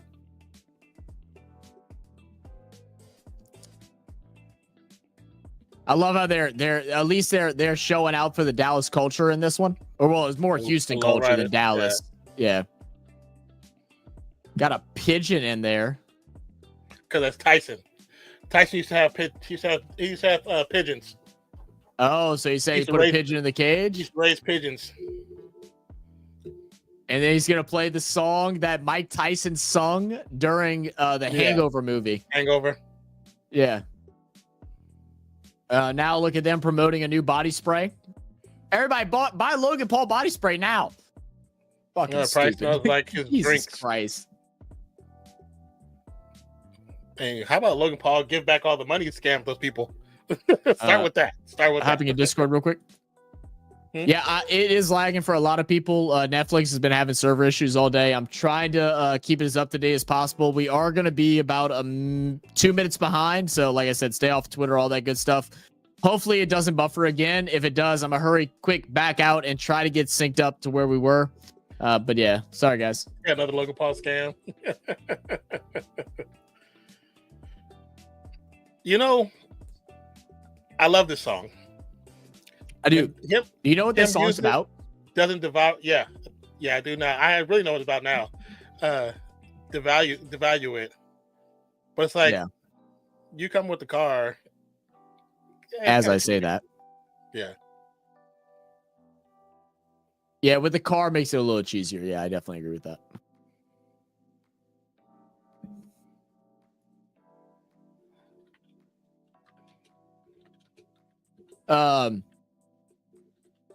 Yeah, so for those that don't know what this song about, it's the singer, he can't swim, and it's about a kid that he saw drowning and he couldn't save. And he just watched him drown and he wasn't able to save him. He also wrote this song. This is one of the first songs he really just wrote straight out. He didn't really like plan it out. And it was during the time he was getting divorced. He was losing his wife, losing his car, losing his kids, losing his dog. So a lot of his pain is actually from his divorce too.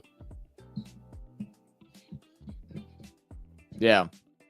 A lot of people say that's what it's about from him. Mm-hmm. Well, Habibi is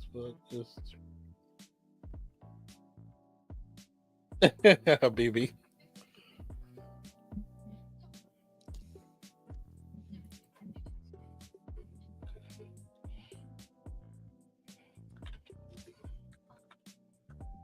He's for sure a psycho, bro. I mean, I think that's the only thing that gives him like a little like edge in certain things, that he's definitely a psychopath. But he's not crazy. Yeah. Like he's a psycho, but he's not crazy. Like he's not evil. Like he's a wannabe bad guy. Mike is a bad. He's a psycho, but he's not the bad guy. Yeah, no.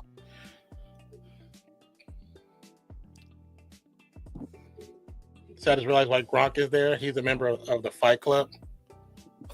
Oh, really? I didn't know that. Don't talk about that, Willie. Hey, wait, well, Willie. The first rule Fight Club is not talk about it.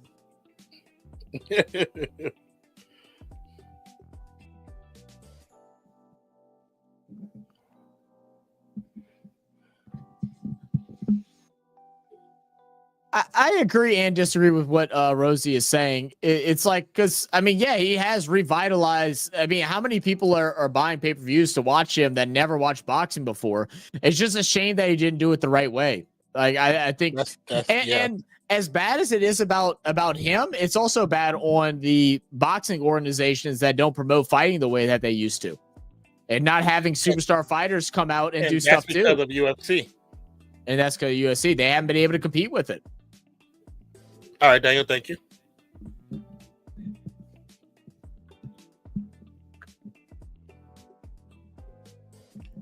For over 7,000 days, he was the greatest. Man. Iron Mike Tyson. Man.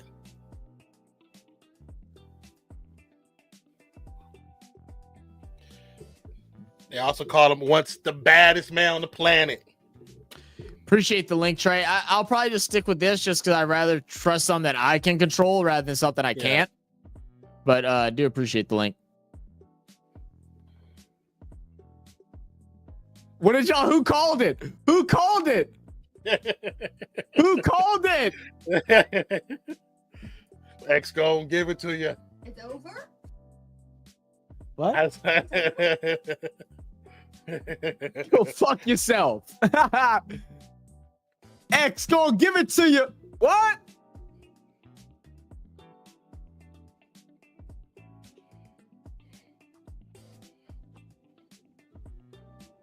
X gonna give it to you. I actually allowed a link. Just realized that. Wait, what happened? I said they actually allowed the link. Oh yeah, I was surprised too. Maybe they fixed. Well, he's a mod. I don't know if that makes a difference. That could be, yeah. Mike Todd's not coming out with no shows, bro. I kind of wish he just walks out in silence. That would be the scariest shit ever if he walked out in silence. He walking on solo dolo. I like that. Yeah, that's yeah. Come on, baby. I don't need all the fanfare. I just need to whoop your monkey ass. Yes, Joshua, they're coming out now.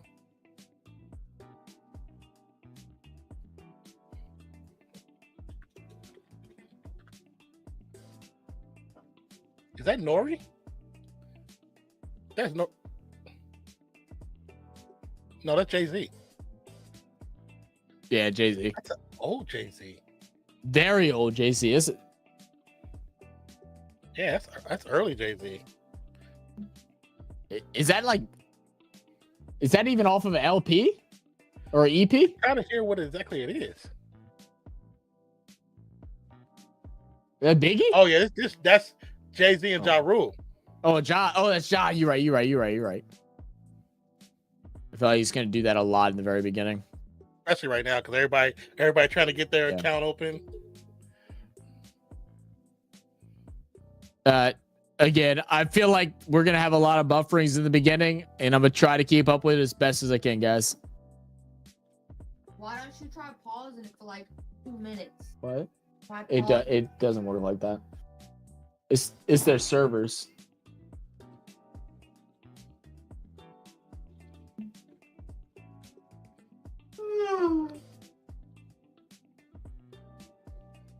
It's free.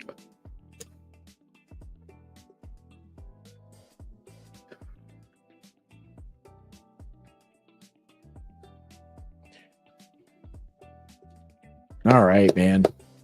Texas. I'm on. Yeah. Plasma B said, I predict a 12-second fight. In this situation, I would not be mad at the Tyson knockout.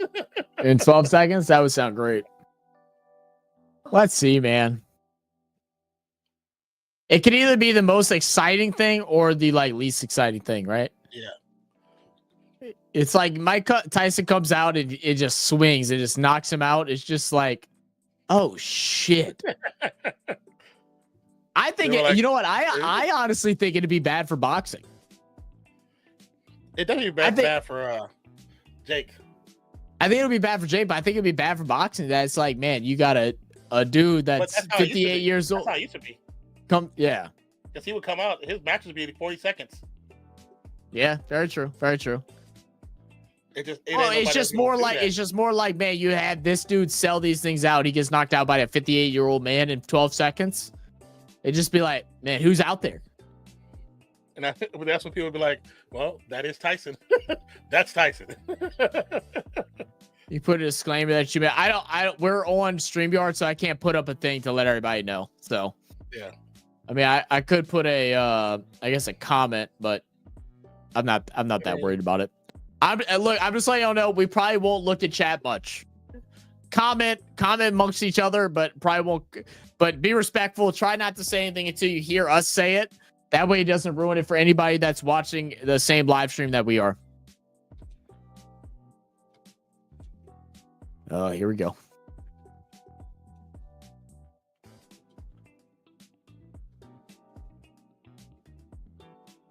Oh, that's not good. So funny. And it's like I feel like they're also trying to boost the quality of it as well. I just put it on the bottom like that. Little ticker. I don't know if people gonna see it. Well, oh, okay. Yeah, that works. Yeah, we're about 3 minutes.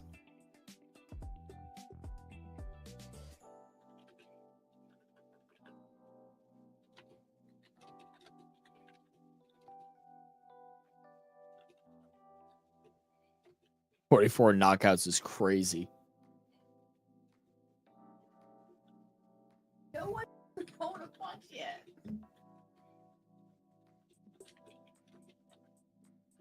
Brownsville. The Catskills.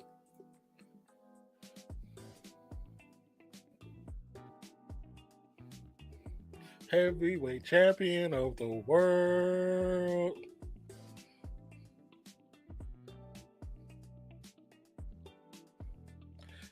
On the planet. Facts. Come on, baby. Let's go. Mike.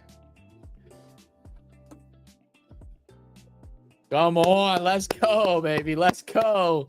Ding, ding. Round one. We about to start it off, baby.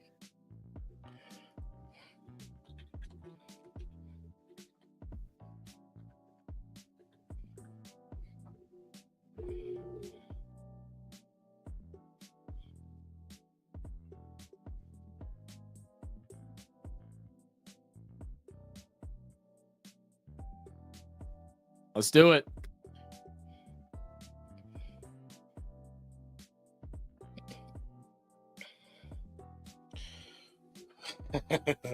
It's like nerves all of a sudden. Yeah.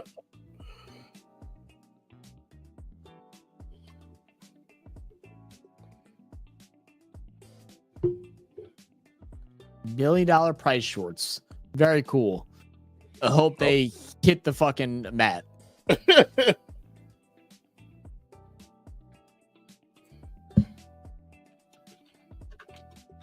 All right, let's get ready.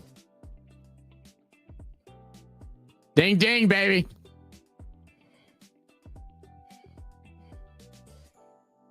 Mike Tyson already on the attack early. And as we expect, Jake to kind of back off.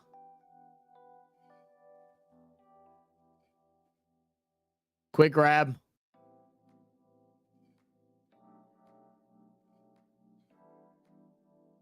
Right by Jake. Oh, left quick by Mike. Left. Good dodge. Forced Paul to take a few punches back. Overhand right. Yeah, all you know. Tyson on the attack. Paul moving around. Tyson coming in, goes low, goes high. Paul wraps up early.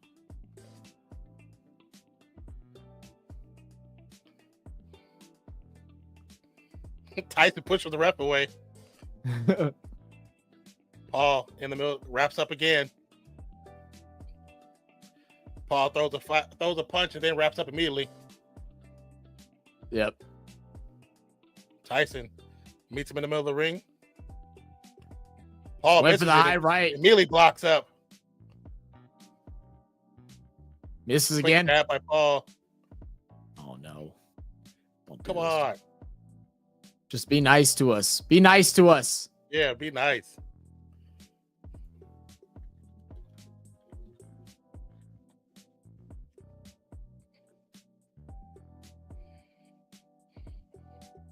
Paul bottles up, throws a punch, and steps back.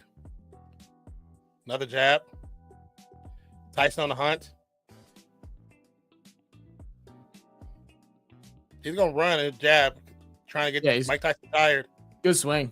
Nice overhand right by Paul. And that's his strongest punch. Yeah, he likes that overhand right. Yeah. Tyson trying to go for the body. They're going to say low.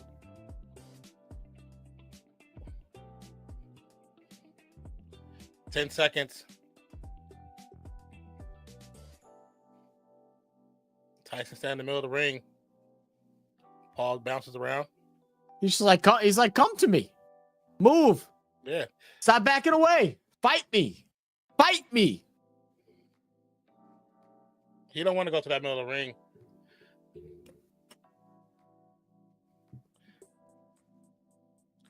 I mean, that round probably goes to Jake. Is that one overhand hit? Maybe, yeah, maybe. Not much there in the first round, as expected. Not really.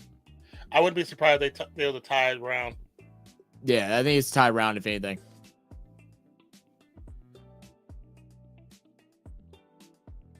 Yeah, that jab, you see the quick little power caused Paul to take a few steps back. Yeah. He said, yeah, Tyson kidney shot first round. Smart. Yeah.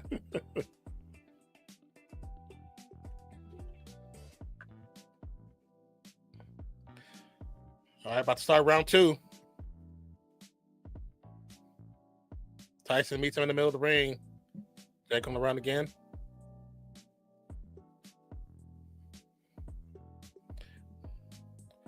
Paul trying to stay back. Tyson on the attack. 3 quick jabs, no connect. Good body shot. Body shot.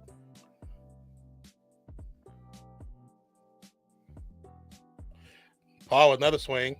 Tyson ducks. Oh, good left. Tyson missed, comes back with the high left. Paul showing a go.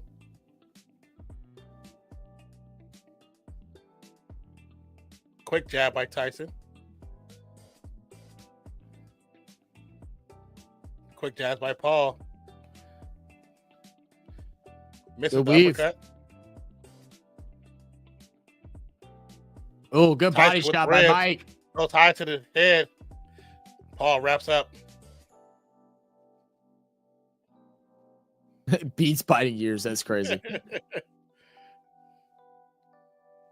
Tyson got a little bounce to him right now in the middle of the ring. Paul flat-footed.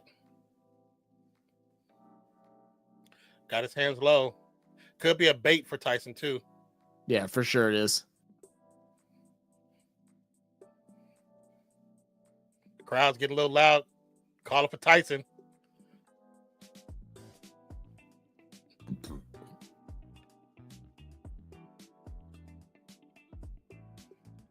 $15 seconds.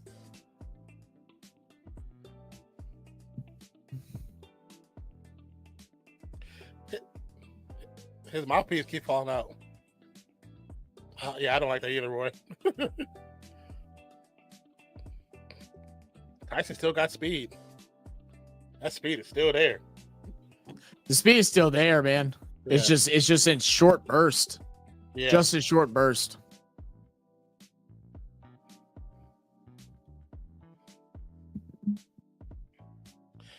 So round 3. I mean, with that one, they probably would give it to Paul. But I mean, yeah, it also can be a tie round too. I'll be honest with you.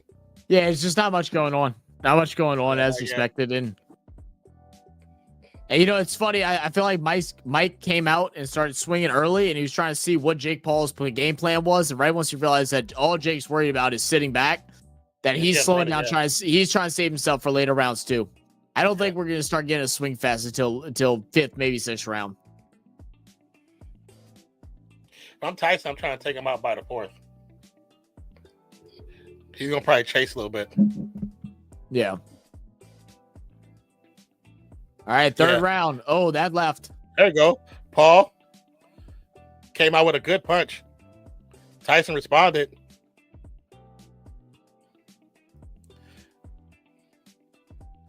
Oh, yeah. Now we're seeing Mike throw him.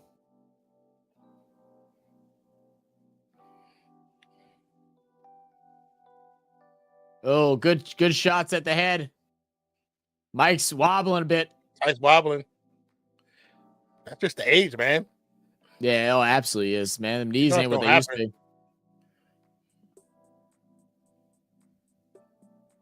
You got to watch the overhands. Paul got a little confidence. Tyson definitely taking punishment.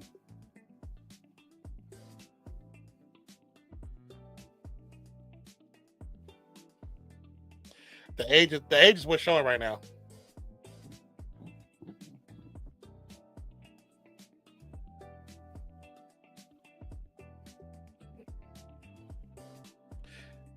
Tyson just need a few seconds to gather together.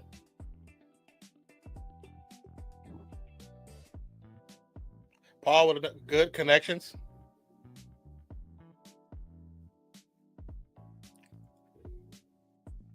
Paul overhand right.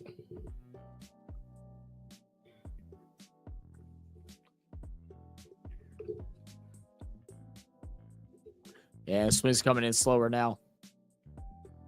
Mm-hmm.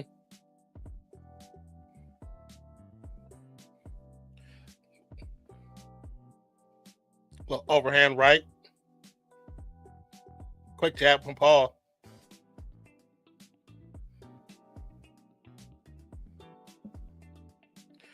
End of the round. Tough round. I think two. I think it's. Go ahead. I think it's 2 tie. I think Jake gets the last 2. Yeah, I think you're correct on that one. First round's a tie. I think last two are Jake Paul's rounds. You can see also being older, bleeding a little bit easier. That mouth already bleeding a bit. Skin pops real easy. Yep.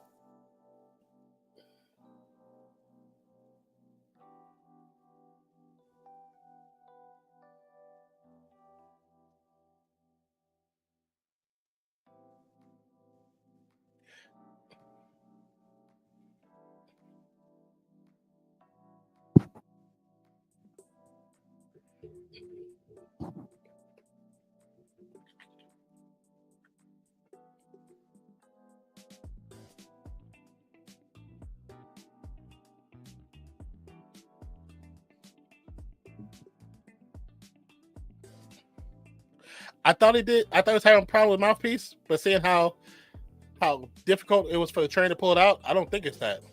Yeah, I don't think it's that either. He had to yank that thing out. Tyson looked a little bit hungry.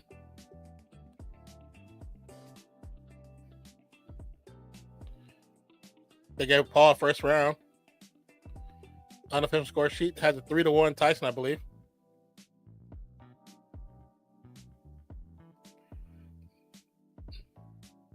.98 punches thrown, 28 landed for Paul in that last round.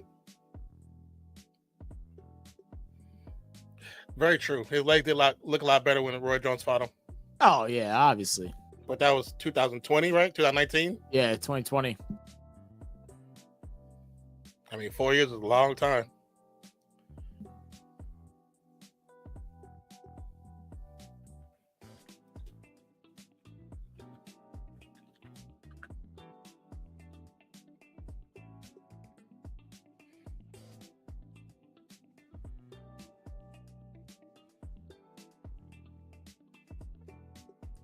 Quick jab. It's like you're just hoping he catches a button.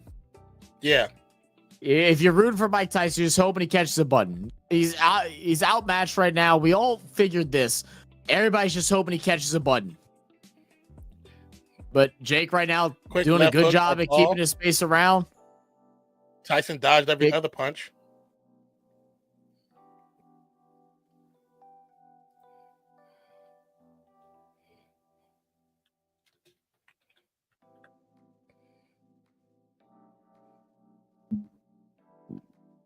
Ten seconds left in the fourth round. Tyson trying to be a little more active. Quick jabs by Tyson. Yeah, this is gonna end up going into it's gonna go into a decision unless Jake Paul starts swinging. And to be honest, if you're Jake Paul and you go out swinging like crazy in the sixth round with a weakened down Mike Tyson, you're a bitch. I mean, I'm just being completely honest. You're a bitch. And if you're a fan of boxing and if you're really trying to be a boxer like this, Jake, I know you try and knock him out, but I'd rather hear the noise of, oh, you didn't knock out Mike Tyson. Man, fuck that. Don't go out there and go knock out a 58-year-old man when you're in the prime years of your life. And that's why you're going for the solar plexus, cause him around the air, and that makes him more wobbly too. Yep.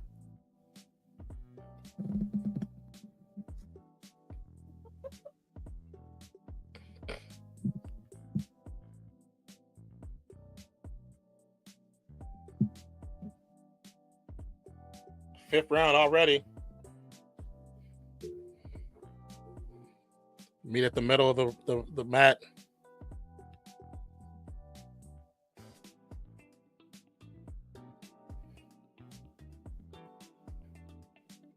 It's like Mike's just speed isn't there to be able to get inside. He wants to, but he just can't. And Mike likes fighting inside, but he can't. Doesn't have the speed to. He throws a short jab. He doesn't throw a long, extended jab. He keeps everything compact. It's always how Mike is fight.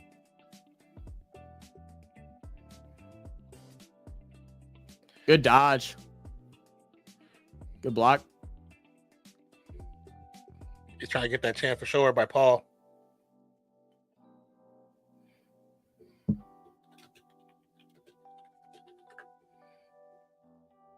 I wonder for Mike if the mouthpiece thing is more of a comforting thing for him at this point. I think so. Him just trying to stay focused, fight through whatever pain he's dealing with. Because, like I said, he's dealing with that right knee problem. You know, that's his launch leg, right? When he gets statured up, that's the leg that he pushes off of to kind of drive forward. He's not able to. Oh, good shot by Mike. Finally.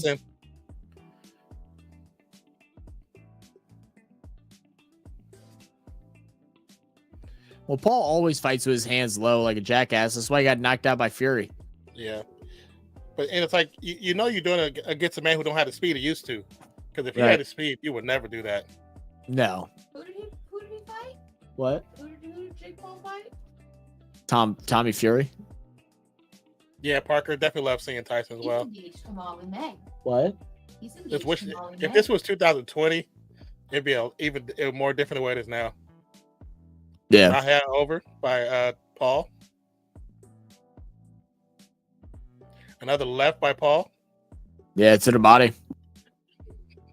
And the Brown. Yeah. Yeah, very true, Barker. Trash fight, but love seeing Mike out there.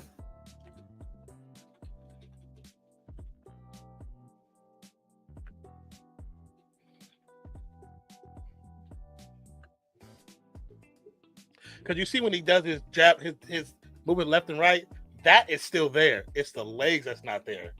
If he had a little bit of legs, it'll be a different fight for him. Whew, that's a shot, man. I mean, Tyson's taking George Foreman. Right, yeah. Trust me. Hey, that left hand hits the chin. We could be talking about a different conversation. It's not the throat.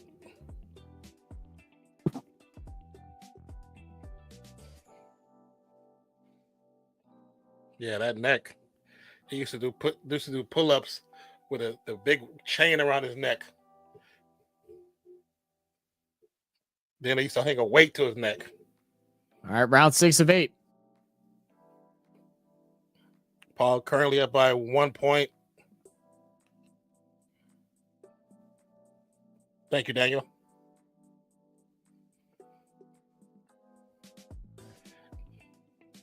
Paul definitely on the move, right, left.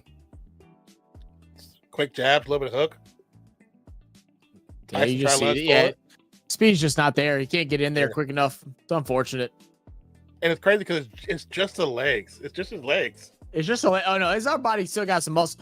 You can tell. I mean, you get shorter as you get older, and you can tell he can't get those full extension. Even though he's always fought more compact, he can't get those full extension on those jabs where he normally would get at least a touch, just kind of like set him back a little bit. And because he can't bounce forward to pop it, it's just a total disadvantage. Yeah. 2 quick jabs by Paul to the stomach and the head.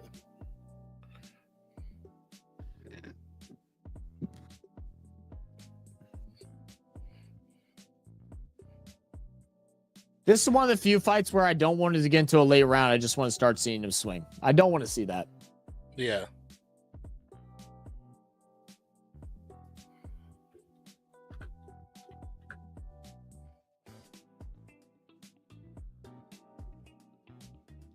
Someone yelled Bruce Lee. 15 seconds. He's trying to get loose. You can say he's trying to hype himself up to try and get into it, but he just can't. He just can't. It's unfortunate, man. He's old. It's not unfortunate. He's older. Yeah, that's what I'm saying. It's just I feel it in my legs too. Like when you want to get up and go and try to jog something, it's heaviness. It's just slow, and you know what you want. Your mind's telling you to do it, but your body don't respond the same way. And again, like there is muscle memory, right? So like, like the muscle memory of when to weave, when to throw and all that stuff, that comes back pretty instantly, but the fatigue doesn't come back right away. Mike hasn't been trained for fighting since 2020. And before that, how long it had been? It had been almost 10 years before that. Probably 15, 20 years, right? So like, and at the age of 58, it's like, you can't expect it. You can't expect it. I know everybody's hoping for it, but you can't expect it. And for me, watching this fight, the fact that he's still in there right now, I think this is this has not destroyed his legacy at all. No, because what's even funny is Paul's been still running. He's still there. He's still running. He's still backing up. He doesn't want to take a shot from Mike. He doesn't want to take one. Yeah. Because if he felt confident to take a shot from Mike, he'd eat those and then counter and swing back. But he's not. He's scared to. Yeah. He's only eating certain. Left hand. Once we sit back. Mike Tyson, couple left hands. And you can tell those hips aren't moving either. Like he would normally have his hips turn right there when he sends that jab to extend it out a little bit more, and he just can't get him around. Yeah.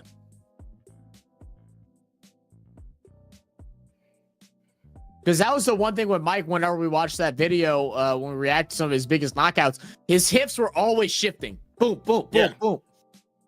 Those hips can't move. Oh, he tried to bait him into that left uppercut. Yeah. Because that's his, that used to be his bread and butter.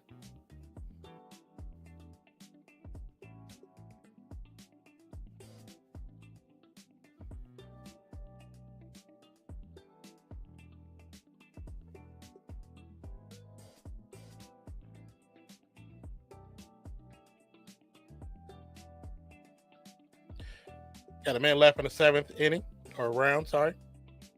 Mm-hmm.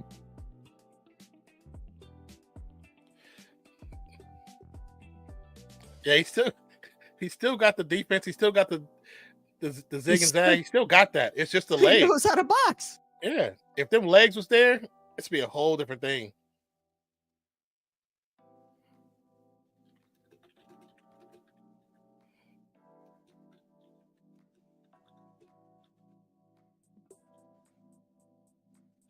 I didn't know that was a rule. They can make it a rule.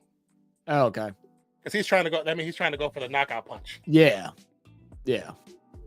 Trying to figure out how far he needs to be. That's trying to protect Tyson. Because, he is 58. Yeah, no, for sure. Good Bob. Going to a final round, baby. Yeah. This is not what the people wanted to see. Because people were too optimistic about what was going to happen. He's 58 years old, guys. Go fight your grandpa. Tell me how that works out. You know what I mean? Where's SB at? Main Star, didn't you say you were in your 50s? Main Star, you gonna come square up and box? Like you heard Roy Jones talk about in the booth. He's like, I'm 40. He said, I wouldn't even imagine getting back into a ring. He's like, my body don't work the same no more. I agree with you, CDF. I think he's doing pretty damn good for a 60-year-old man. Absolutely. I agree with that. Hopefully now Jake will fight more equal to his talent, age, size, because these fights are getting ridiculous. I agree, but it probably will never happen. He wants to go at Canelo next, but Canelo's not going to accept the fight. But honestly, Canelo should sell a pay-per-view, knock him out, and then end the career. That's what he should do. Tell him this is for Tyson. Exactly. If you're on Twitter, tell Canelo, do it for Tyson. And Canelo has had his fair share of hate over the last couple of years too. Yeah. Like, go out, say that, knock him out in the first couple of rounds, and then all of a sudden everything's clear. Yeah, yeah. He wants the knockout. Yeah, Tyson wanted. He looking for it. Paul kind of just jabbed at him. Good overhand left. Good right. Nice left from Tyson.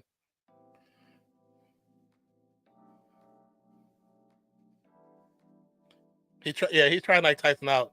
But if he leaves himself open and Tyson see it, it could be a problem.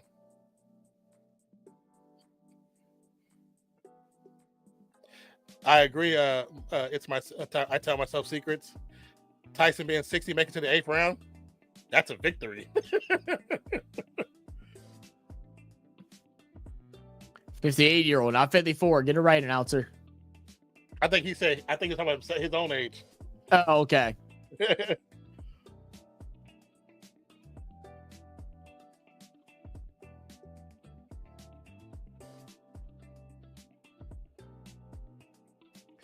Oh yeah, Father Time doesn't lose. Stay up, Mike. Stay up, Mike. Yeah, Stay up, Mike. Tyson, give me one. Give me one, Powers. Just give me one. Right. Give me one right now. About to hear the click click. They didn't even do it. There it is. They're 4 seconds late.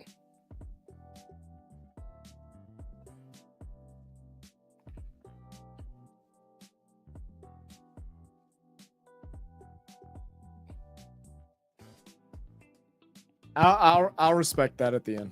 Yeah, Instead of swinging blows, I'll respect that. I'll respect that. Jake Paul does have to work on his actual skills because you couldn't knock down a Could have 50-year-old got for sure. So if you could knock down a 50-year-old man, you can't beat a young boxer who isn't really that good in Fury. You got to go back to the drawing board. Right. Guys, just let y'all know in Discord, I'm not going to open up mics here, but come and join us on the YouTube channel. But go ahead and drop a link. That way y'all can come and talk. We're going to come talk about the fight and stuff like that. If y'all want to come in, join in and hang out for a little bit, y'all can do that. And here are our opinions. I'm not going to talk about it here, but come join us. And, not the fight we expected, but I will say the weird thing that a lot of people won't like is respect Jake Paul right at the end there, just to bow down, let it be what it is. 58 years old, staying in a match for 16 minutes, not to fall. It's incredible, man. It's incredible. So I'm going to post a link in the little chat here. I'll also post a link in the RFS chat. So y'all come join us for our live stream. We'll hope to see y'all there. Appreciate y'all for joining in. Make sure to take advantage of all the Discord that we have to offer here. Appreciate you guys. Catch y'all in a little bit.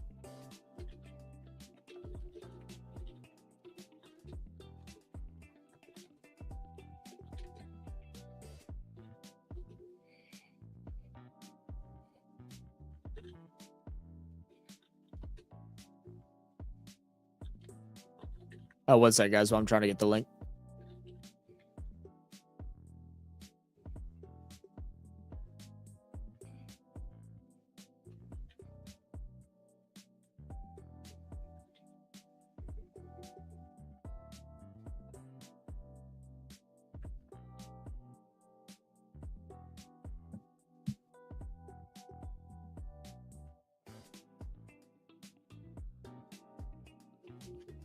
I hear like another voice. I'm not sure. Are you watching something like a Australian dude talking? Oh, can you hear that? Yeah. That's why you're hearing things. Why are you able to hear that? You're not supposed to be able to hear that. Yeah, I heard that. Oh my God! I know why. I know why you're hearing. Oh, I know why you were hearing yourself earlier. I'll fix that next time. I know why you were here. Oh, people on stream could hear you the whole time. I got it. Oh, okay. For okay. Discord? yeah. Oh, that's their time. Yeah. Yeah. Also, I just figured out who the person was that y'all could hear the whole time during the matchup. Sorry about that. Didn't realize that was happening. This is the first time I've done it this way, so I'll fix that for next time. But that is my partner Nonpfixion, who is the other host of Real Fan Sports. Yeah, my bad on that one, guys. My bad. I didn't think it was gonna work that way, but it did. Sorry, y'all. Oh, he said yes. I could hear Not on Discord. How did no one in chat tell us that earlier that y'all could hear Not on Discord? But did y'all just have things muted? Thanks for the Discord invite, guys. The Marmaladian. I like that name. What up, Aditya? AP? I was trying. Yeah, you're hearing that in Discord. I'm going to close this.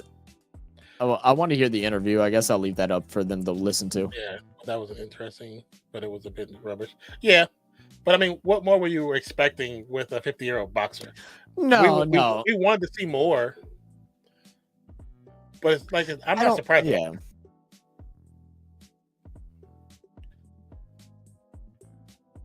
Same thing as Roy Jones Jr. After seeing his legs the second round, I knew it was going to probably be like this. All it was just him staying upright. And that, to me, like I said, still is a win. Like the person said in the Discord chat, that's still a win. He still proved something that... All right, guys, I'm going to close things out here. Appreciate you. If y'all want to come tune in, like I said, link is right there in the chat, in the live sports stream.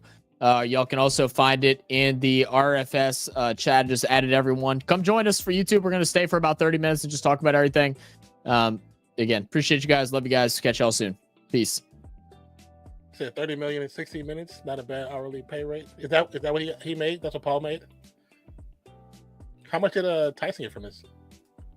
Said if it went longer. Tyson got 500. He got half. It was like literally half. Okay. Mike could take the punch. That's the thing. That's what I was saying. Because some of the guys that Mike Tyson has fought are much stronger, much faster, bigger. I mean, George Foreman's hands are freaking humongous. And he took those. So it's like, was I surprised at how it happened? Not necessarily.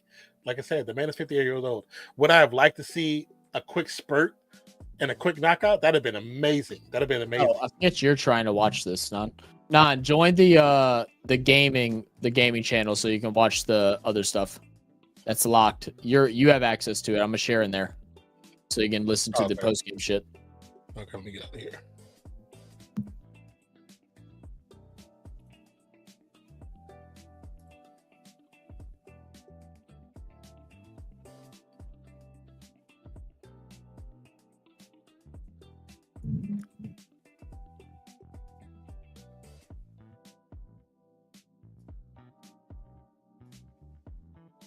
I love what Mike Tyson's saying here, man. I just came out here to show what I could do. I wasn't trying to prove it to nobody.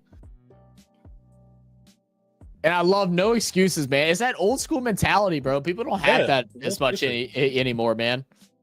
Yeah.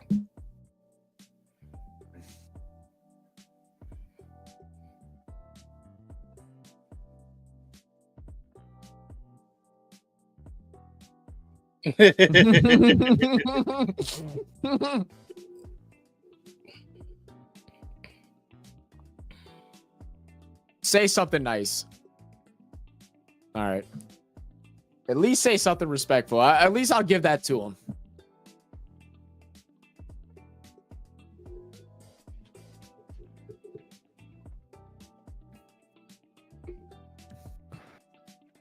All right, now we're politicking, huh? Yeah, he started doing that. It was one thing when you start saying military because Veterans Day was on Monday, but now we're politicking once you start getting. Oh no! Here we go.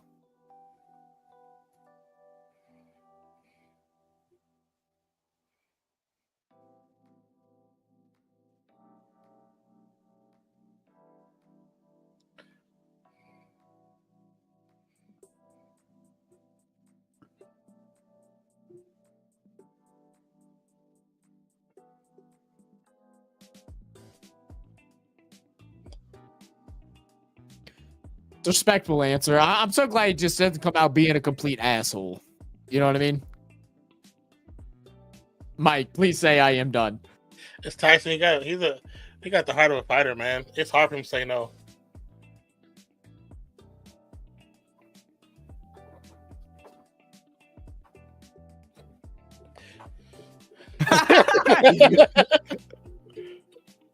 Logan's like, wait, what? He's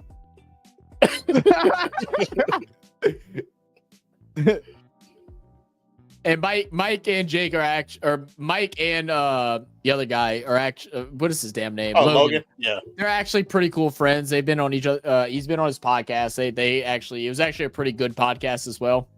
Yeah.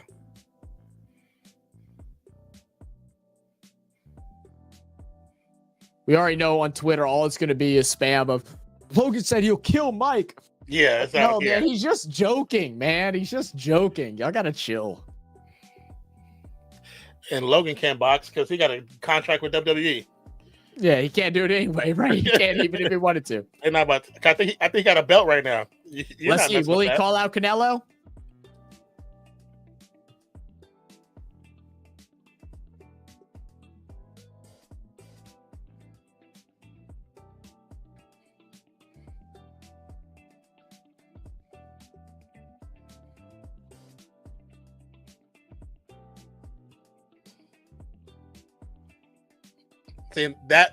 That's a good play. That's a good play. It is a good play though to be like, yeah, that is a good play though. I it's a good play. Well, we always say he's great at marketing himself. Yeah, very good at marketing himself.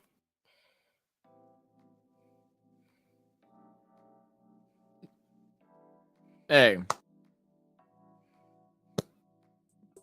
I mean, I can only clap about it, man. I mean, look, it's not the fight that we wanted. I mean, everybody wanted knockouts. I respect Jake because I don't think at the end, I think if Jake wanted to try and knock him out, he probably would have.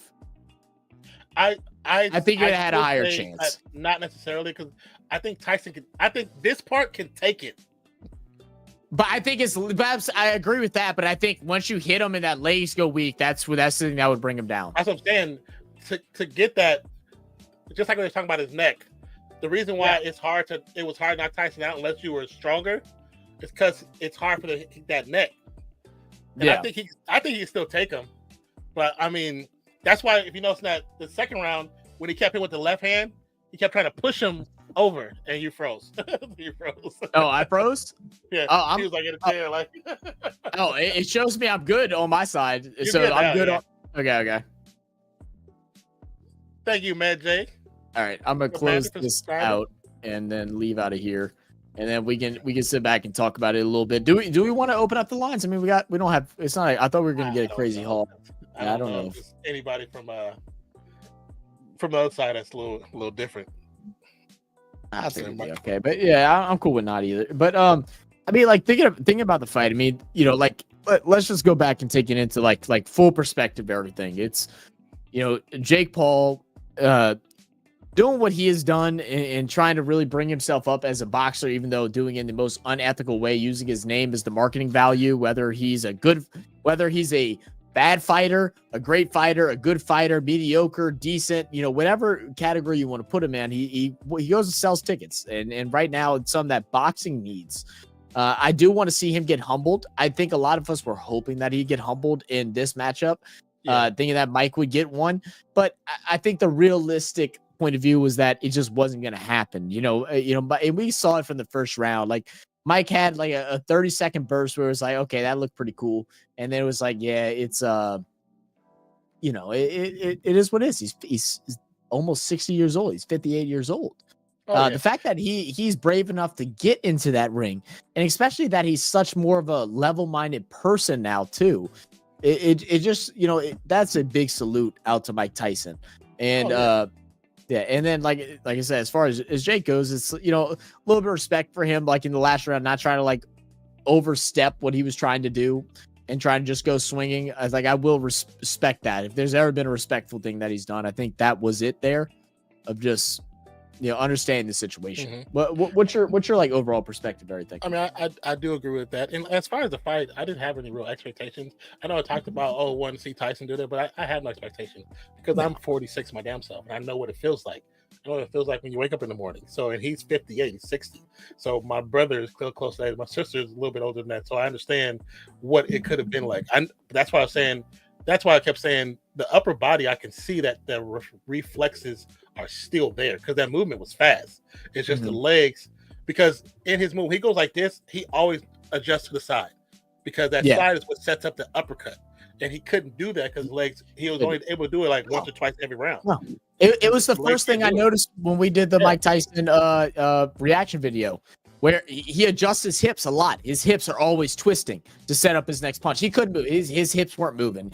He would do a lead forward, and he would try to full rotate 180, and it would be a 90 rotate. He'd catch himself flat, and then that's when he'd get caught, and then he'd have to back out because he couldn't get those hips all the way around.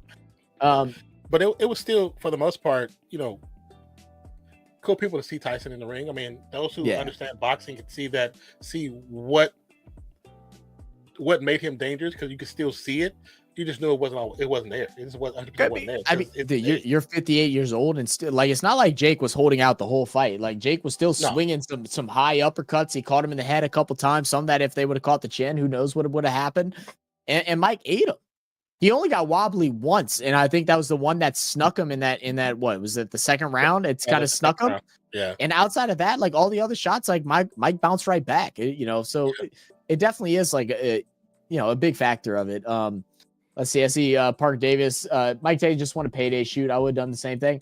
I don't Mike, of course, everybody enjoys a payday, but Mike, don't take that whole like conversation that how Mike had the other day about legacy and stuff like that. Yeah, Mike has become a humble human after all the stuff that he's done, so he doesn't put himself above anybody. That's what he was saying.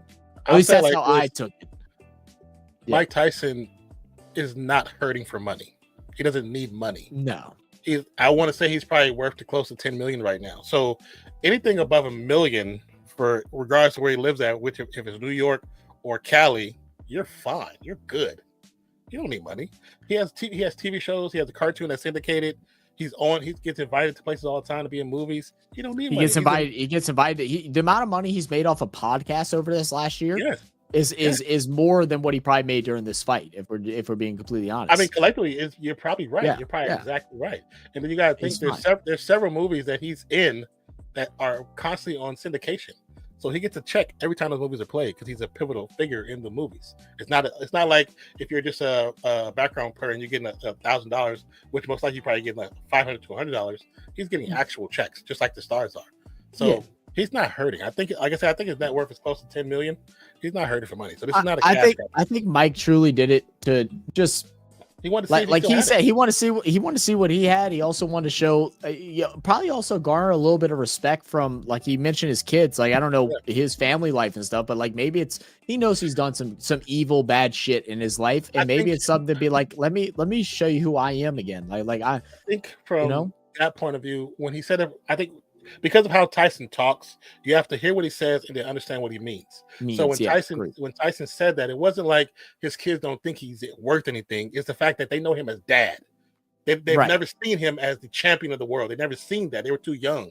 So he's like, I want to show you.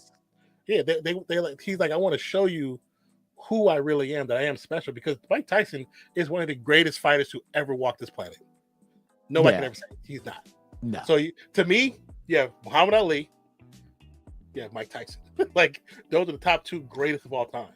And behind there, it's like I can't think of a name. Like there's some, but like they don't sniff the shoes of how great those two are. On the Mount Rushmore, they don't. You got to come down. Like even respect to Floyd for what he's done. Floyd is not Mount Rushmore to me. It's not because I don't like his fighting styles, because I know fighters that were in the 80s and 90s, early 2000s that could beat him easily. They will destroy his fighting style. He's gonna have to defend himself. Yeah. But I mean, he's good for what for the modern era, because he created that style, which dictated what the modern era became. And I still believe to a point that style is partially what killed off boxing, because only people that made money was whoever was fighting Floyd. So if Floyd wasn't boxing, nobody was making money. So that partially killed boxing. Mike move. What's up? Words said Mike moved like a 58-year-old man. Yeah, it's crazy because he is 58. So it's crazy. And first off, if that's how a 58-year-old man moves, God, I hope I move like that when I'm 58. Man, look, man, like I know some pretty in shape 58-year-olds that move pretty decent. But if I'm moving like that at 58, if I can take a right overhand hook at 58 years old, now I'm feeling pretty good about myself. I ain't gonna lie. He ain't moving like a 58-year-old. Maybe a 40-year-old. Maybe a normal 40-year-old. His legs look better than mine. Right. That's what I'm saying. Like, yeah. I mean, it is what it is. Everybody really realistically knew. Like, if you were smart, you put the house on Jake Paul on this fight. I mean, if you were smart, that's what you do. A lot of people are going to win a lot of money, but I'm glad that it turned out to be a real fight in the sense of that they didn't just end it as a draw and do some bullshit or whatever. Here's the funny thing about it: if Tyson really was about the paper, he would have ended it before the fourth round, because. Fourth round, if it doesn't pass the fourth round, it doesn't go on his official record. It does go on his, very true. And he still gets the paycheck, no matter what. He gets a paycheck. But he went through because Tyson is a fighter. Tyson's a fighder. He's not a punk. He's like, hey, I got a little bit left. I ain't got it all, but it's give me one. And you could tell he was hunting for that one opportunity. He just could not find it. Just could not get it. So yeah, Facts. It wasn't definitely cash. It was cash grab for Jake more than it was for Tyson. Yeah. Tyson. Well, both of them are chilling financially. I mean, let's just be honest. They're both chilling financially. It's a clout thing for Jake, and we'll talk about Jake in a little bit. I'm gonna read through a couple of these comments. Just find funny how people thought he'd get a knockout against a 27-year-old. Well, I think it was hope. It was a hope and a dream. It's just like we know what Mike Tyson can do if he gets a hit, but if Jake Paul fought strategically, there was no way that Mike should have been able to get there. Like that's the bottom line. Like there's no way that Mike should have been able to be allowed to get inside of him, get close up, because Mike is an inside fighter. He's not a reach fighter, to knock him out. But Jake, as much as he's not a great, whatever boxer you want to call him, he's also not a stupid boxer where he's just going to put himself in there and try to get hit. You know, he's going to make sure he gets the win, and it is what it is. I don't believe Jake Paul is a professional boxer until he beats something his age that's a boxer. Time Fury beat him. The Fury fight. I didn't mind I didn't really mind most of it. Oh yeah, but Fury's not even really that good of a boxer. But yeah, Fury's not that good of a boxer. No, that's all I was saying. He's not a very good boxer, but I didn't mind most of it. But you could tell where his skills lacked once he starts getting wobbly. Yes. That's where things started closing out, because out of all the YouTube boxers, social media boxers, all that shit, Jake is the more boxer stylish. Like, for the most part, he keeps his hands up.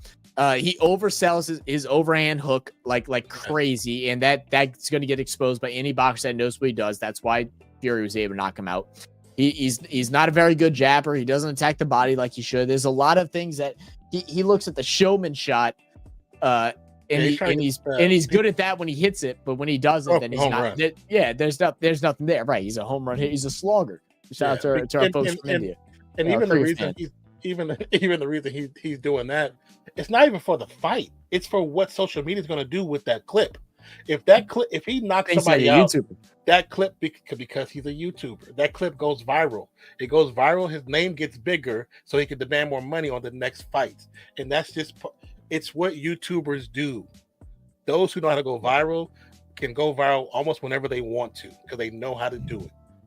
I feel like when Jake came out and talked after the fight, where he's asked him who he wanted to, and they like, oh, you said you mentioned Canelo. You notice he didn't mention Canelo right away. It's because he did knock out Tyson early on. So he's like, I'm not gonna do that, because I know if I get knocked out by Canelo, then that's it for me. Yeah. And now this reality is setting. So it's either everybody's gonna buy into him fighting another person, another name that's big but isn't a boxer. That's the only way he sells again. And this is where the downfall of Jake Paul is. Like if he wants to box, he needs to go into the lower cards. And honestly, I would love to see it. I would love to see how he competes against someone that is of a lower card, and just sell it. Like, your name is so big at this point because of your fan base, where you're still going to sell a card. You still might not see the top dollar, but bro, you're making money regardless. So just chill the fuck out. Sell it what it is. Make a rule in the contract where, because you're fighting, because your name is who you are, that you get a better pay just because even though you're an undercard, and go fight. You can do that and go fight someone that is of your age, around your age, and try to work up the ranks and just see what you can do. Find a weight class that you feel comfortable boxing in, and then fight in that weight class and see what happens. But he has to go and do that, and it can't be one fight a year. Like, you need a fight every 6 months. You're a young kid. You need a fight. You need a fight every what? I don't even know if 6 months is too. 6 months might be too long. It might be every 4 months. Guys was doing 3, 4 fights in a year. Right, that's what I'm saying. Trying to get to that belt, they was doing 3 and 4 fights in a year. So I mean, I think everything that you said is exactly right. Because when they said the Canelo thing, you saw in his face, like, I can't. He had to keep that persona. He had to keep that persona, but he didn't want to say it. Yeah. Because I couldn't knock out a 50-year-old man. I couldn't knock out Tommy Fury. I got to figure something out. I got to probably go back, maybe even slim down a little bit, work on my technique a little bit more. But if he goes, like you said, and works with somebody, go against somebody that's definitely a lower card in the Fury area, That's a little better in the Fury area for sure. Yeah, I don't think below the Fury. I think in the Fury area. I agree with that 100%. You see what the next opponent is at that time, and fight him. But train properly. Don't make it a gimmick. Don't put on a fat suit and try to do all this. You don't need to do all that. I just want to see. I want to see him locked down for the next 6 months and just worry about fighting. Yeah. And I want to see. And I want him to go out in the box. That's what I want to see. Because people say it's like, oh yeah, like this 16, 17-year-old boxer can knock out Jake Paul. I don't think he's that bad to where it's like something like that. Yeah. But he's definitely not at the level that he's trying to put himself in. Right. He knows how to box. You could tell. I mean, you could tell we've watched enough of these social media boxers where when they step into the ring and these athlete boxers, like Jake Paul, when you consider an athlete before this point, they can't fight. Yeah. We've seen it time and time again. It was horrible. It was embarrassing. Yeah, it's funny to watch and it's fun to watch, but it's like, I'm not paying pay-per-view for that. No, hell no. I saw Nate Robinson punch like this. It blew my mind.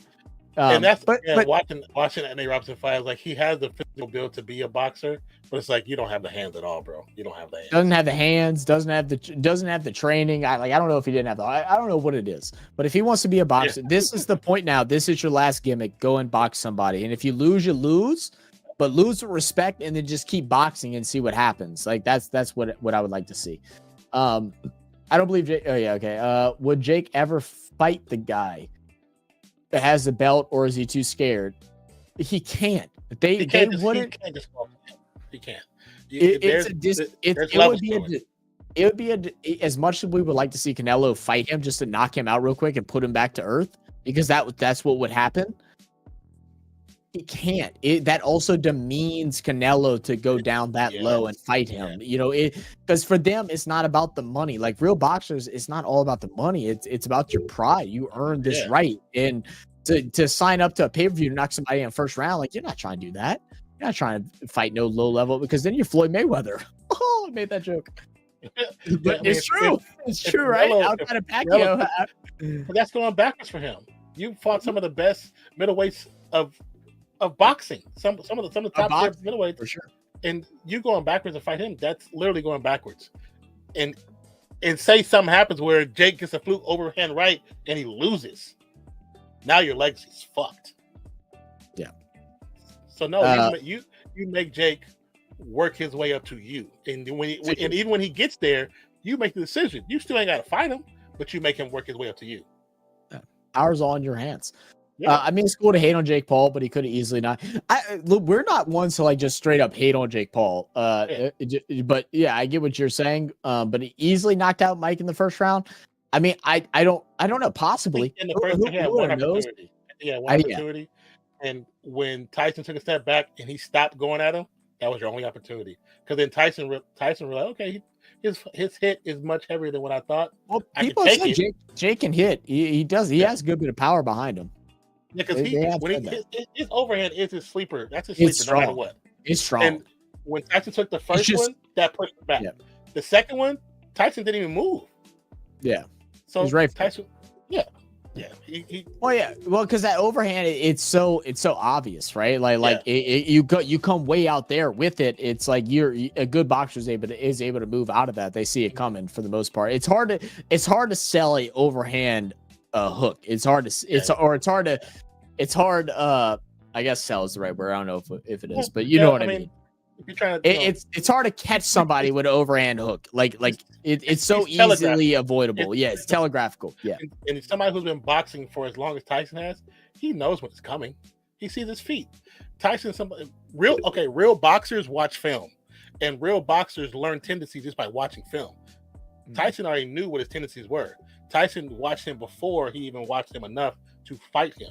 Because when you come over the cross like that, you're not swinging just with your upper body. He's coming that leg. So once he sees that right leg come up, it's coming, and that's what they're looking at. They're looking at your hands, but they're glancing at your hips. They're seeing it. So when he telegraphs that overhand, it's not like a hook. A hook you can come straight across. When you're coming over the top like that, you lift up. Your upper body lifts. So it's an easy read. It's an easy read for boxers. Not for me. Like this, you taking the pressure here, it's not gonna knock you out. It will never knock you out. No, give you a headache. Yeah. Yeah, he was holding back. No need to seriously hurt the old man. I agree. No need. And I do respect him for not at the end there. Because I think once his legs started getting wobbly, I think everybody could see his legs were not stable anymore. So I do respect him. You know, but he also, in the counterpoint, should never have tried to fight an old man. Yes. You know what I mean? If you want to be serious, who won? Jake Paul. Mike Leslie was absolutely not tarnished in any way from this fight. Jake has continued to fame himself with this, to be honest. No, he has definitely not been tarnished at all. Yeah. I don't think he's. Yeah, I don't know. I'd say probably he has been defamed. Yeah, but his loyalists are still gonna rock with him. Yes. But it's just now you got to fight somebody. Now you got to fight somebody. Because people who are in the boxing world, they're gonna look at situations like, I mean, yeah, you took it easy in some parts, but you could have knocked them out if you really want to prove how good you are. The only person you can fight next is Conor McGregor. That's the only one. That's the only high selling boxing fight that you can fight, because no other respectable like MMA fighter or something like that. That's high. There's no other higher like older MMA boxer that's gonna do it. Jake Gyllenhaal, that's funny. But his ass. but there's no other MMA guy, like no big time name MMA guy that's gonna go and step into the ring with him, because they're gonna think it's true. You're gonna tell him to come to the MMA mat. If he wants to do that, then cool. The only person would be Conor McGregor. That's the only one. That is the only one left, and hopefully he doesn't go that direction. He knows it. If I know it, he knows it, because he's done the marketing. Let's see, what is his actual? See, he's so no credit to a 58-year-old at all. He didn't let himself get hit. No, all the credits to Mike. Wait, Gimbo, you might have missed like the early part, middle part of the conversation. I'm just late to reading it. No, we're sorry Jake couldn't knock him out. Mike earned more from the Hangover royalties this year than his fight. For sure. You're probably right. For sure. I've heard some people say they think that they had agreement to 8 rounds. What do you mean? They had man, people, there's going to be rumors spilling out all over the place. And like, take it with a grain of salt. Maybe there was one, maybe there wasn't. I mean, that's what all that shit. No one really knows. Unless you're in the room, you have no idea. And like what Don said earlier, if Mike was just trying to get a check, then he would just close it out at 4 rounds, because they definitely could have been like, let me throw a flag out there. Mike, your knees are gone. They could have thrown a towel out there, but the fact that he went past 4, it wasn't about that. It was this was personal for Mike, and not like personal because I hate Jake Paul. It's personal because I want to see for myself, can I still do this? Gimbo says, Zach, I'll probably be in a wheelchair by 58. Yeah, me too, brother. Like, I mean, who knows? Not to be. Let's say right. We're trying not to be in a wheelchair by 58. Mike's trying to box at 58. There's levels to this shit. It really is.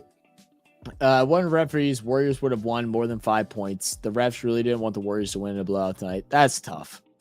I love Andrew just ranting about the Warriors. Yeah, it's just Andrew. It's just Andrew. No matter what's on it, but I mean, hey, they still won, man. The biggest Jake Paul hater has nothing on Andrew's opinions about the Warriors. That's too funny. Hey, shout out to the Pels. Hey, it was the Pels? No, the Pels won. Oh, did we? Oh, yeah. Nice. Jokic was out though, but big shout out to us. I mean, we literally have one starter playing right now, so we're in fucking shambles, dude. We can't. What is up with New Orleans? Like, I don't know what voodoo priestess that we have to go to like get this shit figured out. Everybody that plays in New Orleans gets hurt. The same medical staff as the. I looked up some articles on that the other day. So they are all through still Oshner, and that it is that issue that I was talking about. But now in their agreements, the people that they go and see for their health is not part of Oshner. So they go see who they want to go see. Yeah, because I was with the last game when they played the Warriors. The first one was in New Orleans, second was in Golden State, and even the announcers were saying some doesn't make sense, because like people are constantly getting hurt over there, and it feels like it's a bug. Like it's like they have this getting stuck with bad luck all the time. And I was like, and it made me think about what you were talking about that previous situation. I was like, what's going on over there? Why people can't stay healthy? Mm-hmm.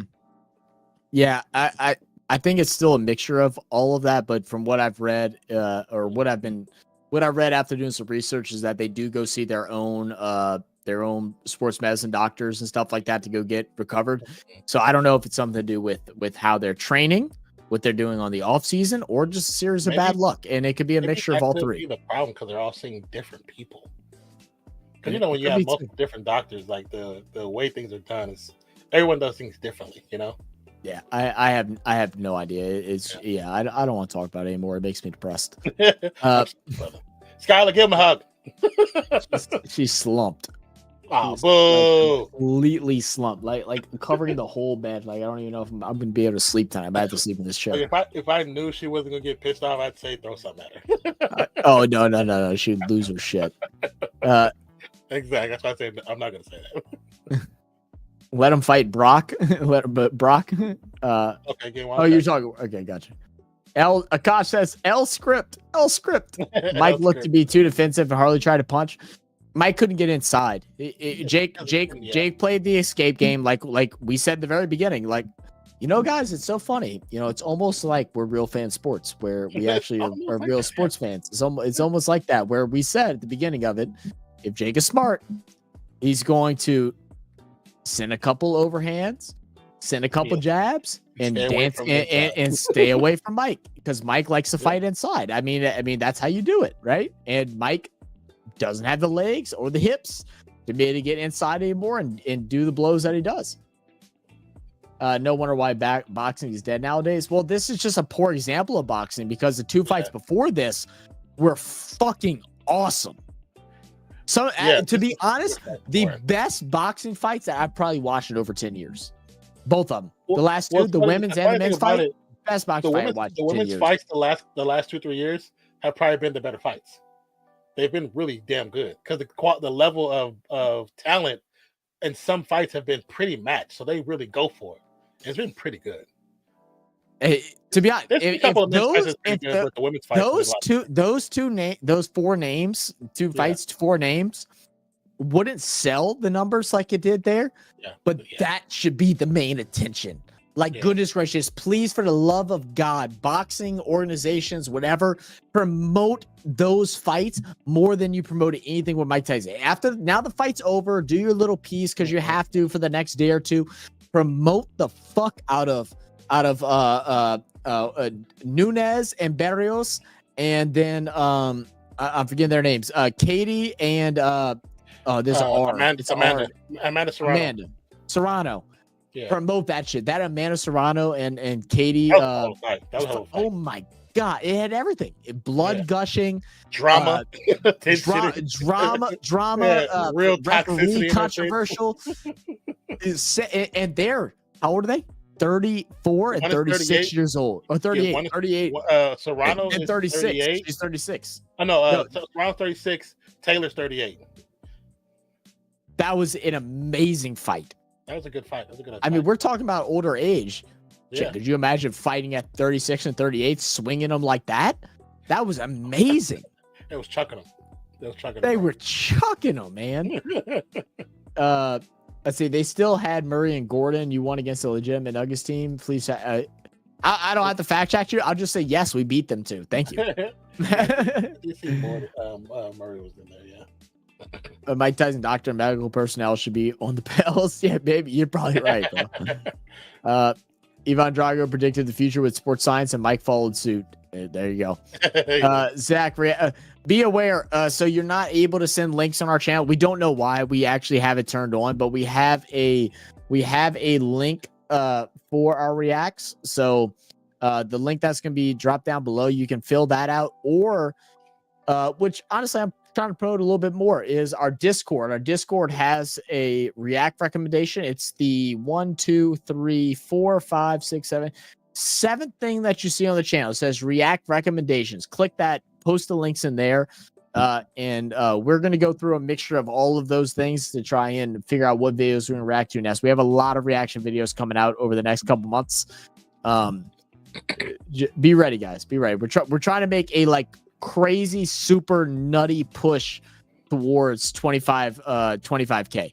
We're 4,000 off, and I would love to have a 4,000 subscriber push in 1 month. That would be insane. It's not impossible. It's not impossible. But we need y'all's help, man. That's it. So share with your friends. Share the channel with your friends. Y'all like us, man. Tell your friends about us. I mean, now look, some people who come in from videos are saying you guys are actually really cool.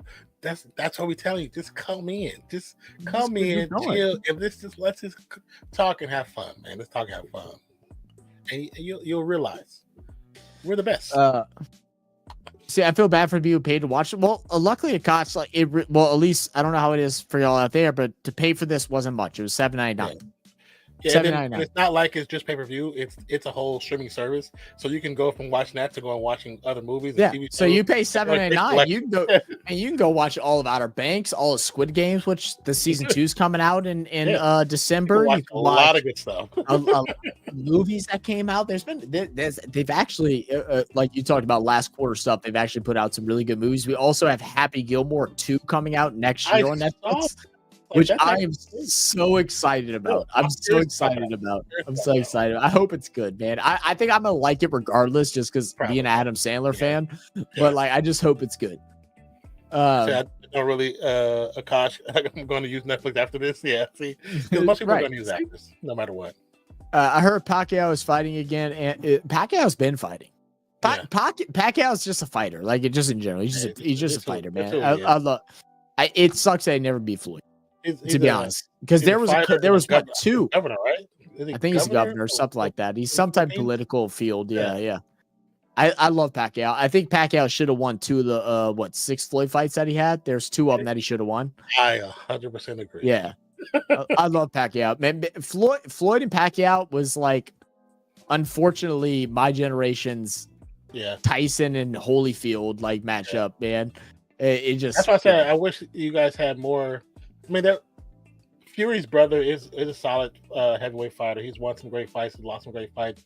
But it's the thing again where my generation, yes, it's a long time ago, my generation, but boxing, there were so many options. There was so many options. It wasn't just like we only waited for Tyson. Like now it's like people only wait for Fury, or they only wait for Floyd Mayweather, Canelo. You know what I'm saying? So it's like for us, it was so many Evander Holyfield. Well, it's because people that want to get into fighting, a fighting sport, they're going MMA now. And like I enjoy MMA. MMA is really cool. But I don't know why. Maybe I'm just like old school at heart. I just enjoy boxing more. Like maybe because I don't understand the ground stuff as much, like jiu-jitsu and like all that stuff. Maybe I just don't. I'm not in love as much with the whole, because with MMA, I feel like it's either a like quick knockout in a first round, like because of a crazy kick or punch or something like that, or a flying knee, or it's a grapple fest. And grappling just like, if I want to watch grappling, I'm gonna go watch jiu-jitsu or I'm gonna watch taekwondo. I don't know. It's not my thing as much.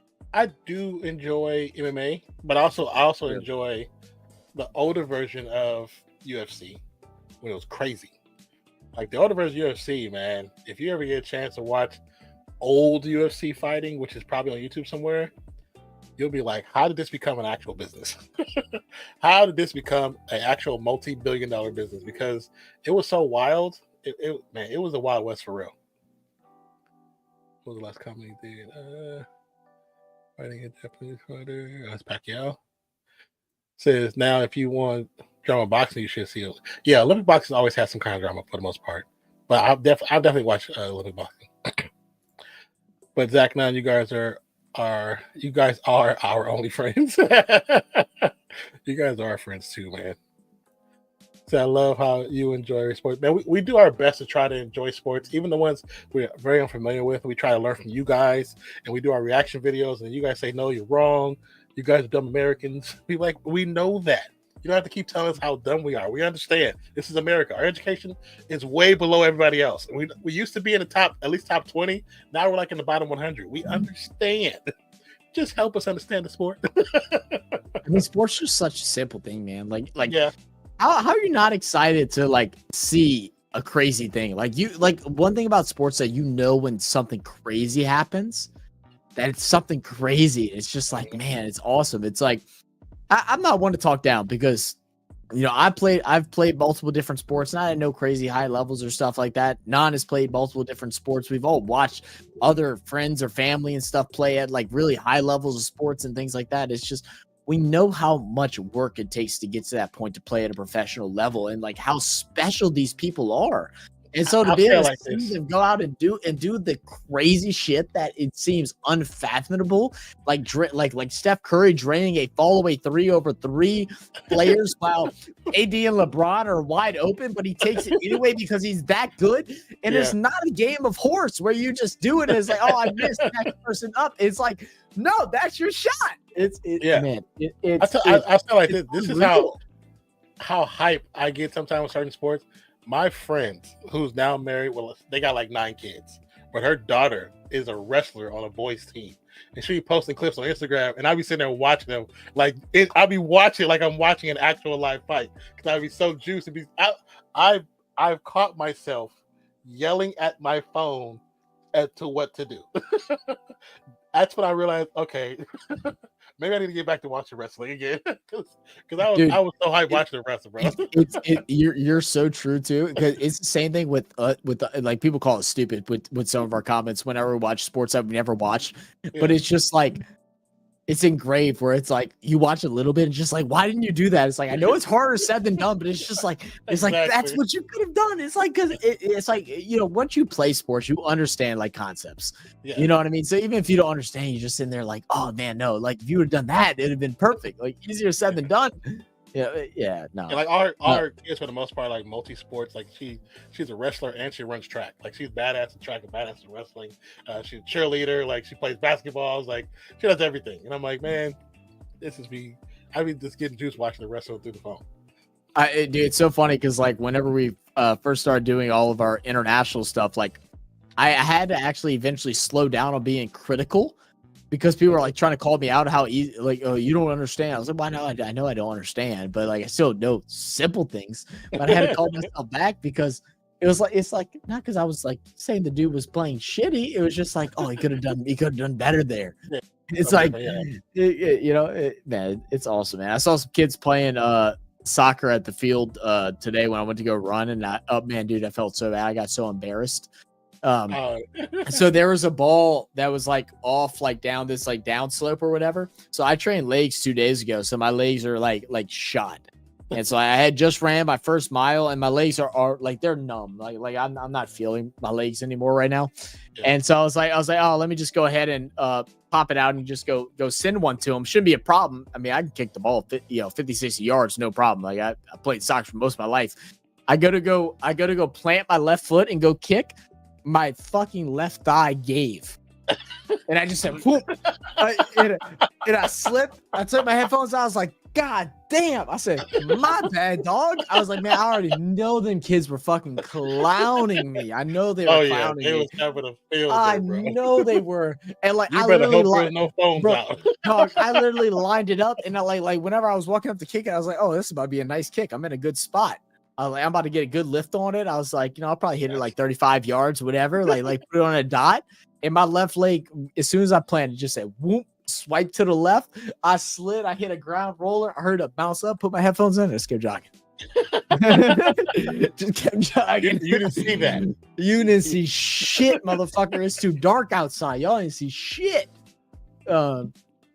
But to be honest, Zach, when's the last good Adam Sandler movie? You know what movie I like? It's been a while. I'm not gonna lie again, Will. But I really like the movie Pixel. That came out not too recently. I thought it was good. It's a kids I movie. liked it better than I thought I was gonna like it. Yeah, same. I actually thought it was really good. I really enjoyed Pixel.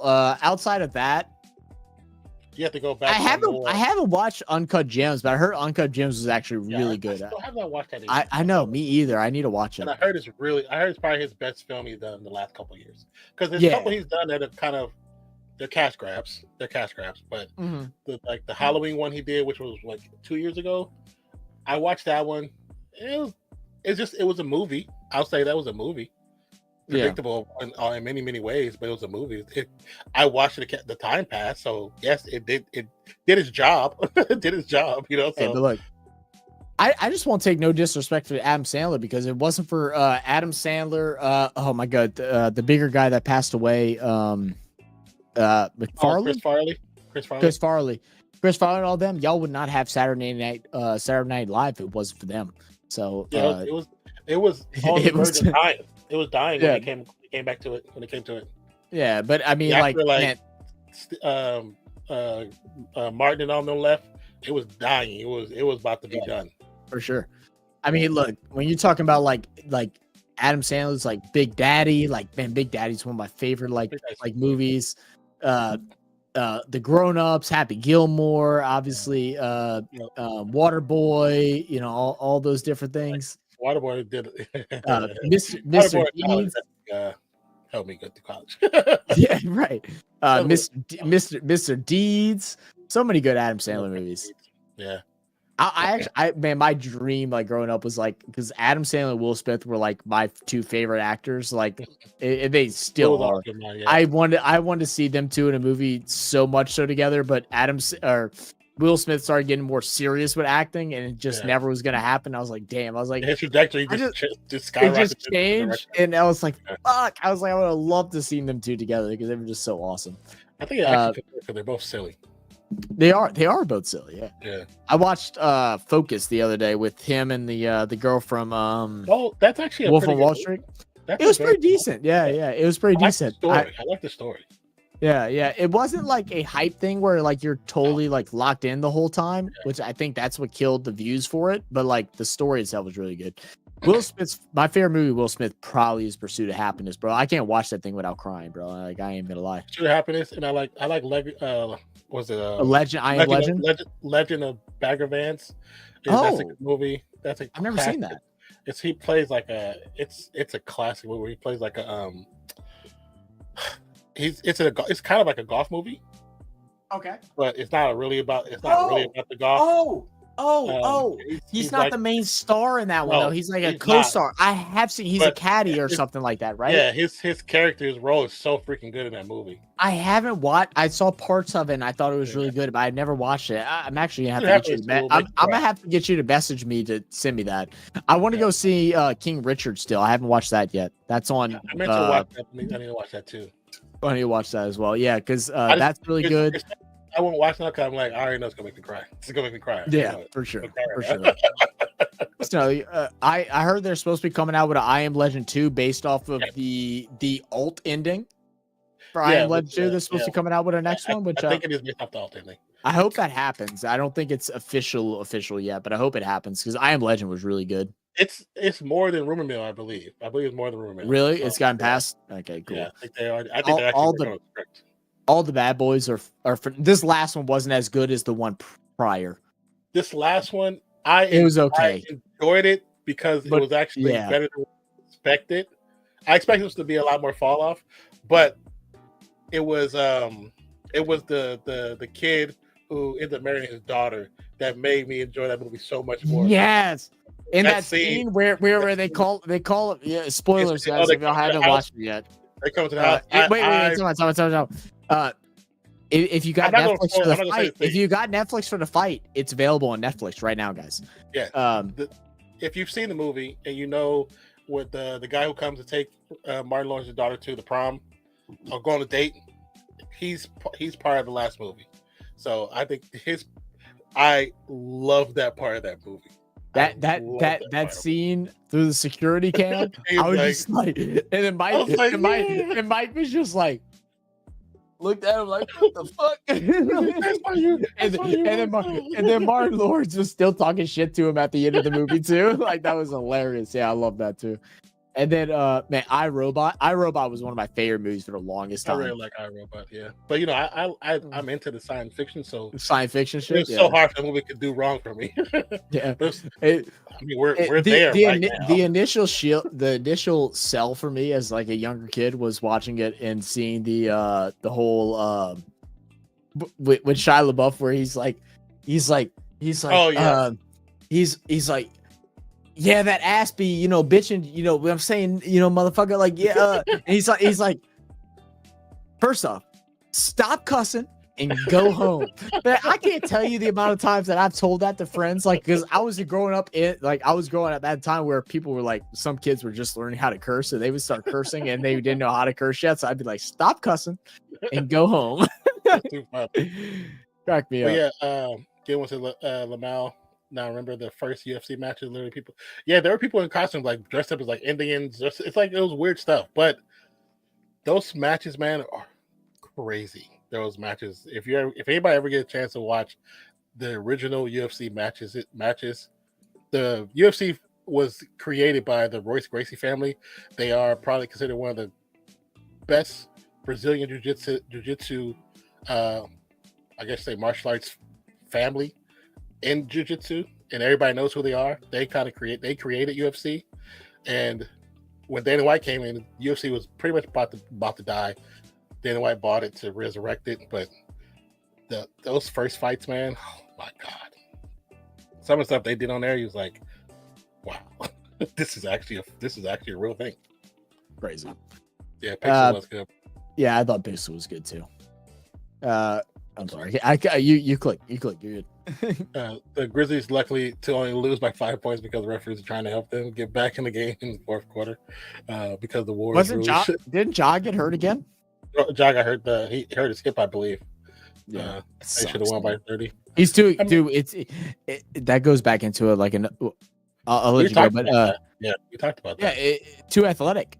People getting too athletic for their bodies and not knowing how to treat it. Again, sports medicine, it hasn't caught up yet. We're in that era right now where sports medicine hasn't caught up with the athletic ability of athletes. Yeah, and it's like when we played OKC and Wiggins goes up against Chet. Chet falls and pretty much doesn't shatter his pelvis, but he fractures his hip and his pelvis. It's like, dude, you're already too skinny. Yeah. You're too skinny. You should not be going up at that angle, and you know that. With somebody who's much heavier than you, it's coming from an angle to dunk. You put yourself in the wrong position, man. I hope you get better, but still, like, you got to be smarter. Your body can't take that. I was talking with guys that are in the guys and girls that work with GALLO that are in the sports medicine field, physical therapy and stuff like that. And like I talked to him about it. I said, I don't know. I was like, I know a little bit of stuff. I said, I stopped studying it. I said, but I know you're studying it currently. I said, you need to figure out what the next thing is. I said, because whoever figures out what the next advancement is in sports medicine is going to make a fortune, because we're now at that waypoint right now where people do not understand how athletically and physically gifted the human body is to what it can absorb, because training has become so far where players, athletes, people in general are becoming so freakishly, they jump higher, they run faster, even at heavier weight, they hold more muscle, and all this stuff, and everything combats what all science has known up till now from like 20 years ago. Like whenever I was studying it, which was like 10 years ago, it was already on that trajectory, and no one has figured out how to like help it yet, and where to find the balance yet. No one has figured out. Someone's going to, and they're gonna make a fucking fortune. Already sports science back. See, I agree with now. That's Pixel. Yeah, I wanted to do a sports science degree, and the only thing that's hard with sports science degree is that your options are, as far as schooling goes, is like you're not like medically something unless you go and get a PhD for it, which takes a little bit more time. Yeah. But like you're not making a whole lot of money. Most of the time you're working with high schools or colleges, and if you're lucky it's colleges, but most of the time it's high schools, and you're just being a high school teacher. So you end up not making a whole lot of money. You lose the passion because you got to worry about a curriculum, so you're not able to actually study it and learn about it. And that's a hard thing. It's going to take somebody that has the forefront to be able to be like, look past all that and just to study it and then come up with something new. And that's what it's going to take. So they tried one with Jennifer Aniston, although Jennifer Aniston and Adam Sandler. What was that recent one? They're dating. Is that the one where they're dating? No, Blended was the most recent one where he did with the other blonde chick. He's done a couple movies, and him and Jennifer Aniston are good friends. Yeah, I think Jennifer Aniston, the last one I remember was just Go With It, which I liked. That was with Brooklyn Decker, and it was like perfect timing because Brooklyn Decker just got Sports Illustrated Model of the Year. So she was the cover model for Sports Illustrated, and that actually was a pretty good movie. Blended was okay. That was with what is her name? 51st Dates. That's my other favorite Adam Sandler movie. That was probably, to me, Adam Sandler, like, that might be one of his in everything. That's his best one. Might be one of his best movies. That's one of the ones that's probably more generational. You can watch that any time frame and you'll enjoy it. You not only fall in love with the movie, but you fall in love with the characters. Mm-hmm. Oh, dude, I think any teenage boy had the hots for what is her name? Why can't I remember her name? Drew Barrymore. And then especially after she just came off of she was one of the main stars in the movie was Seven Angels or something like that. About Charlie's Angels. Charlie's Angels. Yeah. So next one is, and by the way, Steve Kerr was not happy about the referees night. I bet if he said something, I'll be surprised. Normally he doesn't because he knows they're just going to find him anyway. Even though it gets crap, I like Blended by Sandler. I don't remember Blended. I didn't mind it. So Blended was base story of it was don't remember exactly how it works. He starts. I don't remember how it exactly begins, but he with a girl and the girl has kids or whatever, and he has to now like take care of the kids, and they go to Africa and they do different things out in Africa. T. Crew is in there, and he's like wearing a big lei. Oh, I've never seen this. It's okay. It's okay. Drew Barrymore movie. I felt like it was Just Go With It watered down. I felt like it was trying to repeat what Just Go With It was, but just with a different script. That's why I didn't like it as much. I've never seen this one. I never seen this. You know what movie? Thumbnails on I've never seen that one. It's okay. I think it's on Netflix. You know one movie I didn't like by Adam Sandler that a lot of people really liked? I liked it the first time I watched it, and I hated it all the rest. Click. I like Click. I like Click because Click has a really deep message to it. It did have a good message. I just felt like some of the things were just like, I don't know, maybe I watched it too much. But like I watched it the first time, I thought it was okay, and then I watched it a couple more times, and I was like, just didn't have replay value for me. I've probably only watched it maybe 3 times, to be honest with you. Because like 51st Dates, I could watch nonstop. That great story. That's a great story, man. Big Daddy, I could watch a million times. It's so funny. Scott actually, wrinkly balls. Next year, me and Scott are gonna dress up as she said when we have kids, we're gonna do it, but we're gonna dress up as Big Daddy. She's gonna dress up as a Hooters girl, and I'm gonna dress up as Scuba Steve, and then we're gonna have our son dress up with the fireman's hat and the rain jacket and stuff like that. And I was like, I am down. I'm so down. You're like, what's you gonna wear today? Cool. Yeah. Good look. It's like pisses on the bed, grabs a newspaper, and when they go and put the sticks for the rollerbladers, should have watched that stick. There's a stick there. And then the gothic dude that's there, he's like I bet you hate your father. I only have a father. When he was trying to get the food delivery guy, I forgot Rob Schneider to do the spelling. That had me dying. What is fun? That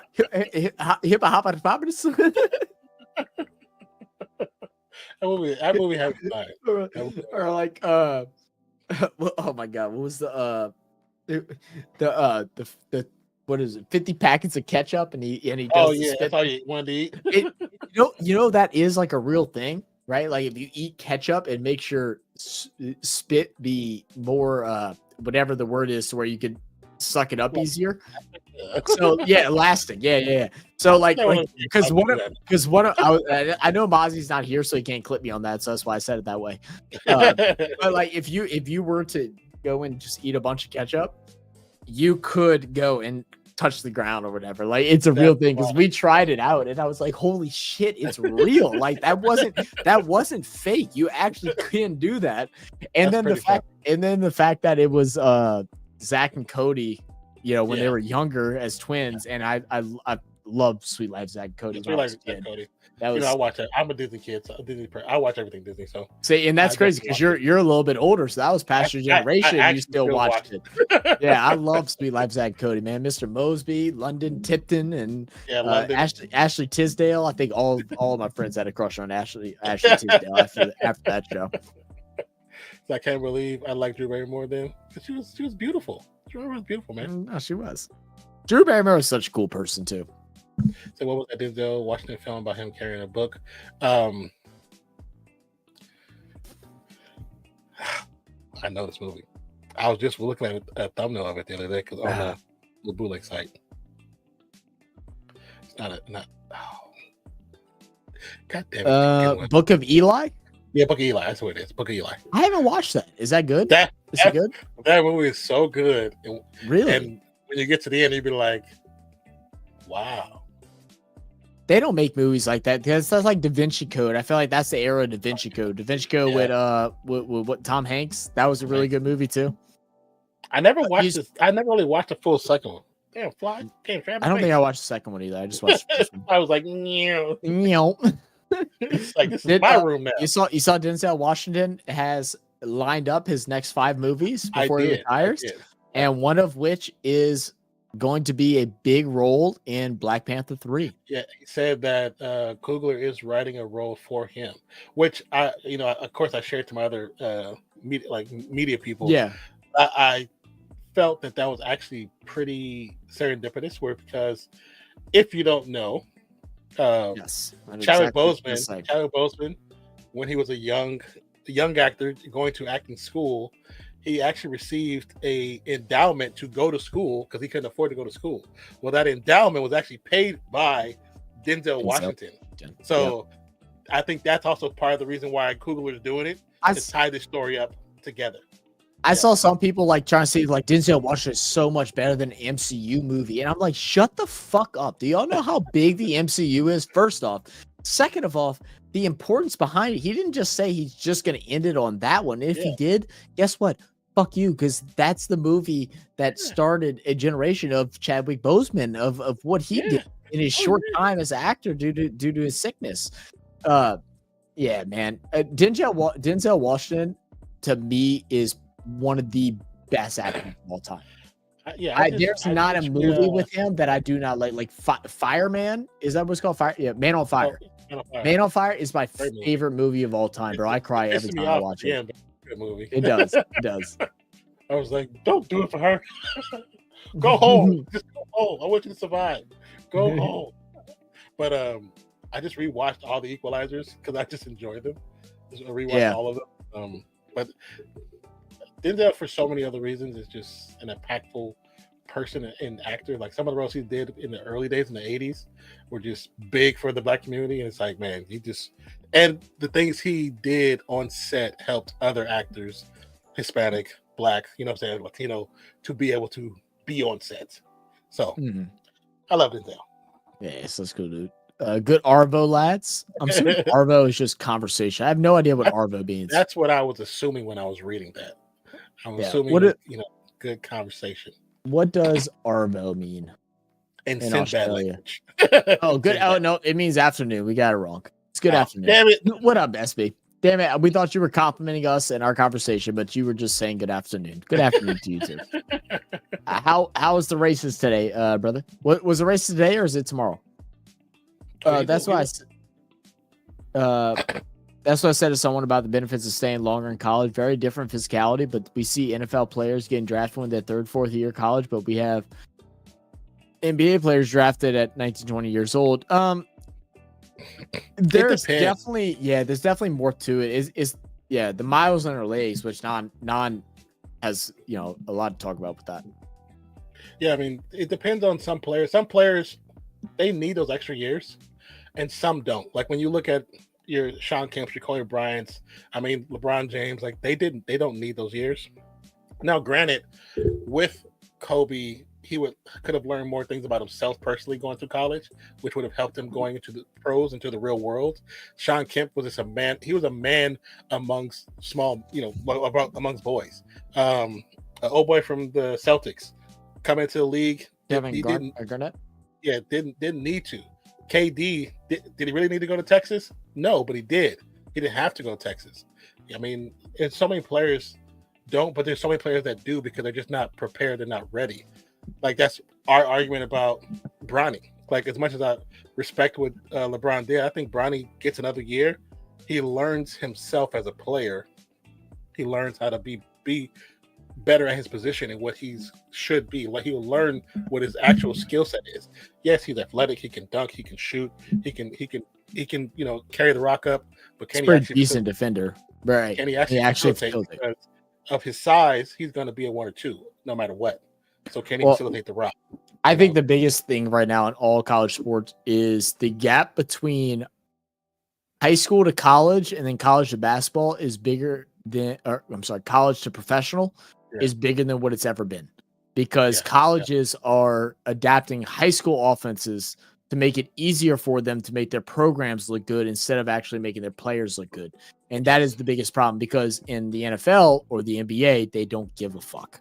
Yeah. That's why you see star players come out of college and become role players, because it's like this.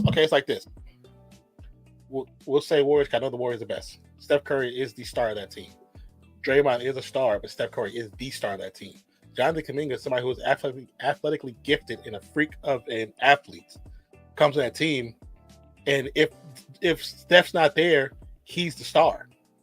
But because you have a Hall of Famer still there doing what he's doing at 36, 37, it puts Kuminga in a position where he has to come off the bench. So you have so many players in the league. People say, "Oh, they're bust. Oh, they're just not good." It's not that. It's that all professional sports in America has role players. They have stars and they have role players. Mm-hmm. And if you look at every professional sports player, for the most part, not every single one, but 98% of them, if you look at their highlight reels coming from college to pros, you'd be like, damn, why don't they play like that? It's because the league that they're going into doesn't want that from them. It has a role specifically picked out for them when they get there. Yeah.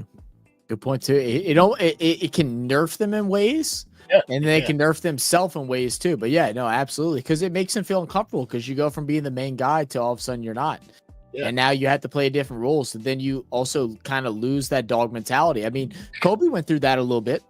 When he was on the bench. He's on the bench, and it took a couple years for him to figure it out. And the other thing is, like, now with social media, everybody's so ready to dog on anybody that doesn't come out and is amazing. And it's just like, man, there won't be no type of real like study on it, but there should be of how like the difference, social media effects on athletes going into the pro. Because they just expect them to all of a sudden start dominating against being 20 years old, dominating against 28 to 32-year-olds that are way smarter than them when it comes to the sport that they're playing, more skilled, and then the younger parts of like the 28, way more athletic, because men peak at the age of between 25 to 30 is around the men's peak athleticism. And people come in college like, oh, he's a bust because he's not dunking over Wembanyama no more. Or Wembanyama he had a 50-point game the other night, shout out Wembanyama. But like, oh, he's not showing out and he's not getting 15, 20 blocks, whatever. It's like, no, it's a different, there's levels of shit. They actually coach and game plan for it. Yeah. Whereas in college, is gotten watered down. And like, that's just, I would love to talk to ECG about that. He probably disagree with us a little bit, but I feel like the skill of the NFL has watered down a bit, as far as well as the coaching in the NBA has watered down a good bit. It's the reason why guys like Coach Popovich just had a heart attack recently, so he's supposed to be coming back. Yeah, prayers for him. But why he still has a job and is still one of the most respected, best coaches in the league. Yeah. Because he knows how to work. He knows how to work with these players and bring out the best in them. It's a skill set, man. You have to look at it like this with the NBA, right? In the NBA, most American players go to AAU. which means they're playing constantly nonstop for 2-3 years, including what they're playing in high school, their high school team. And they're playing every weekend for the whole summer, and they're playing 3 to 4 games every weekend for the whole summer. But they're not brushing up on actual skills. They're just playing. And when you're just playing, you're playing against people who are similar level. Do you actually grow, or do the ones who are just more talented just show out? And that's what we see. We see, oh, well, they're just much better. Not necessarily. It just the other kids aren't able to practice their skills. Their actual. Well, it's so funny you talk about that, because like you said, with the AAU and all that stuff, it's like you said, they play year round, but they don't ever just sit down and focus on a singular thing. That's I mean, this is a more like not even a super relevant point, but the last white cornerback outside of Cooper John, who plays for Philadelphia, the last white cornerback, I forget his name, but it's from early. Probably so. I can't remember his name, but he came and spoke to us at my school years back, and he told it. He goes, I wanted to play cornerback. I like cornerbacks, my favorite position. So what I did, I practiced on one skill, running backwards. And like, of course, he worked on other things too, but he's like, I worked on running backwards. I perfected running backwards. He said I had to run backwards faster than what the wide receivers could run forward, at least within the first 10 yards. Yeah. He's like, I had to do this. So that's what he practiced. And so, like, when you don't narrow down those skills, I mean, like, look at Steph. How many shots does Steph put up before games during practices? Oh, hundreds, right? How many times did Kobe Bryant practice his little turnaround fadeaway, from 18 feet? Thousands of times, hours on end. And he actually, there's interviews of him or interviews with, not with him, but with players that have worked with him. And he told him, he's like, they're like, perfect this one skill. Get so good at it to where no one can stop it. Yeah. Right. My dad had a coach, and he had a guy that played college ball and stuff like that. I think he played for BYU. And he was his coach, and he would teach the fadeaway. He was 5'7". He said, I've never gotten my fadeaway blocked. He goes, because I mastered it. He said, because I mastered it. No one could block it. It didn't matter how tall you were. I mastered it. No one could block it. Well, it's funny because people don't worry about perfecting a certain skill. They just worry about just playing in game and just like moving. And that's important too. But you got to perfect things in clutch moments. Mm-hmm. That's why we don't have as many clutch players, because they don't know how to act in clutch moments. They don't have that certain. Yeah, go ahead. I would say it's funny that it comes this part of the conversation popped up, because I just seen a short interview with Steph Curry and Steph Curry's father, and he actually pulled his son out of AAU. And he pulled him out of AAU because he said the one thing he noticed is they were never practicing and working on their actual skills, how to be better skillfully, not just go play basketball. He said, so for my sons, I felt that it was better for them to train on their skills, their individual skills, dribbling, like individual skills of dribbling, crossing over, being able to go behind the back, focus on your shot, than just playing 4 games a weekend. And that's the first time I never knew that. I know he played AAU. I thought he just played it fully. But to know that, it makes more sense why him and even Seth play the way they play, because they're not part of that generation.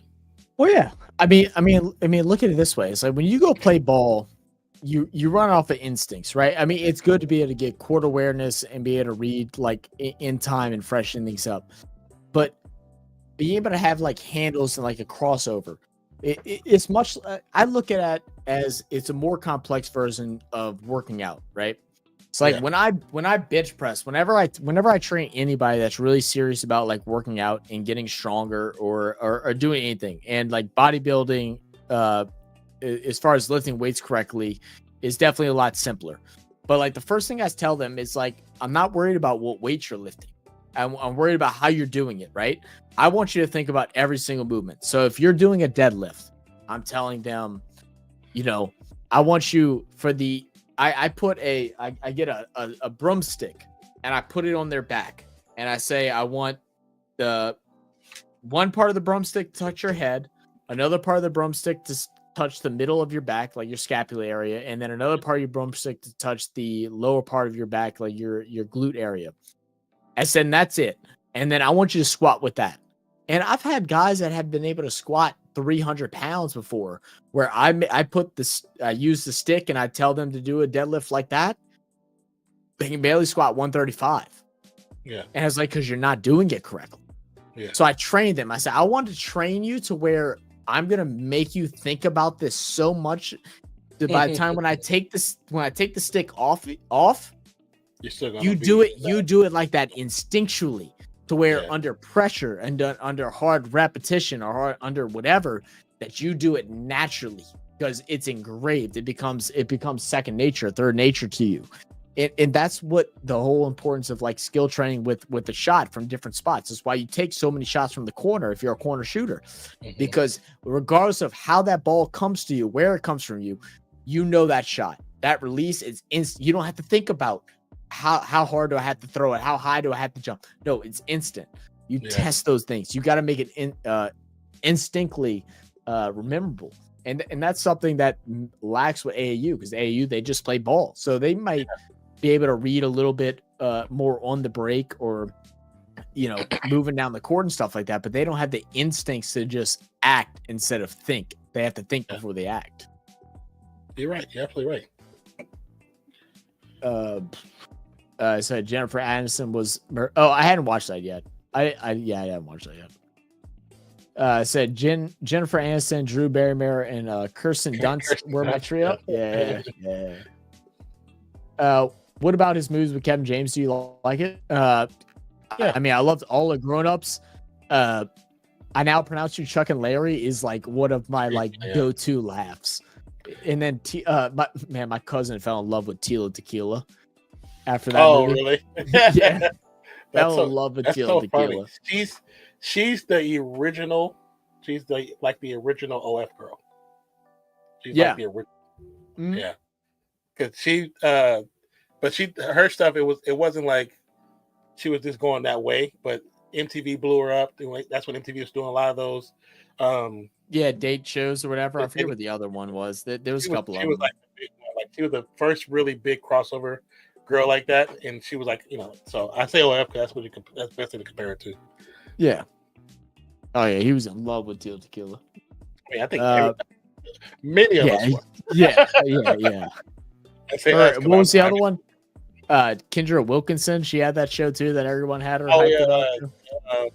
Because she was the Playboy girl. Kendra, I think, was her show. Yeah. Because she was with her husband for a minute until they got divorced. So I couldn't care about his role in Black Panther 3, Zach. I want to see him in that film adaptation of Hannibal. The film adaptation of Hannibal, yeah.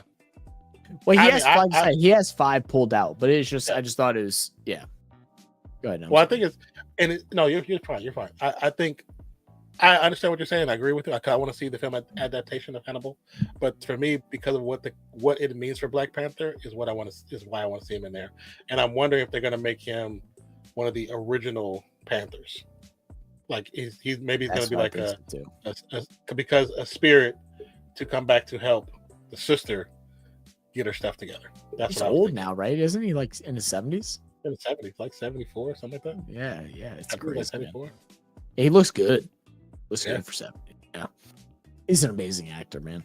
But it's like, you can always tell when a person gets to that age, because I've seen like several interviews. It's all of a sudden like people are posting interviews about him lately, and I've seen a couple of interviews, and it's like you can tell he don't give a damn no more. He don't give a damn. No, he says whatever comes to his mind. And I was like, I love it. I love it, especially with Black people get up there and like they old school. I'm surprised he ain't cursed nobody out yet, because it's a come. But so today she didn't finish as well as we hoped. Put her away now and come back in a few months. A few photos in Discord. Is that what you posted? I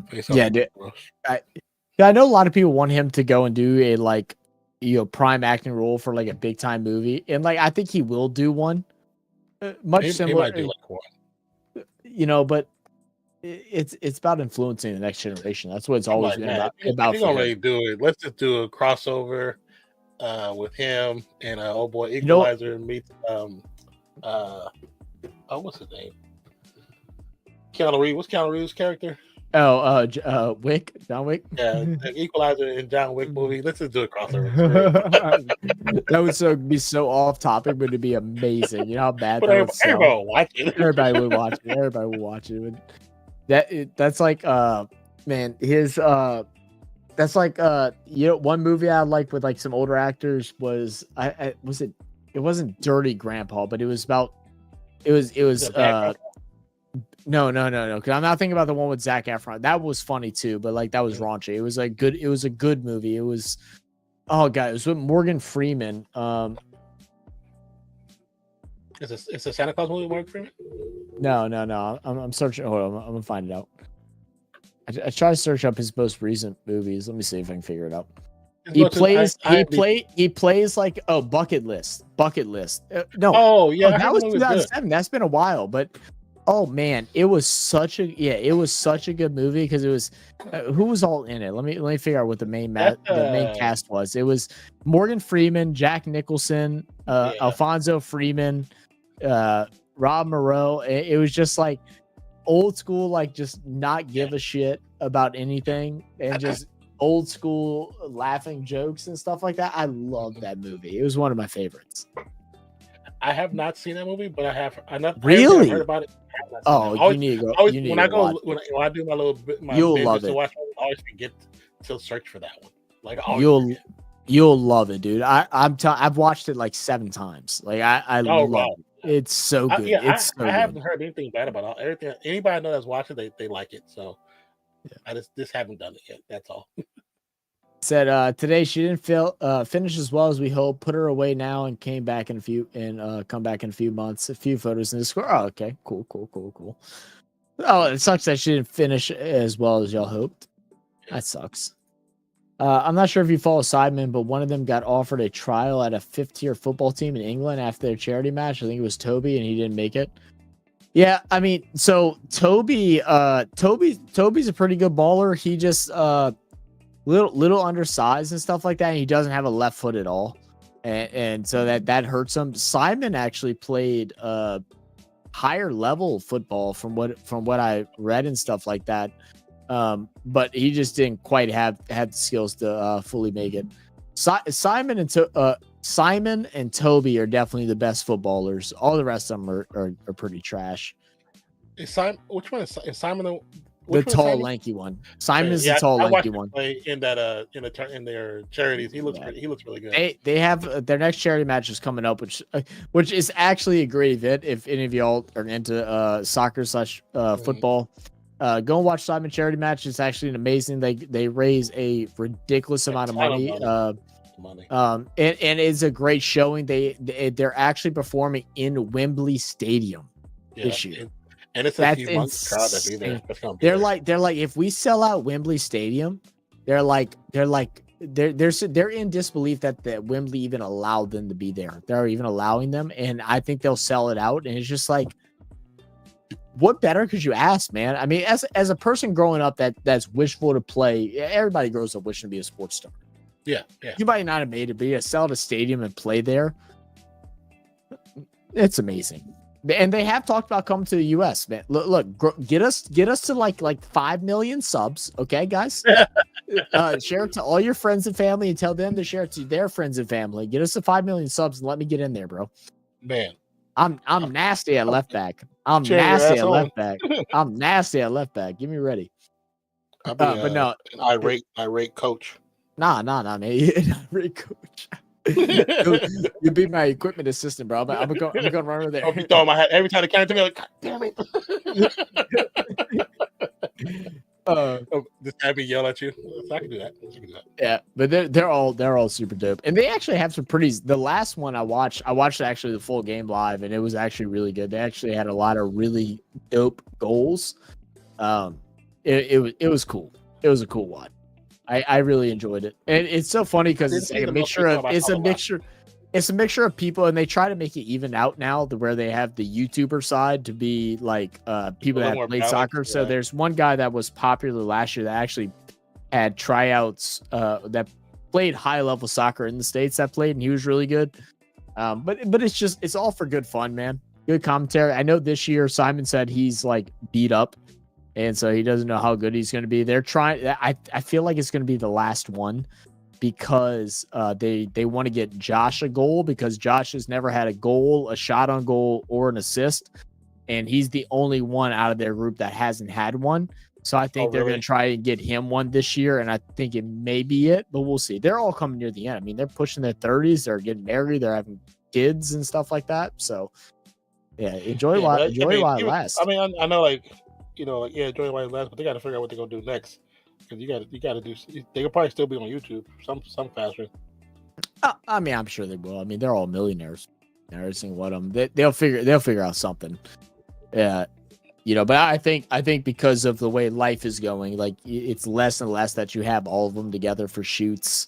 Oh yeah. You know, JJ has his you know, he has the music stuff, he has the boxing and stuff, which I think that's basically came to an end too. He said he wants to do another one, but you know, it won't be for much. Vic is married, he's doing his DJ thing.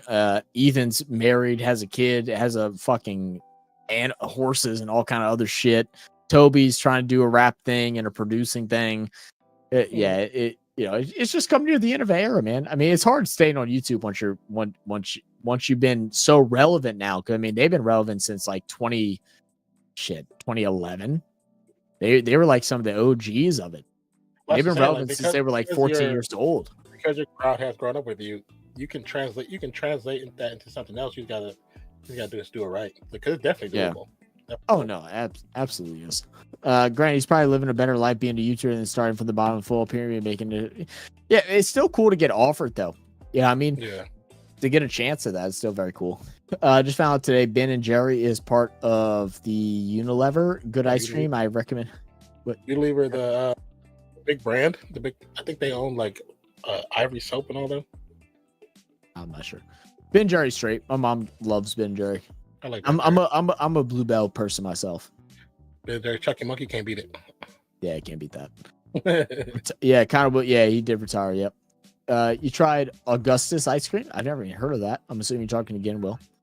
Probably, but I can't remember. Great Maiden House. With your performance at the park trying to kick it back, you'd be lucky to be a bench warmer. You're probably right. You're probably right. We made it to the final comment. Like I'll need about 6 months training. I'll be okay.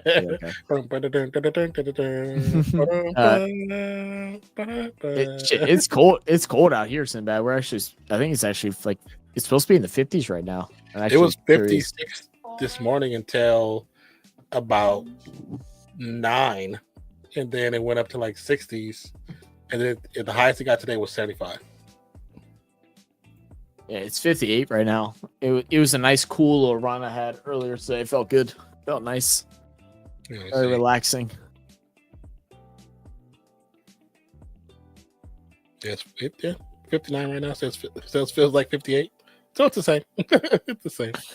Yeah, I'm gonna try to go golfing. Oh, we're supposed to get in the 40s. Come Thursday. Ooh, really? Are we actually gonna get a streak on some cold weather? Maybe. Because we're still Thursday. About time. Thursday. Yeah, we're 69. Yeah, I'm sure in low 45s on Thursday. Yeah, I mean, yeah, 69. Yeah. The low is 43, so that means after 8 p.m. probably. And yeah. Our highs are still in the 60s. Yeah. So 69 is the high.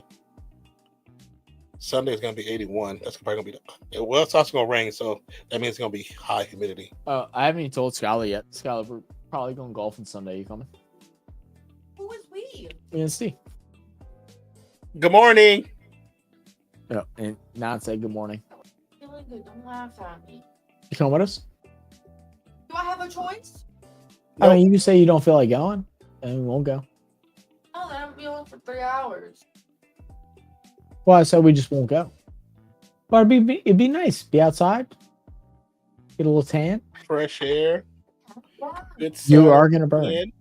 All right. So guys, would y'all like me to do a live stream from the shorts thing while I play? Should do some vertical stuff.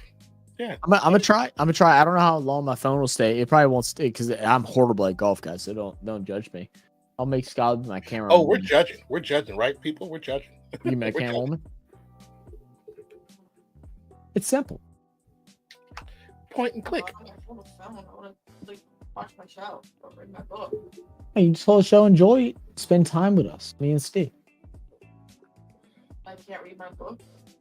I mean, you can just gotta like make sure the camera's set up. So I hope it's not the person that hit big come Sunday Night Football. Not really, like probably like one. Who are they playing again? Get them all. Who are the Chargers playing? One or two. I gotta see what I times. don't have cute clothes. I'm looking like a bum. You have like Lady in such a. it's fine. Oh, they're playing Cincinnati. That's fine. I'll say yeah. Well, it's It not depends on what version Cincinnati shows up. If you can get past the old line, which is very feasible, it just depends. Don't So- hurt. Go get your one guy's reflex. So the Orange Tigers. Oh, Jake, yeah. Yeah, it's been over. You're a decent Scott officer. just asked me, she goes, who won? That's how you know she did knocked out. No, Jake won. Mike had no legs. He threw what 25% of the punches that Jake threw. Yeah, probably. Yeah. Why did you wake me? Because you were sleeping. You look peaceful, and you were quiet for one. Yeah, meet us I'm up. not looking over there.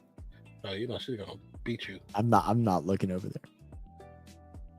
Houston beat the Clippers. Oh, good. That's a good win for them. Good win. Yeah, I was about to say it actually helps me because I'm blind on my left side, so I really can't even see her if I wanted to in my peripheral. That's funny. Sixers lost to the Magic. Well, you know, Magic got a good core, so I can. Oh, is Embiid still out though? Huh? Isn't he still suspended? I think they didn't play him back to back because he played the other game the other day, but they didn't play it. I don't think he's playing back to back. Because I don't know if you've seen any highlights from that game. His first game back, he did not look good. Oh, really? He looked bad. Oh, I got puke real fast. You say you got pee or puke? I think it is a puke. I just don't really like our secondary. Well, I mean, come to a time because this is Harbaugh's first year really. So with the draft coming up, they'll be able to select some good youth because it's not like you guys need a lot of pieces to become a contender of any sort to like the playoffs. You guys have good pieces, so they can be more strategic in what they draft, which is a good thing. You don't have to worry about drafting quarterbacks, so you got to be top 10, but you still can be in that middle of the pack and get decent quality players. Especially if you're looking for secondary, safety. If you're looking for secondary or linebackers or D line, yeah, you still find some. There's plenty of those out there. It's decent, but we need more. Yeah, Rockets are good. Just missed the play-in. Yeah, the Rockets. Well, because the Rockets they're so athletic. They're so athletic. They're actually really good. I think if Jalen Green can be more consistent, they should make the play-in. If he can be more consistent, they should make the play-in. Because when we played them, he wasn't consistent at all, and it was very obvious him not being consistent. Because if he's not consistent, not saying the twin can't get off because he still got off, and I forgot the other dude who played pretty well, but he is to me he's the star of that team. He's the star of that team, and if he doesn't get off, that team struggles. You can see it. Yeah, I remember because we had to play them towards the end, and if we would have lost to them, they would have actually took our play-in spot because we lost so many games in that middle part when Draymond went out. Seguin is the key for the Rocket side. You think so? You think it's more to him? You think it's him, not the kid I just said? I can't remember. Yeah, it was puke. He said puke. So tell Van Fleet to not shoot 35% a night. I mean, he doesn't shoot higher than 35%, but 35% is still pretty good. It's not garbage because the average is like what? What is the average? Let me see.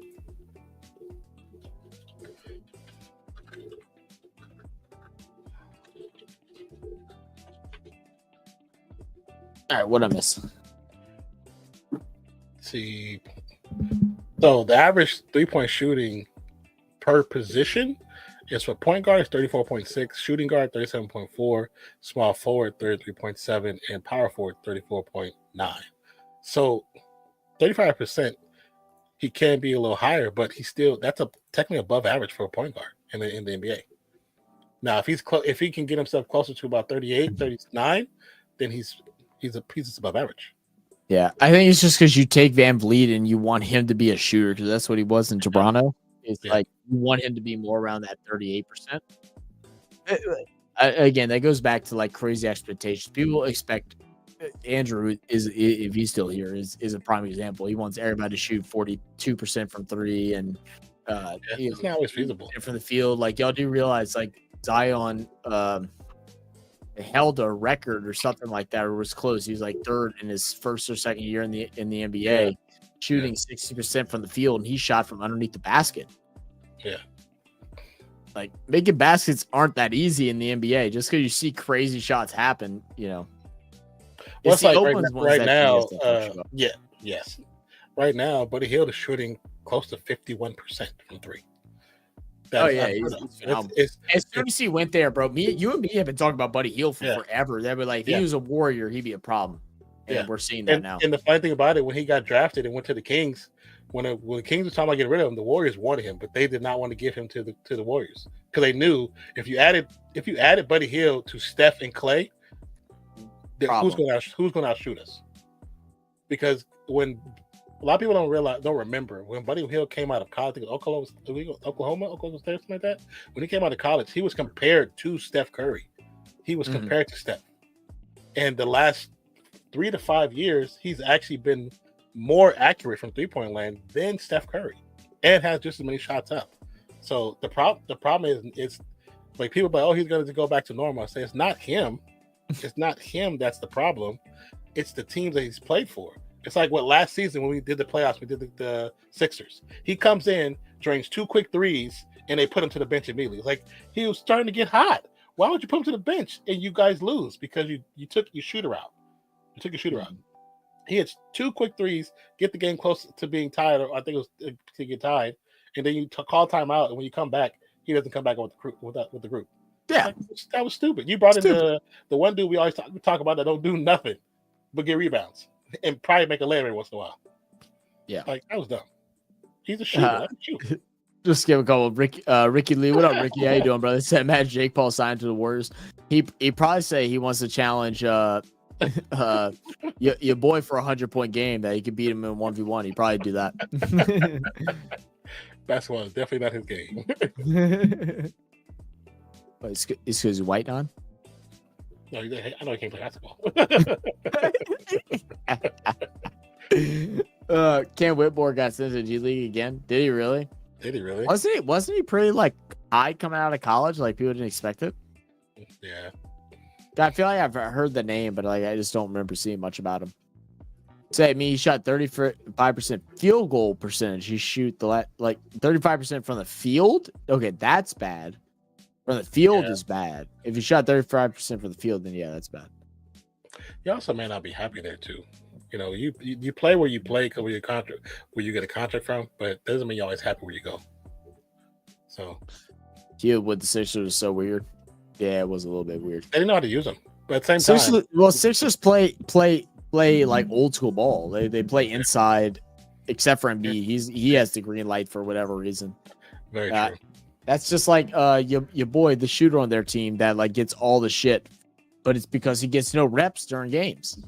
God, you know what I'm talking about. I can't think of his name right now, but y'all know what I'm talking about. The shooter. So now if you're a Sam Hauser or Duncan Robinson, a role player that's there for the 3-point shooting, and you're doing crap, you're justified to get criticized for your 3. Yeah, the bad thing about Duncan Robinson, he goes through such big cold spurts, but he's such a great shooter when he's on. When he's on. But when he's cold, he is cold. Ice.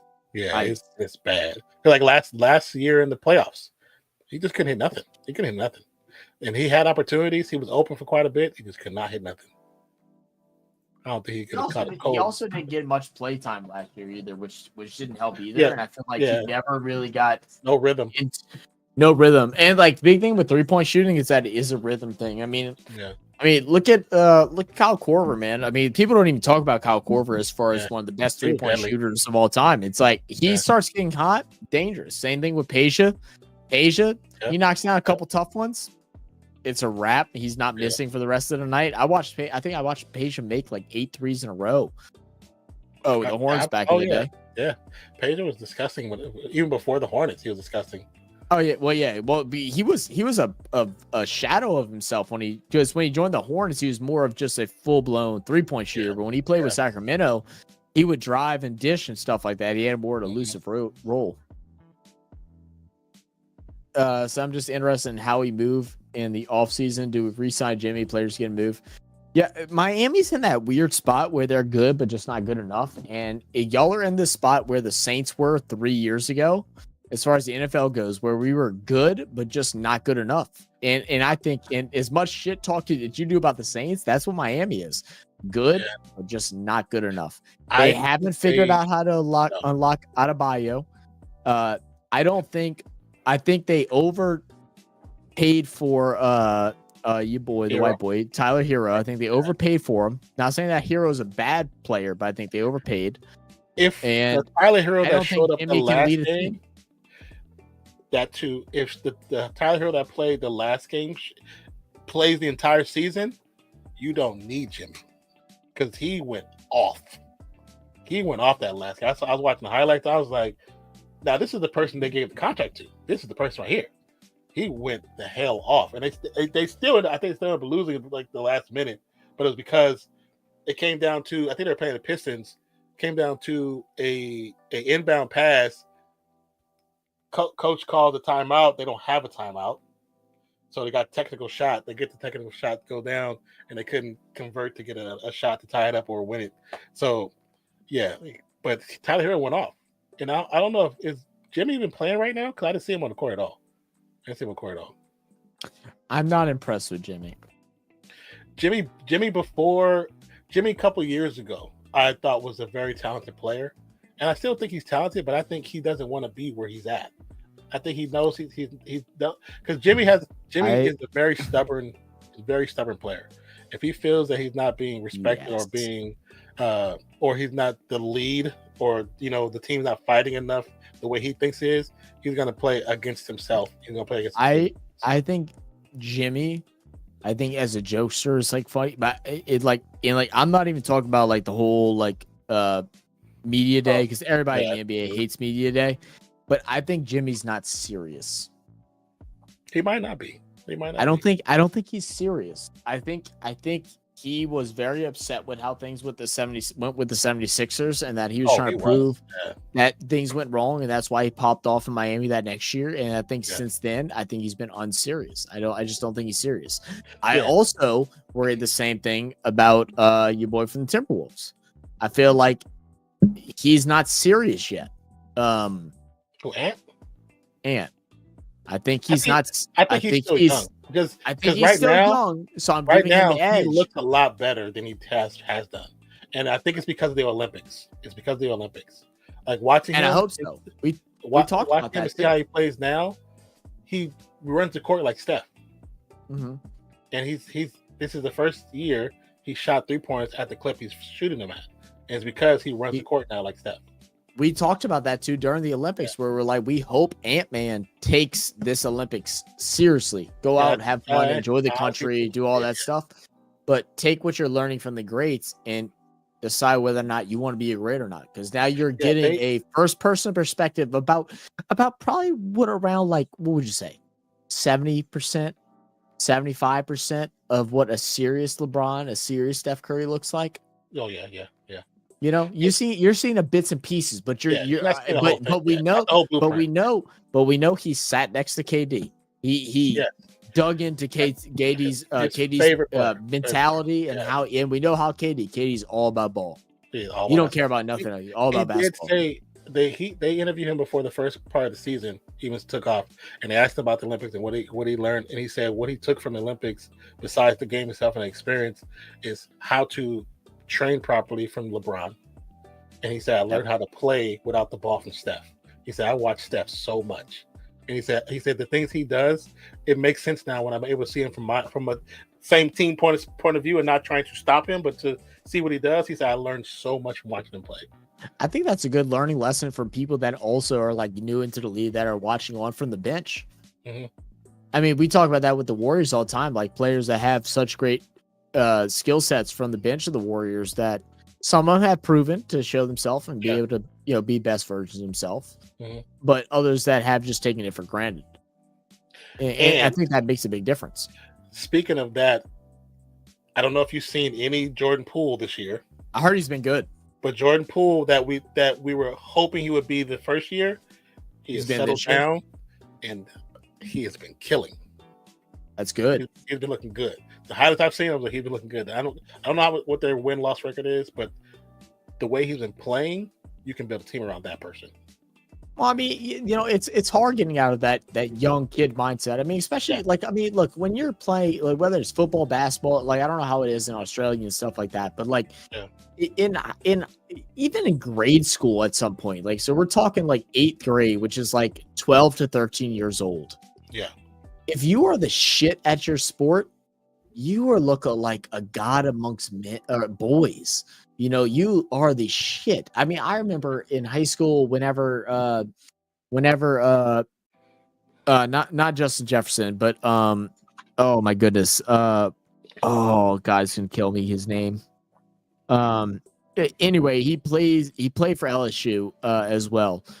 But this kid was a freshman my senior year, and we stopped class to watch him work out with college coaches. Mm-hmm. And people would go outside and watch him.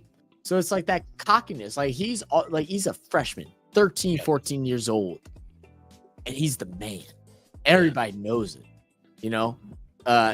and that's a real thing. And once you get that mentality where you're just a man, you stop working as hard because you feel like you already made it. And with social media, that influences even more because now you got all the following. Everybody wants to be you. They like you. You do your thing. You go into college, you're getting all the girls with no E's. You get invited to all the private clubs, all the private things. You're treated like almost like a king is being. Yeah, you're treated like royalty. Yeah, you really are. When you go there and then you go to the pros and it's just not it. And it's somewhere through those lines you start to lose that mentality of like, I still need to be great. Like what was I working for? Because you've already been told since you were 13, where you're an impressionable young child, that you're the best. Yeah. And you forget that. Yeah. So I have these 28-year-olds that are ready to say F you. In that similar situation, the Jordan Poole situation is exactly what you're saying, because he came into the league, got sent to the G League, proved that he can play, came back, helped the Warriors win a title when Clay wasn't at his full potential. So in his head, it's like, I'm good enough. I'm one of the best. I got a ring. So then when everything happens the way it happens, it's like, well, this is not what I expected. I have a ring. Yeah, you have a ring. But it wasn't just you that won that ring. It was a team that won that ring. And the reason why you're not on that team no more is because you couldn't take proper criticism because your head blew up way too big. Way too big. And I think it was the memes. I know we joke about the memes, but there were so many memes about Jordan Poole playing for the girls. And it was obvious that he fed into it. Oh, yeah. It was obviously fed into it. So it's like, of course, Non.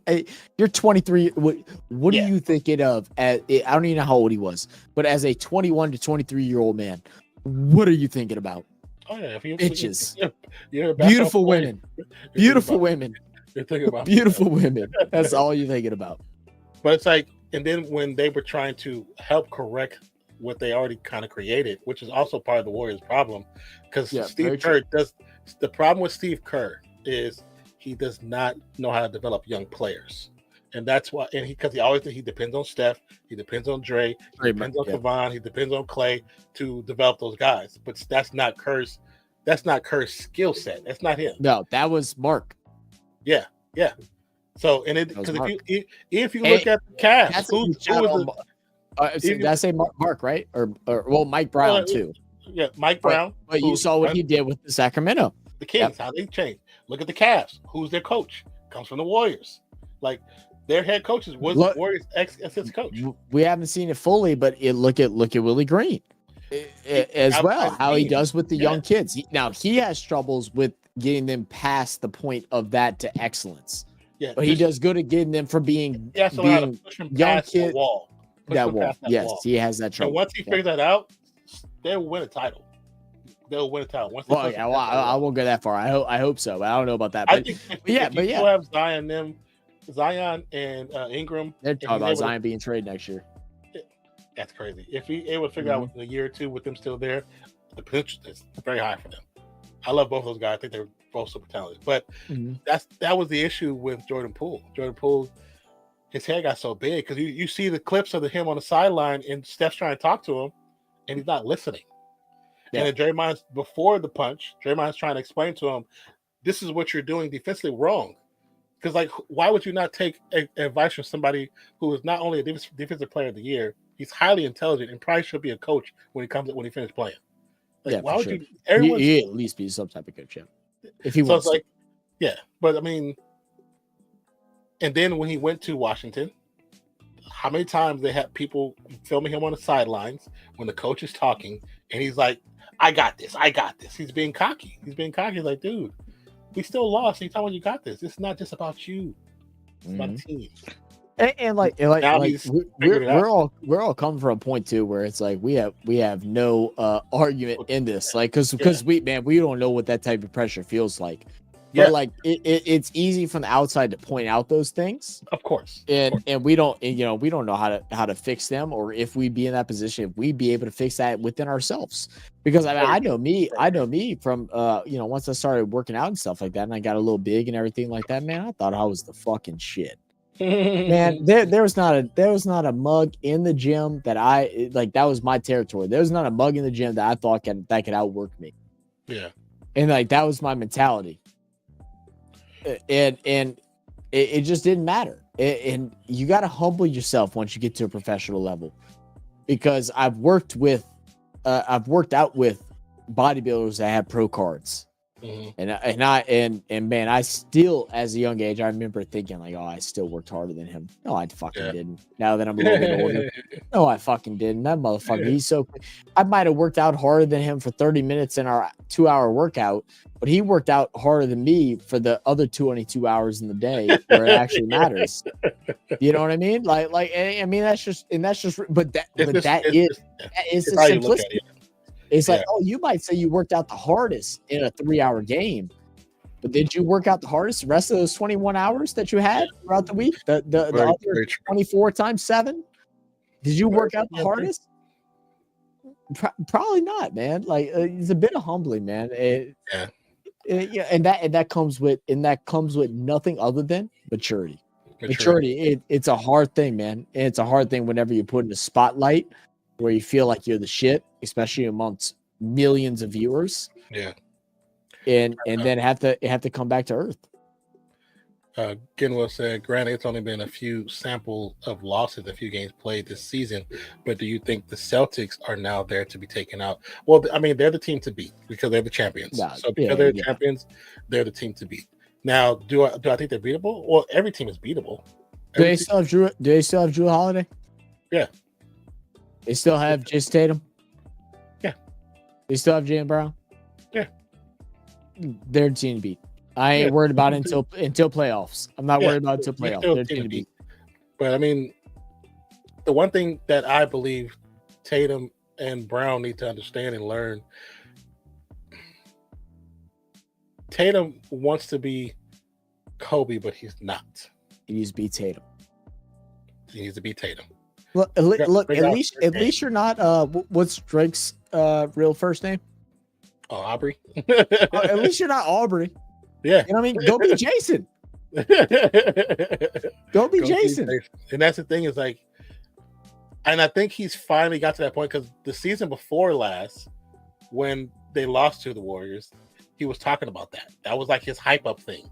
You know, this the ode to Kobe. I want to be like Kobe. But if you notice, he hasn't really talked about that since losing. Since 2 years ago, yeah. Mm-hmm. He hasn't talked about that. I think it's because he needs to realize, he needs to figure out who he is. And it's like people talking about the Olympics. We watch all the games. So that we can say from point of view that from watching every single game, the reason why he didn't get a lot of burn is because when he comes in, he plays ISO ball. And those European teams know how to shut down ISO ball. Unless they just know how to shut it down. They're more skilled at certain things like that. At those things, yeah. Yeah. So in that situation, even Embiid had one game where he just kind of took off. But because he plays ISO, he got shut down.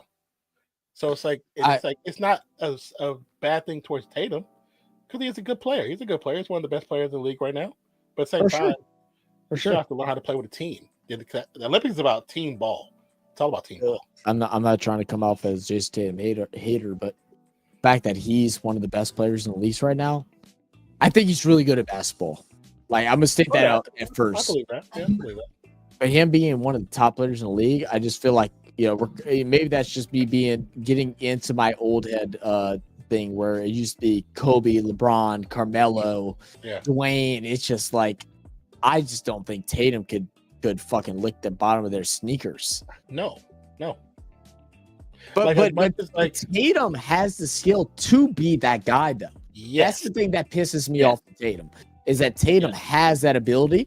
And like a lot of people are trying to draw that conversation. Let me turn the lights off because I was trying to sleep. And I told her it'd be like 10 minutes, and we're talking a little bit more. And I don't want to stop talking. Not yet, at least.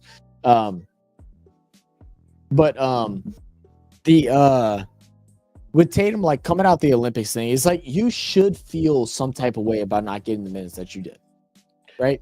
Because he should have got minutes. I don't disagree with that. I think he should have got more minutes than what he had. But if you take it as a slight, like someone's just completely disrespecting you, instead of taking it as a moment of reflection of like, okay, what do I need to do to be better than that? Yeah, that's where it comes in. Take the anger of not playing as to the work that you're going to work on through the offseason to put into this year, right? And then prove everybody wrong. They say, oh, you don't play full court defense. Well, then guess what? Play fucking full court defense this year. You're not good at playing off ball. Go play fucking off ball. Yeah. You're 6'3". Go grab some fucking extra rebounds and go win a fucking championship, because no other players in the NBA are doing that. There's not many of them. There's only a handful. Go be those extras. Go grab 6-7 rebounds a game. Don't tell me you can't. You're 6 foot. What? How tall is Tatum? Like 6'5". No, yeah, I know. I said 6'2". He's taller than that. How tall is Tatum? He's goddamn, he's 6'8". You're the best. You're the best player in the league. Go grab 6-7 rebounds. You're the point guard. Go and grab 6-7 assists. Go and get 28 points per game, because you are capable, because he is that good. He's good enough to do that.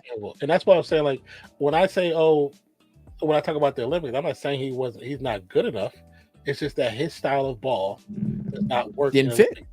It's just like what Kenwo says. He said European teams, they move the ball, and when you don't move the ball, they know how to shut that down. They know how to shut it down. So, I mean, it's like when the Australian team beat the Clippers. Look at the Clippers. Who do the Clippers have? They have ISO ball heaven. Yeah.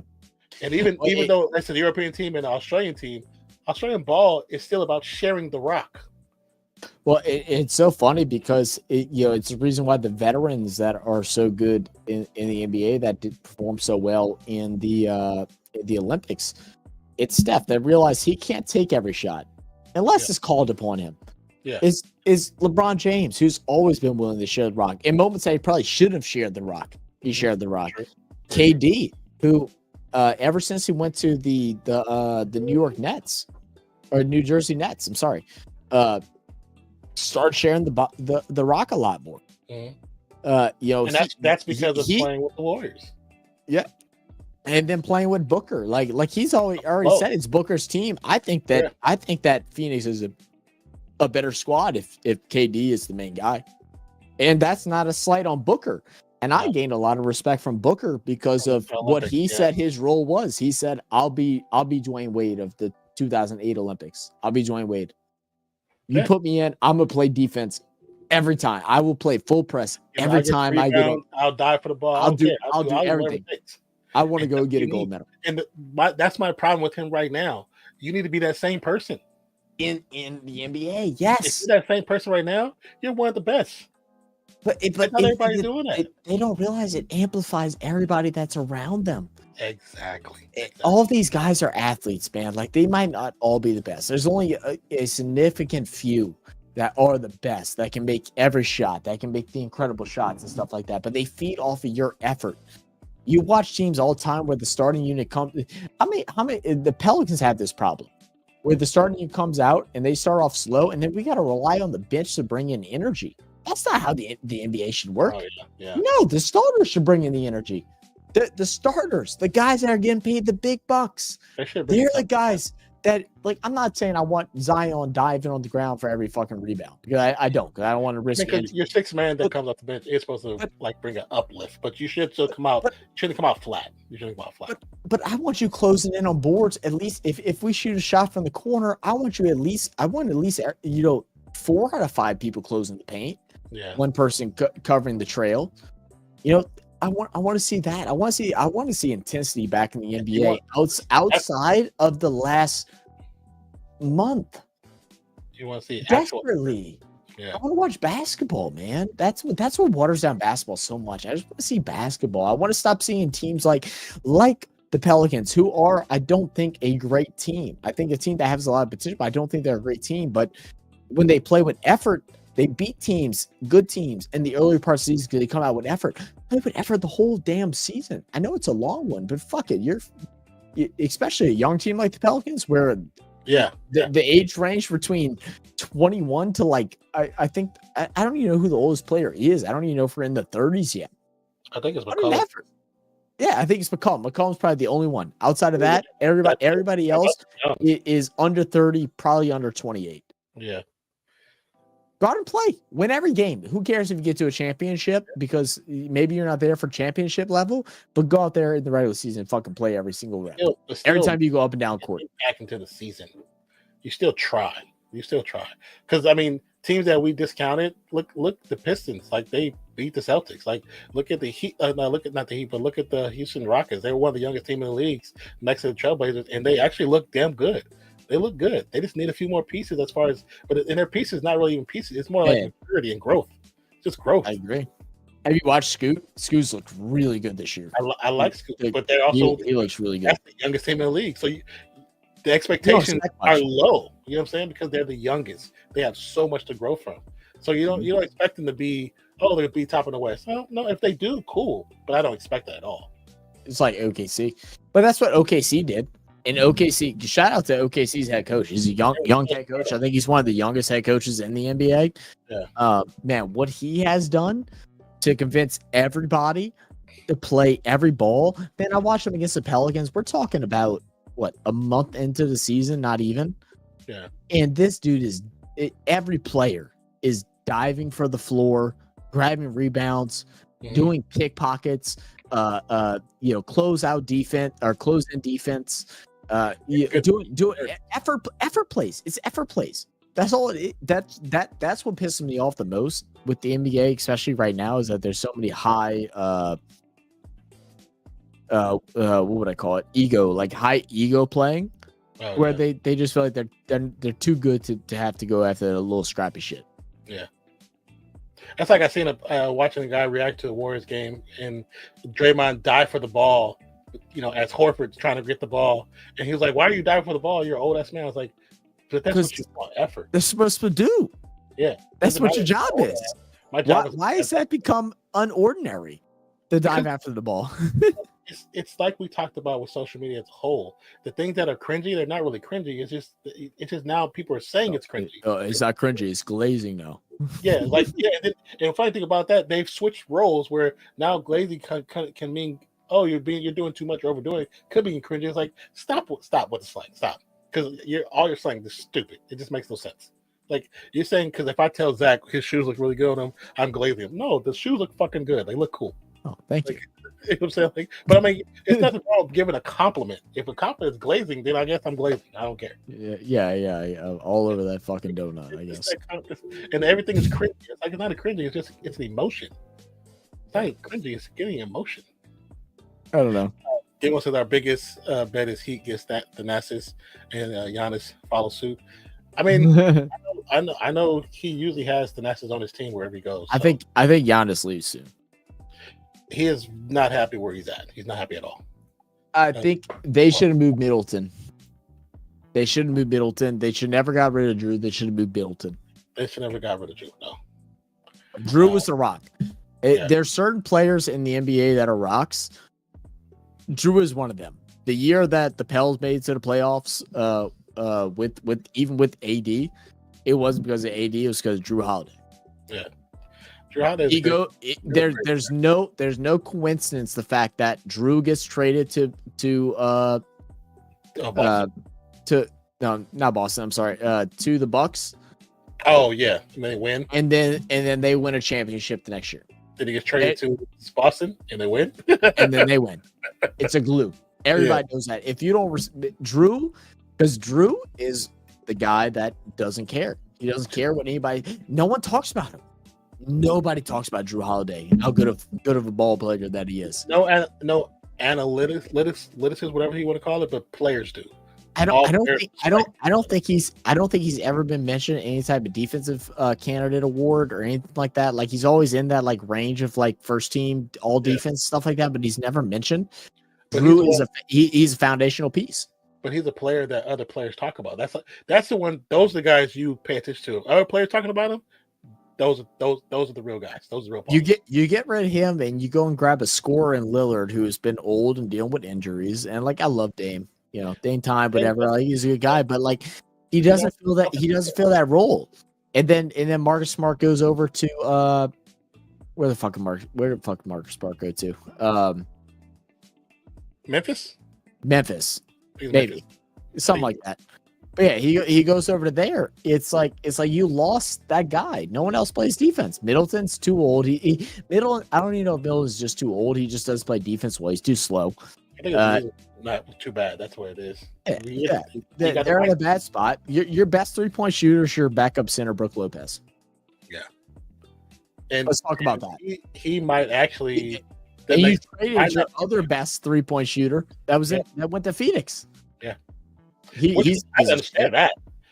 And he not only was he, regardless of the antics he did, great 3-point shooter and also a good defender.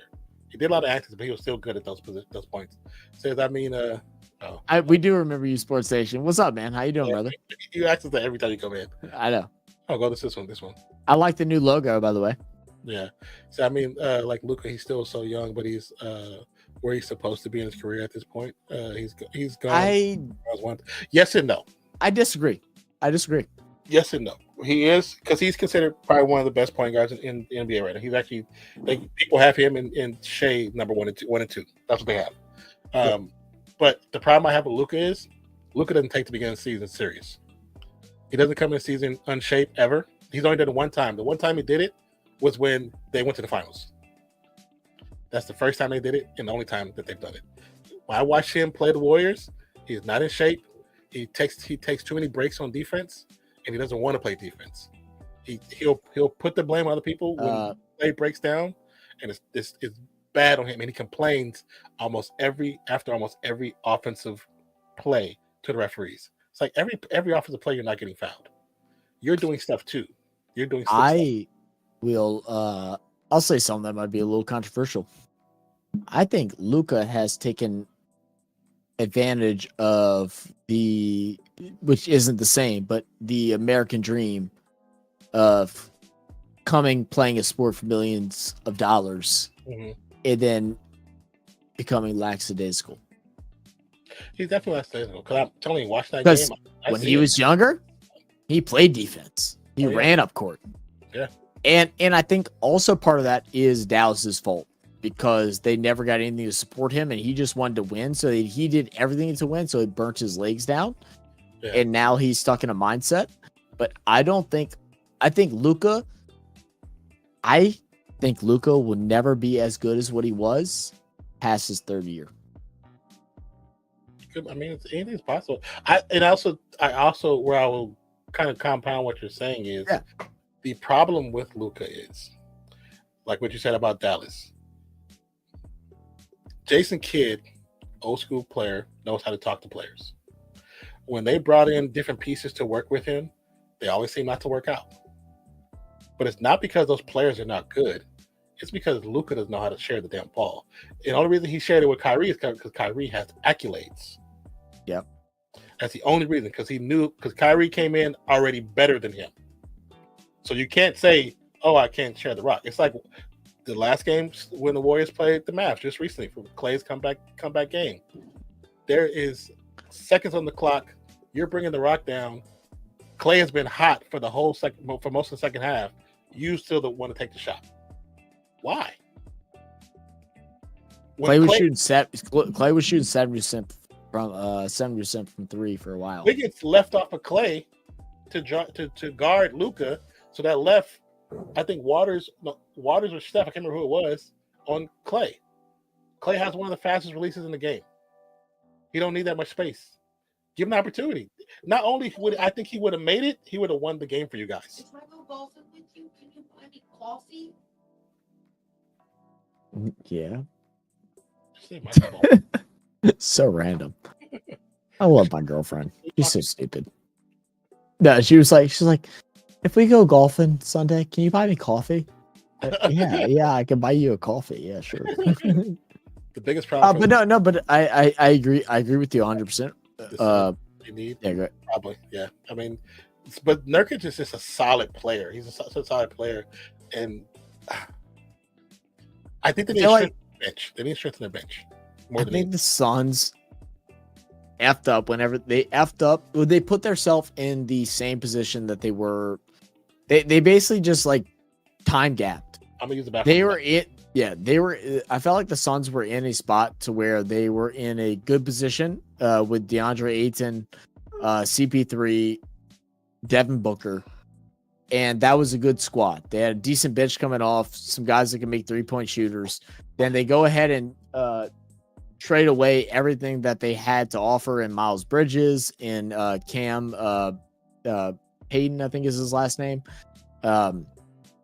They traded away all that to go grab KD, and now they're back in that same spot where now they have a younger superstar. Well, say younger because CP is definitely a version of himself, but like they went and grabbed a younger superstar, but they lost a big power for center, and I don't know what the issues were. I didn't look up into much of it, but between DeAndre Ayton and Monty Williams, I never quite understood why there was those issues that they had.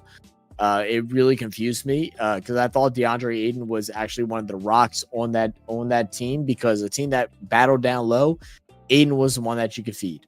They had a run if they had a smaller center, you shoot over them. They had a bigger center, he back them out, kick out, find your shooters. They also never unleashed Mikal Bridges' full talent. And now they're sending us part with Nurkic, who I think Nurkic is a very solid player, but it doesn't fit their scheme anymore. And like Nan said, I don't think it fits. It doesn't fit them as a whole right now because their bench is just so weak. Let's see. They're Glazed people that tries not to put their bodies on the line. Glazed people that doesn't want to get hurt. Yeah, it's like I understand not trying to get hurt. I mean, because whenever you, I'm gonna turn this damn audio down a little bit. I don't know if this audio is bothering y'all, but it's like killing me right now. So I'm just gonna turn it off. But yeah, I mean, when it comes down to that, yeah, the effort people call effort glazing, and promoting good effort, they call it glazing, and I feel like that's like super stupid.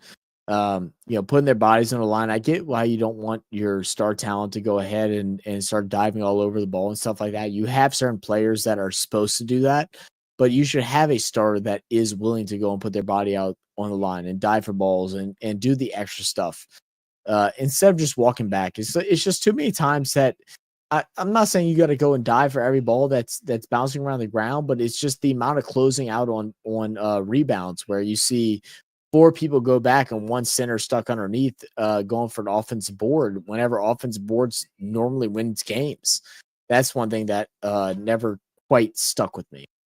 I don't know how good Drew was with the Sixers, but Sixers fumbled with that one. Did Drew play with the Sixers? I don't know. I don't know how he played with the Sixers if he did. I don't know where Drew got drafted to. I don't remember where he was at before he got with the Pelicans, but I just know Drew was.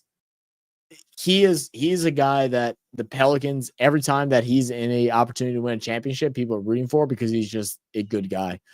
Works hard, plays good basketball, plays good defense. He's everything you want out of somebody that is a starter. That brings energy to the field or to the court. You know what I heard from someone? Bucks keeps this terrible start to the season. Doc gets fired and Darwin Ham takes over. Yeah, I don't know if Darwin Hams is the answer either. I mean, it's hard to judge Darwin Hams just because he coached under LeBron, and you just never know how that kind of thing works out. I mean, I don't think Doc Rivers is a great coach, to be honest. I think he should have stayed in the booth, or actually, he should have never been in a booth. But I never was a big fan of Doc Rivers and his head coaching. It worked for a little while with the Celtics, but they should have had at least 2 championships. They only had the one. And then Darwin Ham, I feel like it's not the best answer either. I feel like that's not a great answer in coaching. I think a lot of teams are going for like older coaches. Like whenever they fire their coach, they go to an older coach. And I think that just needs to be a full reboot of play style and stuff like that. Said, I'll help you grow if you give me a chance. I don't want nothing in return to give me 2 months. If you don't see results, unhire me. It's just not about that, man. Like I say, you can send us the email again, Goal Kick or Sports Station. You can send us another email and let us know what you would do. I know like how the whole I'm forgetting the acronym for what you're trying to use to help promote and stuff like that. But I just don't know if it's where we want to be at. And if you were to help us to grow over the first 2 months, I would feel like a bad person because we wouldn't be able to pay you afterwards, right? You know, even if you got unless you got our growth from 21,000, which I think we're creeping on right now, to like 35,000, it wouldn't be enough to where we could be like, okay, yes, we can hire you. We don't have that overhead right now. That's the unfortunate thing. That's why we don't want to.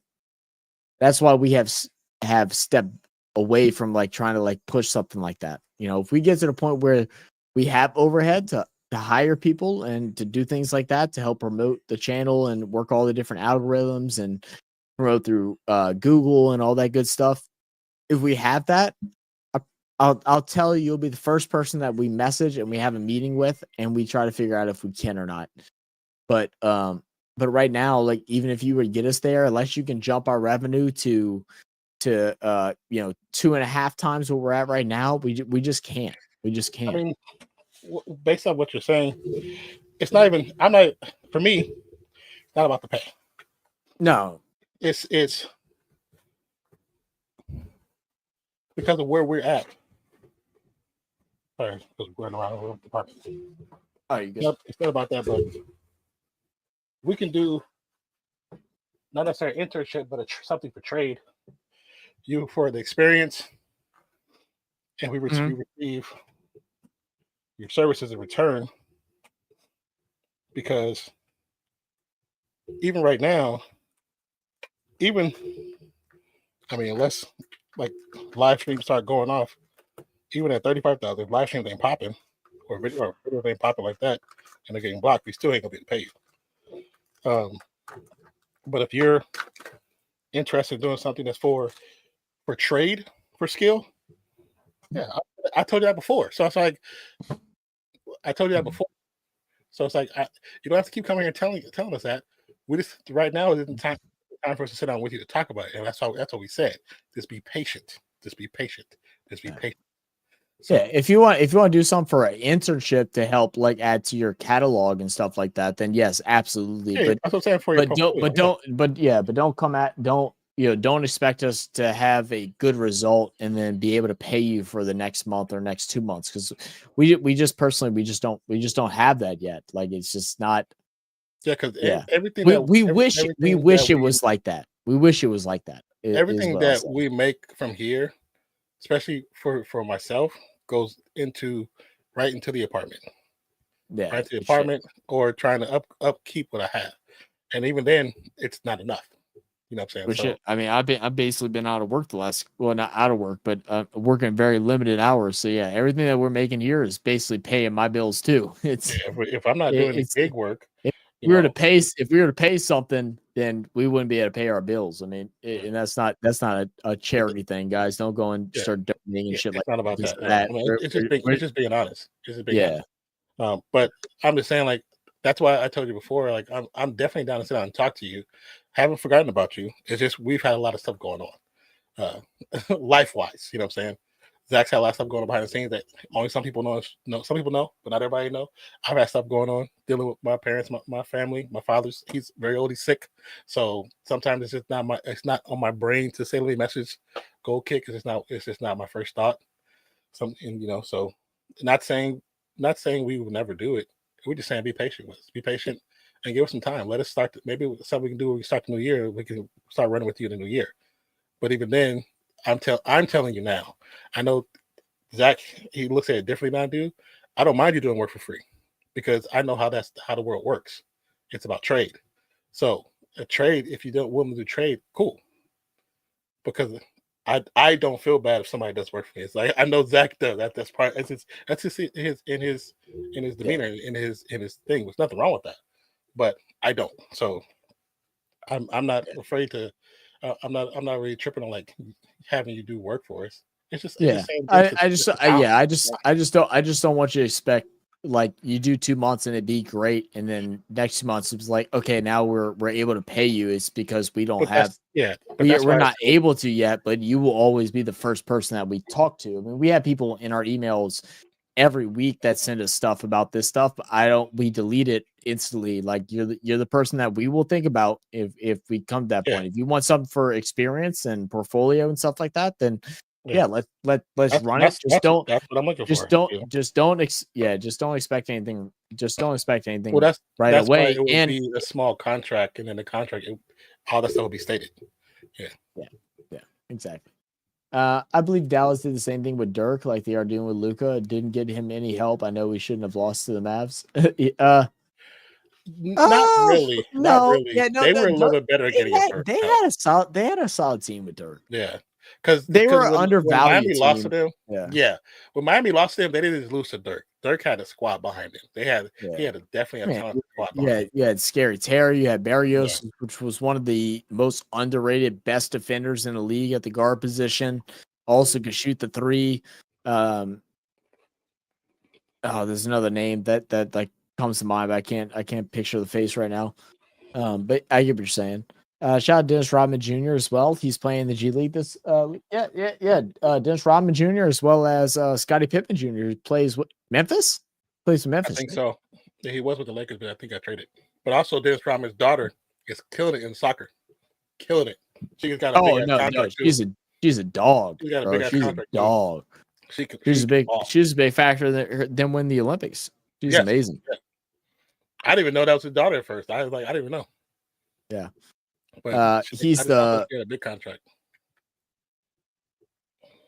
Oh, you told me. I said he's. Yeah. Oh, he's the Bucks assistant. Yeah, he's with the Bucks already. What do you think about Darvin Ham? Part of me like I can't judge him fully as a head coach because of the LeBron thing, but also I don't know how good of a head coach he is either. But I also didn't think Ty Lue was as good of a head coach as he was whenever they won with Cleveland. I didn't think he was as good as Ty Lue was better than Darvin Ham in that situation. Darvin Ham to handle LeBron much better. Yeah, I 100% much better. Now it's Darvin Ham. If Darvin Ham goes to Detroit, yes, because he can grow in learning how to be an actual coach. Those players can grow together and become a team. In Detroit would be nice, yeah. But then you go and you put him in a situation where he has to go in with a stubborn superstar. You know, I don't know if that's going to work. Yeah. I don't know. I mean, I think that's a similar situation if he has to go and coach Giannis and stuff like that. Like, I don't know if that would be. They should never fire the coach. Yeah, they should never fire the coach. They wait. Why do you fire a coach so early in a season? You just got a superstar. Everybody knows they're an adjustment period, and they're like, "Yep." Yeah, oh, the answer is that we're 50-50 for whatever the first 15 games. Let's fire the head coach, right? Yeah, that makes sense. Let's not worry about getting an adjustment period because the first 20 shit, the first 30 games in the NBA matter so much. Yeah, I mean, they count more now because of the World Cup, the Cup thing. That's really why they count more. But for the most part, they should have never fired their coach.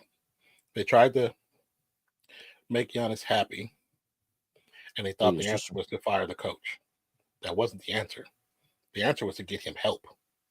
That was the answer. Then you try to get him help afterwards, but you got him the wrong help. Not saying Dame is not a good player. I don't think that's what he needed, personally. Because Dame in the age he is now, not saying he still can't be a superstar in the league. He can be. But they need a more solid team around Giannis to be able to play at the level Giannis wants to play at. They got to be able to play free. The problem I have with Dame is offensively can be amazing, but sometimes he can be mediocre because he wants to just shoot it from forever instead of going into the pocket, getting to the paint. And then sometimes his defense is ass because he don't play defense. And he plays it when it's like 5 minutes left in the game. No, why don't you play it most of the game? I don't say you got to play every every series, every back and forth, but play it most of the game. And then let me see. What was that? I want to talk about that real quick. What are you snapping at? You were just snapping for fun? Yeah, you just like chilling out some cool jazz. You're just like, or what are those things called? The little roast session where they're like, desk built too big. you talking about slam poetry? Yeah, slam poetry. Yeah. That's funny. Oh goodness. Oh, I want to ask you. Yes, just Miami. Just comment on some funny stuff. Was James Harden the other day? He got talked about it, interviewed or asked in a practice, whatever. He's like, yeah, you're 34 threes away from being second place in the most 3-pointers made in the NBA. And he comes out and says, he goes, Steph doesn't count. I'm going to be first in my mind. It's like, I thought that was so funny where he's just like, Steph's just not human. I'm first in my mind. If I get second, I'm first. I laughed my ass off that one. T20 Aussie for Pegasus star now. Hell yeah. I think as a projected head coach, he can't handle big ego straight away. He should never been put in the position to handle big egos right away. I think you're right. I think Detroit is the best place. Develop a young star in Cunningham, who is an amazing player. They got a lot of young players in forgetting their names now, but there's a power forward and a center that are both very good. Yep. But they just need the right coaching. They're still probably 5 years away from being something competitive, but I think that would be the best place. Being in Milwaukee, I don't think is the answer. Not with Giannis still there because they're expecting excellence again. Yeah. And I think it's easy for him to fold. Yeah. Dame is what we needed. Giannis gone. I think Giannis might be gone. I think so too. Dame was what we need. Talking about in Miami. Dame was what we needed. We needed a guard in Miami. I mean, you know why he didn't go there, right? The owner of Miami, the owner of Trailblazers didn't want to send him there. Yeah. Miami wanted him. Miami made do you think it would have been enough? would he have been enough for Miami to win a final or to compete for a final? I think he goes there, forces Jimmy to play different because Jimmy can't do what he did with other teams with Dame. He can't punk Dame. That's not going to happen. You know what I'm saying? Like, but every team he's been to, he's been able to punk players because people are afraid to really speak up against him. He's not doing that with Dame. Yeah, but it forces him to be Jimmy that we know he can be. Defense. And I think that might be a part of the reason shooter. why he's not playing the way he played because he actually wanted Dame there himself. You could be right. It could have kind of deflated him a little bit. Could be trying to play himself out of Miami or the lack thereof. So. Yeah. Hero has been balling out this season, but a season or two ago, Dame was what we needed. Yeah, I mean, I think it would have been. I think he would have been because y'all miss a lot of the 3-point opportunities after getting rid of Gabe Vincent, after getting rid of what's the other shooter? I know Gimbo, you're gonna correct me whenever it comes across the text. But there's another shooter. The Martin guy, he awkward shooter, but decent shooter. But I didn't think his shooting. He's one of those few guys. He's kind of like Sean Marion, where like I felt like his shot when it dropped, it looked good because he made them, but I didn't feel like it was replicable to where he could consistently do it because his form was so off. And that's how I felt with Kenyon Martin. But that's the thing; it was replicable just for them. That's it. I think the fall off of Duncan Robinson is what killed y'all the most. I'm gonna be honest with you. That's what I think. I think the fall off Duncan Robinson. It was a huge splinter in y'all. You could be really right about that one. Joe Cronin just had a vendetta against us. I don't know who Joe Cronin is. Do you know who that is? I think he's the owner of the Trailblazers. Okay. Oh, okay. Yeah, probably so. Yeah, Dame was supposedly asked to go to Miami. Miami supposedly requested to get to offer a trade for him, and then for whatever reason, the owner of Trailblazers turned it down. Even though Dame stayed a few seasons and he had all the stomach issues, the ab issues, he could have left before then, and actually got something well worth his time for his ability before the injuries, and he chose not to. Damn fuck. I feel bad for Dame too because he's like owned his bag, being in Portland, doing his thing, staying there in a team that really never was there. I mean. 1 or 2 years. The best year that they had, the Pels sweep them in the playoffs, and the Warriors as a 8th seed or a 7th seed, whatever it was. That was their best year. They made it to the Western Finals against the Warriors. That's right. They did make it that year. They couldn't outplay. I mean, that team strength of numbers was real then, like it is this year. Yeah. But I think the Warriors are good this year too, man. We're already having those conversations now, like people way too early, which I don't love. Yeah. But like the way too early conversations right now, it's like if Curry goes and grabs another finals, where does he rank? I think he deserves to be top 5, but I think if he gets the 5th, absolutely, I think top 5 for sure. I think another ring puts him top 5. Outside it, not winning a ring, he's easily top 10 and high top 10. He should be. I mean, I think you can realistically flip MJ and LeBron depending on what your favorites are. Who's your obvious third? Well, to me, it's like LeBron is my third. My 1-2 is Jordan, Kobe. Okay. So yeah. Okay. So we'll say. Well, so I'll put Kobe 3. From my eyes. Do you think Steph's better than Magic? Yes, because Magic is a forward. They play the point guard position. Do you think Steph is better than? I think Shaquille O'Neal is one of those guys that's like not appreciated enough because some people have Shaquille outside of his top 10, which I think is crazy. Shaq is definitely top 10. Do you have him above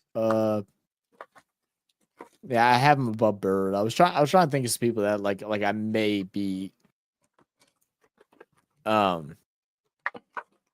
arguing him about. What's another name?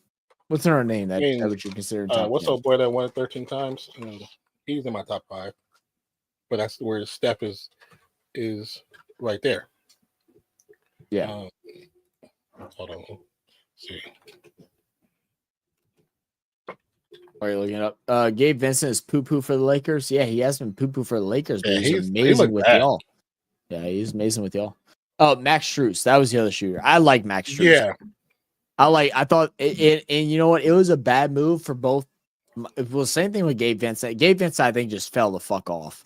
And that could be because of the Lakers scheme, but I think Max Strus was a true shooter that Miami missed. I thought he was a fundamental place. They really play him. Yeah. And it's somebody who needs to have the basketball in his hands every once in a while at least. You got to play him. Let me do a search. Top. Yeah, so I say Michael Jordan, Kobe, LeBron.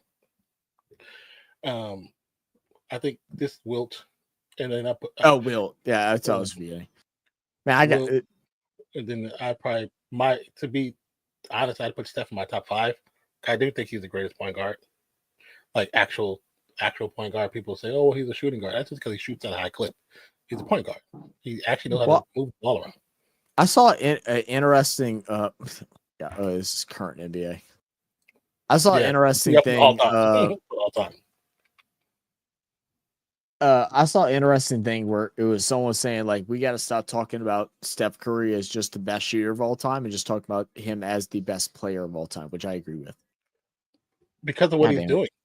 I'm not trying to all time. No. God, yeah, damn it. Can I just get a ranking list? Complex, I guess. I guess. Oh, there's you know what's bad when Complex is like the best option to try and get your top players. Yeah, like your best bet is put top NBA players all time and then create your own list. Yeah. So right now we have MJ at 1, LeBron at 2, Kareem Abdul-Jabbar at 3. I didn't watch Kareem. So where do you have Steph ranked with Kareem? I mean, I like Kareem, but Kareem is in my top 10. Steph is above him. I think so too. I didn't watch Kareem, so I mean that comes from a little bit. I watched Kareem. I didn't watch Magic, but I know Magic was one of those guys that like kind of changed the style of the NBA because of how tall he was. Kind of street ball feel to it. Yeah, and so like him and Magic like feel like kind of like a back and forth for me, and like it would have to go towards accolades for me, just because Magic Johnson, I know what he did to the game, and I know how different he was. Nobody knew how to defend him, and no one could. It's not that nobody knew how to defend them. The Lakers were stacked. The Lakers had squad. It wasn't like he came in and no, they were good. Yeah, he wasn't like he came in and he changed the culture of the Lakers. The Lakers already had a culture. He was like the piece that was missing. Gotcha. You know what I'm saying? Because they had great players. AC Green, Kareem Abdul-Jabbar, they had players. AC Green was the other player that was playing with Jordan in college. That knew Jordan was going to be the man before Jordan came. That's crazy. It wasn't AC supposed to be the guy that was supposed to be better than Jordan. Yeah.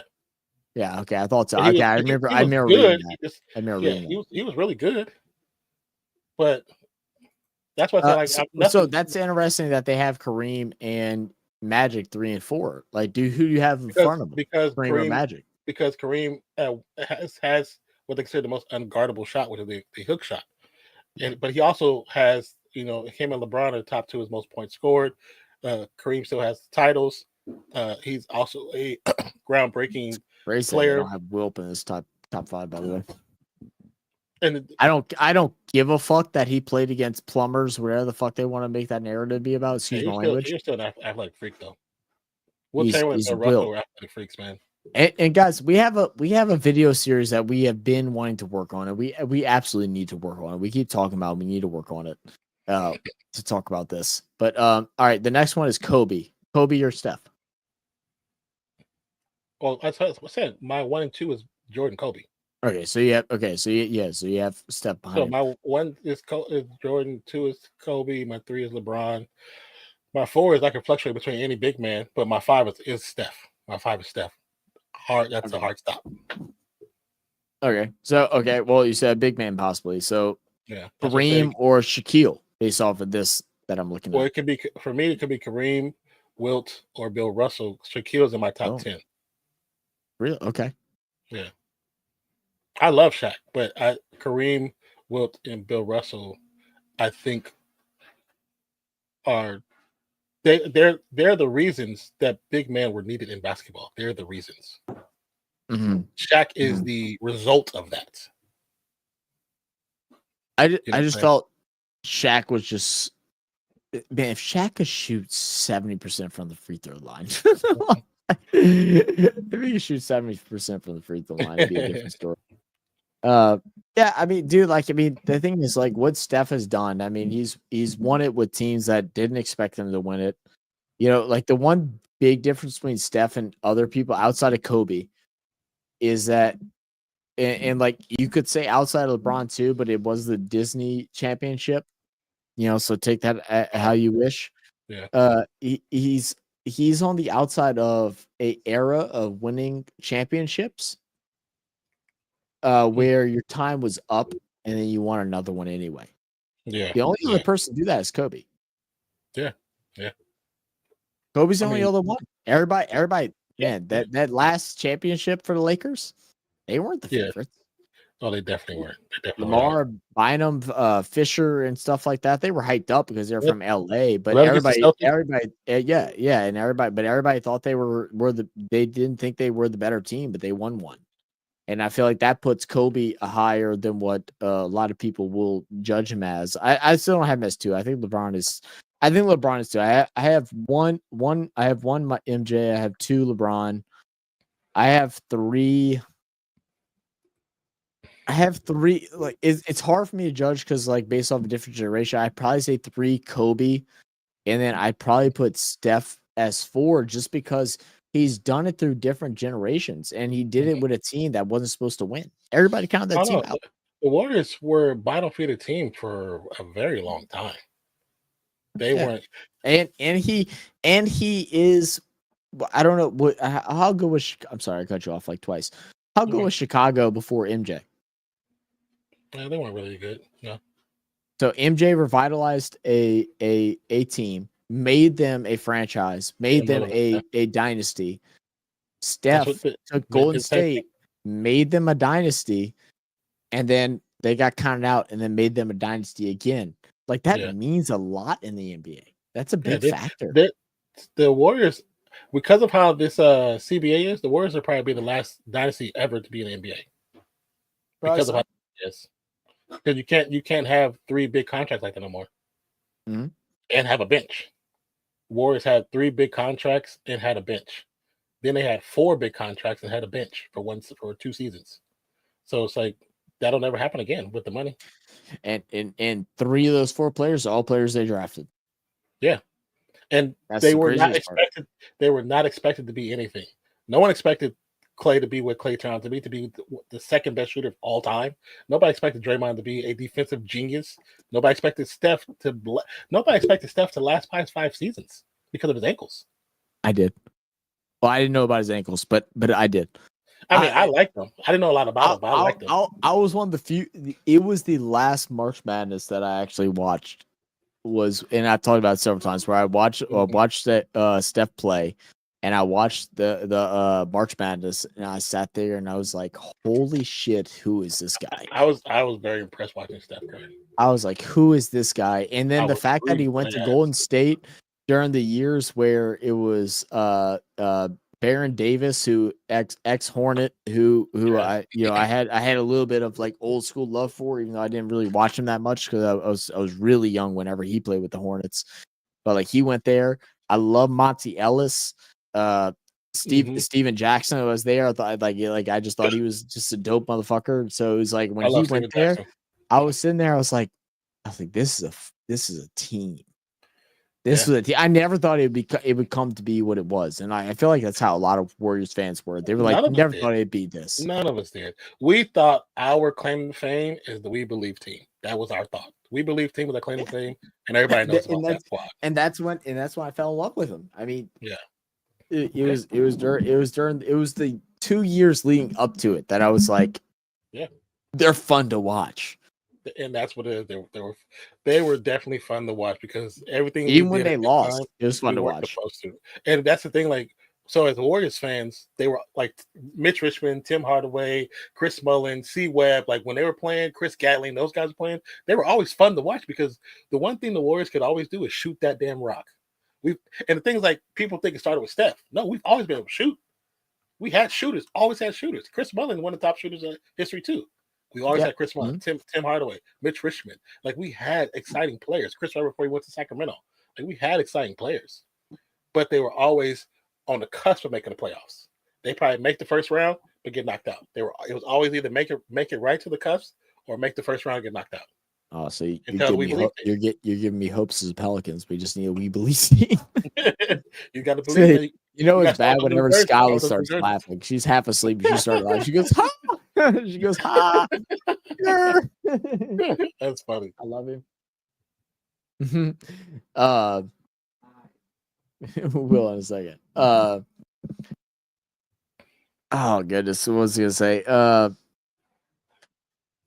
So we have 2 years left with this contract. With Strus's contract? Is that what you're talking about? No, I think Jimmy's. Oh, either Jimmy's or but you're still Hero. The biggest thing, they're not getting rid of Hero. Hero's part of that future of that team.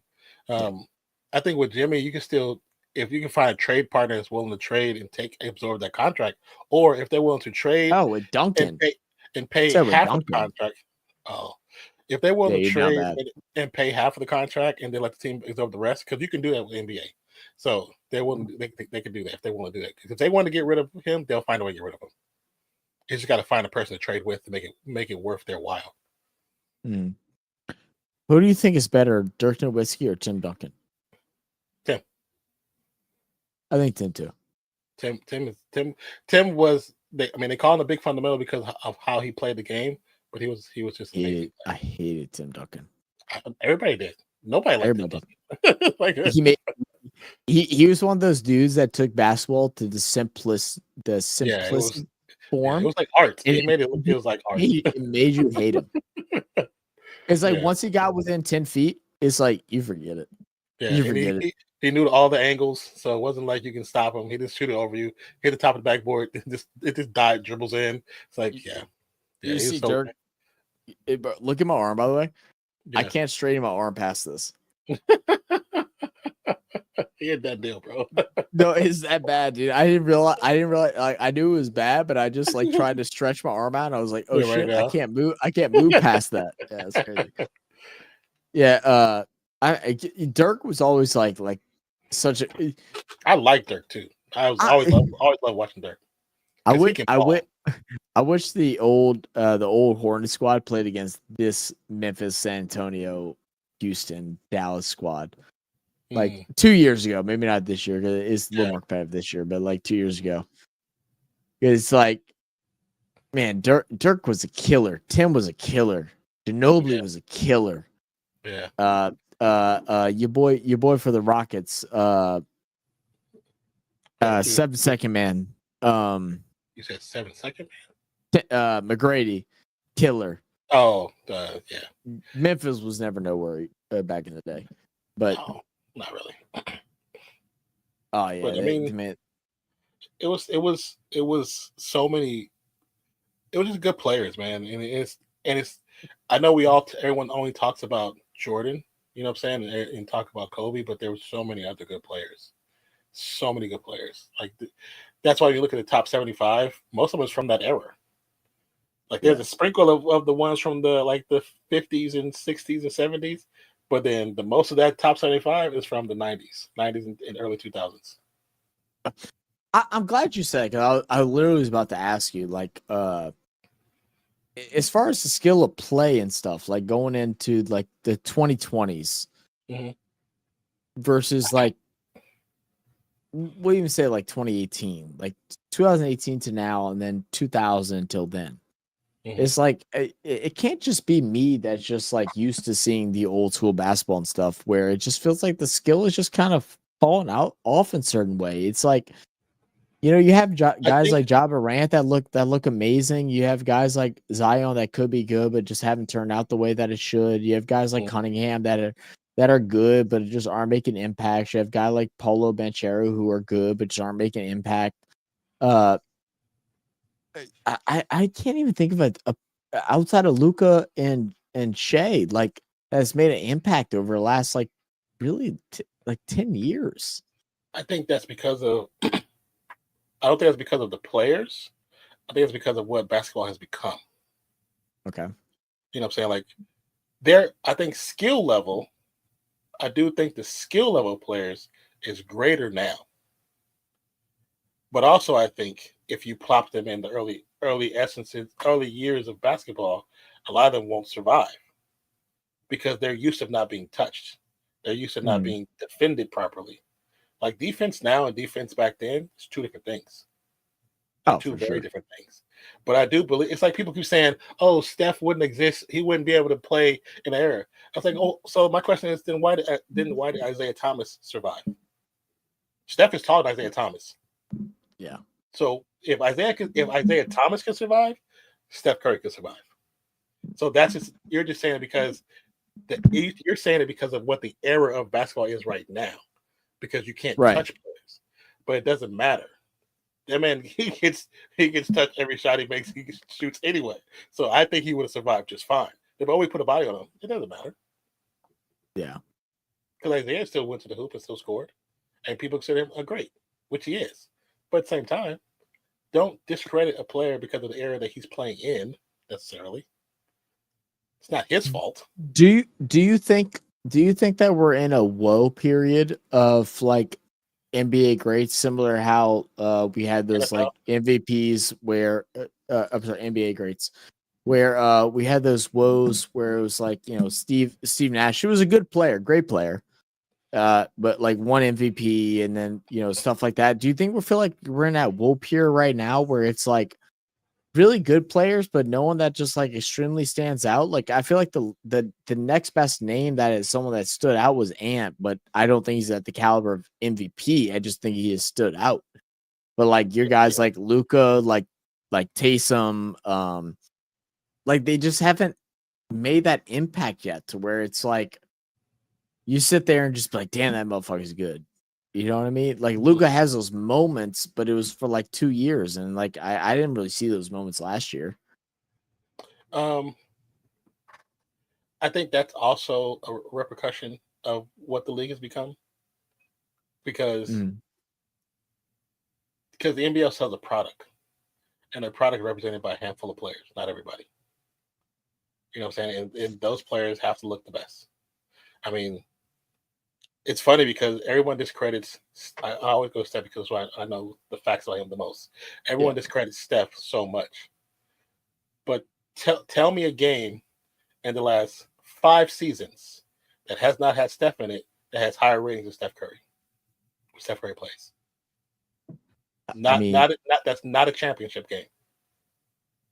When you even look at the like the things that the scenario things where it's like this 5 versus that 5, who wins? They never not include Steph Curry in those.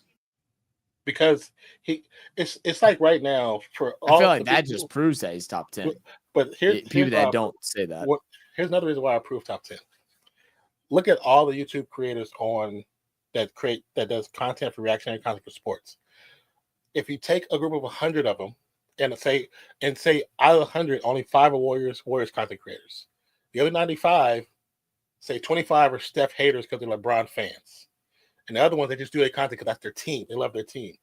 Every single one of them that I have seen in this past season are doing reactions to the Warriors and their teams. Because if you look at their page, the videos they do for the Warriors clips gets thousands of clicks. The videos they do for their home team gets hundreds of clicks. No matter where you look, no matter where you go, if it's on YouTube, if it's the NBA doing a game, no one gets more views than Steph Curry. And people don't even talk about that. It's like it's not even that he has altered the game to be a more spread open game. the play in the NBA is trying to kind of curl that down by trying to bring back the big man, which is nothing wrong with that because we need big man in the game. It's part of the game. Yeah, for sure. But don't those who the voices out there stop just saying, like you said earlier, that he's the greatest 3-point shooter of all time. He's one of the greatest players of all time. Players of all time. And it's like stop saying that. Like there's a video. His greatness of 3-point shooting gets overshadowed by all the other stuff that he does outside of just shoot 3-pointers. Yeah.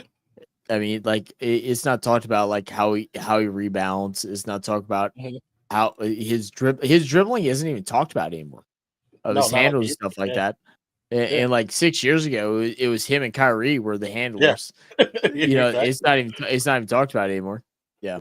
Yeah, it's definitely a weird thing with the NBA. I mean, and we'll see, man. Like, my thing is, I hope to find another player right now, and I feel like right now with the way the NBA has been set up, the player that I have favored wanting to become the next big thing has been like your aunt, your Ant-Man, Anthony Edwards. You know. I saw Gimel said, don't forget to mention Halliburton in that conversation. It's like, you know, like he was talking about a conversation of different things, but like Halliburton has some good talents, but his handles are all over the place. He's not fundamentally good at all. In my opinion, the same problem that Tatum has, that Jaylen Brown has, and that Jordan Poole has. Yeah, Jordan Poole. That's exactly. They all can dribble really well to a point.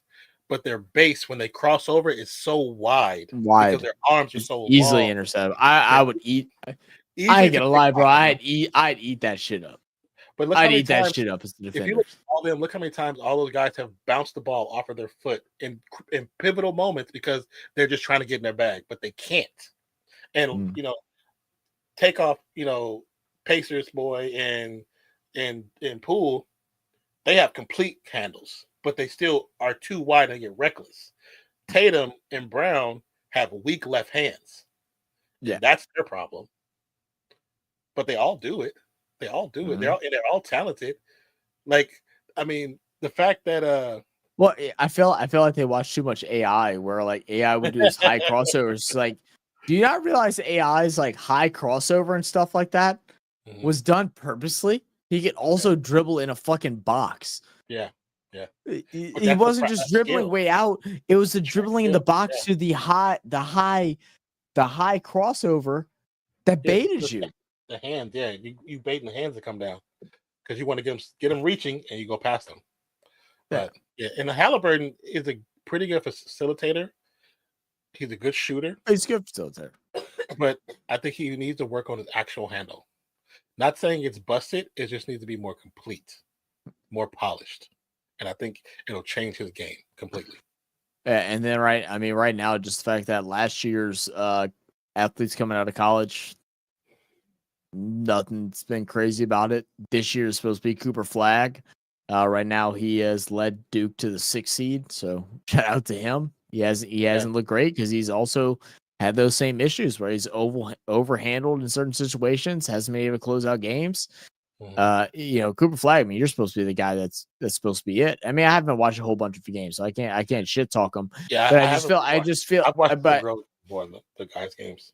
Yeah, but and again, I mean, not that that's a problem. That's awesome that there's a bunch of WNBA talent coming in right now, but it feels like the NBA talent, the college to NBA talent has been lowered. It's been decreased a little bit. There's not star guys coming out where you're ready to make them be your number ones on your team in the future in the next 4 years that you build a team around. Like the other part I believe with that is to have a good star, you have to have a good 2, 3, 4, 5. To have a good number one, your star, you have to have a good 2, 3, 4, 5. Because even when you look at Jordan in his years in college, he still had a good team. Steph's team was still a good team. He was the number one part of that team. Jordan was the number one part of that team, but they still had good teams around them. Like, you still develop a team, and that's when the cats come from college going to the pros, and people were like, it's like with football thing. Like, these quarterbacks come into the pros, and they're just supposed to rectify the team and turn around. Well, you still need a receiver, a running back, O-line, D-line. You still need these pieces. Yeah. And that's what made the Warriors situation so good. Yes, Curry is a superstar, but so is Andre Iguodala. So is Sean Livingston, who, if you go back and look at the 2015, 2016, 2017, what made those teams so deadly was not necessarily the starting five.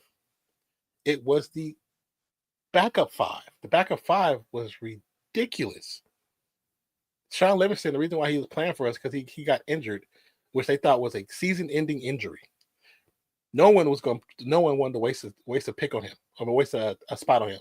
The Warriors picked him up, and he was so solid. He was so solid and never really got injured ever again. But when you watch him play, he ran that team when he came in. Well, I mean, part of that I also feel like goes down to coaching. I mean, like, yeah, understanding what the abilities are of different players and stuff like that too. Yeah, it's a big part of it. It's a weird part of both NFL and NBA, and I think this goes back towards the extreme athleticism of all players. It's like trying to make it to where it's fit. Not every player has to be the most athletic specimen ever. Yeah, but they have to be a hold down job. I mean, Andre Iguodala. Andre Iguodala was a slightly above par athletic player, but he was the leader of the 76ers team. Yeah. But he knew ball. Yeah. So when he came into that team, it was a game changer, right? Because AI passed it on to AI. Like like people forget that's what happened. Like he came in and AI passed the team on to him. It was like literally passing up the torch. But even when he went to Golden State, he knew he was coming off the bench, but he bought into what their plan was. And that's the thing is you have to the player that's what like I was saying, them having that killer bench, because those players believed in what was being sold to them. And it's like what say? Oh, I was shout out Bulls president Big ER. Yeah, one player I thought would be a solid good player by now is Ao Dosunmu. In his rookie year, he just has developed. It's hard. It's hard. And you talk about Jared McCain too, who I saw he had one really good game, some other shitty ones and stuff like that. The thing with Jared McCain is where his type of personality is going to have trouble is that older veterans are not going to understand what he's doing because of his stuff with his TikTok and like all that stuff. Like players aren't going to understand that. I as an old person, I also feel like it's a little silly in certain points. I mean, you making TikToks after a loss, I also feel like that's a little silly. But he is a good player. But it's his generation, and that'll be a bridge of those. I mean, we'll see how all the NBA plays. I mean, like I said, there are a lot of talented players. I mean, players getting more athletic and more skillful every single year. That is just facts. They're able to jump higher, run faster, all that stuff. But it's the fundamentals that both NBA and the NFL are lacking. Yes. Fundamentals are lacking. And until someone locks down on this, that's where the problem's going to come into. I'm listening to you, but I have the Moana song in my head. Moana? What's the Moana song? Moana the movie? Yeah, what's the song? What song? Oh, I don't remember the damn title. I'm not about to sing it. You're not about to get me singing at 3:00 in the morning. But yeah, guys. All right. I think it's about time. We'll close things out. Far I'll go. But there's this group I ran across on Instagram. They're from New Zealand and they're just a family that sings, and the one song they did was Moana, and they killed it. They kill that shit. Yeah, that's awesome. I love Moana. I was so happy whenever Cade. Not in theaters, no, but I'll watch it. I'll be watching in theaters. I love that movie. Theaters. I love that movie. Maybe we'll see. I did enjoy it too. Bro, I watched Brother Bear in the theaters and was crying. Brother Bear was amazing though. Brother Bear was amazing. Had us both crying. She was crying. Have you watched Brother Bear? and I looked at her. That's your I was like, "Are you favorite? crying?" That's Scala's favorite, Don. I was like, "Are you crying?" She was like, "Shut up." I was like, "It's okay, because I'm crying too, because that movie was emotional as shit right there. What just happened on screen was emotional as shit." Did you hear me? Scala said that's her favorite movie. Is Brother Bear. That's her favorite kid movie. Brother Bear is amazing. The girl I was dating in college, we were going to Did the you theater. really? We were going to the theater, and we were like, "Oh, what movie you want to see?" And she was like, "I want to watch Brother Bear." We seen the trailer, but I didn't really watch the whole trailer, so I know what it's about. And then we walk in the theater, and it's like 200 kids and just like 10 adults, and we was going to the top, watched it, all the back row. Yeah. We went and watched it, and it was a good movie. But when it got to that part, I was like, "Oh, I didn't know that was going to happen." Make a grown man cry, bro. Make a grown man cry. That's a good movie, man. Said Nana Skylar would be best friends. Disney more too. Oh, I'll definitely go. If I was the same way, I'd be like, exactly where I go watch with her. I got you. I'll be your standard double. I'm hoping to plan out to be able to get out there in January. Hopefully, that's what I'm hoping to do. Be able to come and visit, and we'll go. We'll spend a week or something like that. But let's we'll have to do something. I know Scott was still so mad that she wasn't able to come for the cricket thing to be able to meet you and hang out and stuff like that. She was so upset. So I was talking to 40. I was like, what if he did something like a yearly thing and kind of did something where we just take a week or two off of streaming content and just went out that way, and because then you have, since Dolphin people up there would go that way. I'm sure he would come out too. And then can have Fancy come down. Then I know it's why people up there. Oh yeah. Man, I haven't talked to Fancy in years. It's probably been It's probably been a year and a half since I talked to Fancy. Yeah, we in a group chat with her and 40. They both have no damn sense. Oh, I know. I know that. I guess better as a kid was Stuart Little. Stuart Little was a good movie. Wasn't my favorite, it was a good movie. The reason why I like Stuart Little is because that's where they use that technology for the camera they have for the football games. That's over the middle. That camera was created because of Stuart Little. Really? Yeah. Stuart Little was cool, but I have a hate towards Stuart Little because I wore glasses, so everybody said I looked like Stuart Little. Sweetie Rose coming in. We love Miss Fancy. We do love Miss Fancy. How you doing? Yeah, follow her on. I don't know if you follow her on Instagram, but yeah, she'll respond to you. I think I have her on Instagram. I have her on the Rebels page. I need to go add her on my regular one. If not. What you guys doing? We're about to get off now. We're too late. We just after the event, we just been talking with people, just having a good time. That's about it. We're actually about to get off now. What are you doing up? Shouldn't you be sleeping? Right. 2:40 in the morning for you too, girl. Exactly. There's one thing I want to say. Yeah. I'm definitely down for that. Trying to do a big meetup and stuff like that every now and then. That'd be awesome. I know. Like our I don't want to say last supper, but something like our last supper. I know. Like I was trying to like obviously I'm gonna try to get a new job or something. Like I was probably gonna try to wait till January. I think I'm gonna give my clients at least a month heads up before I go and switch over and stuff like that. But I was gonna try and take a week off in January and just go out there maybe the second week of January. Like I don't like not necessarily the first because I know we do a big thing here, but try to go out there for a week because Scott will be off school and everything. She might be able to get off a week of work and then get together. So I've talked to 42. Maybe we can get in a group chat and maybe set something up so we can just get together, hang out, and chill and all that good stuff. I think that'd be fun.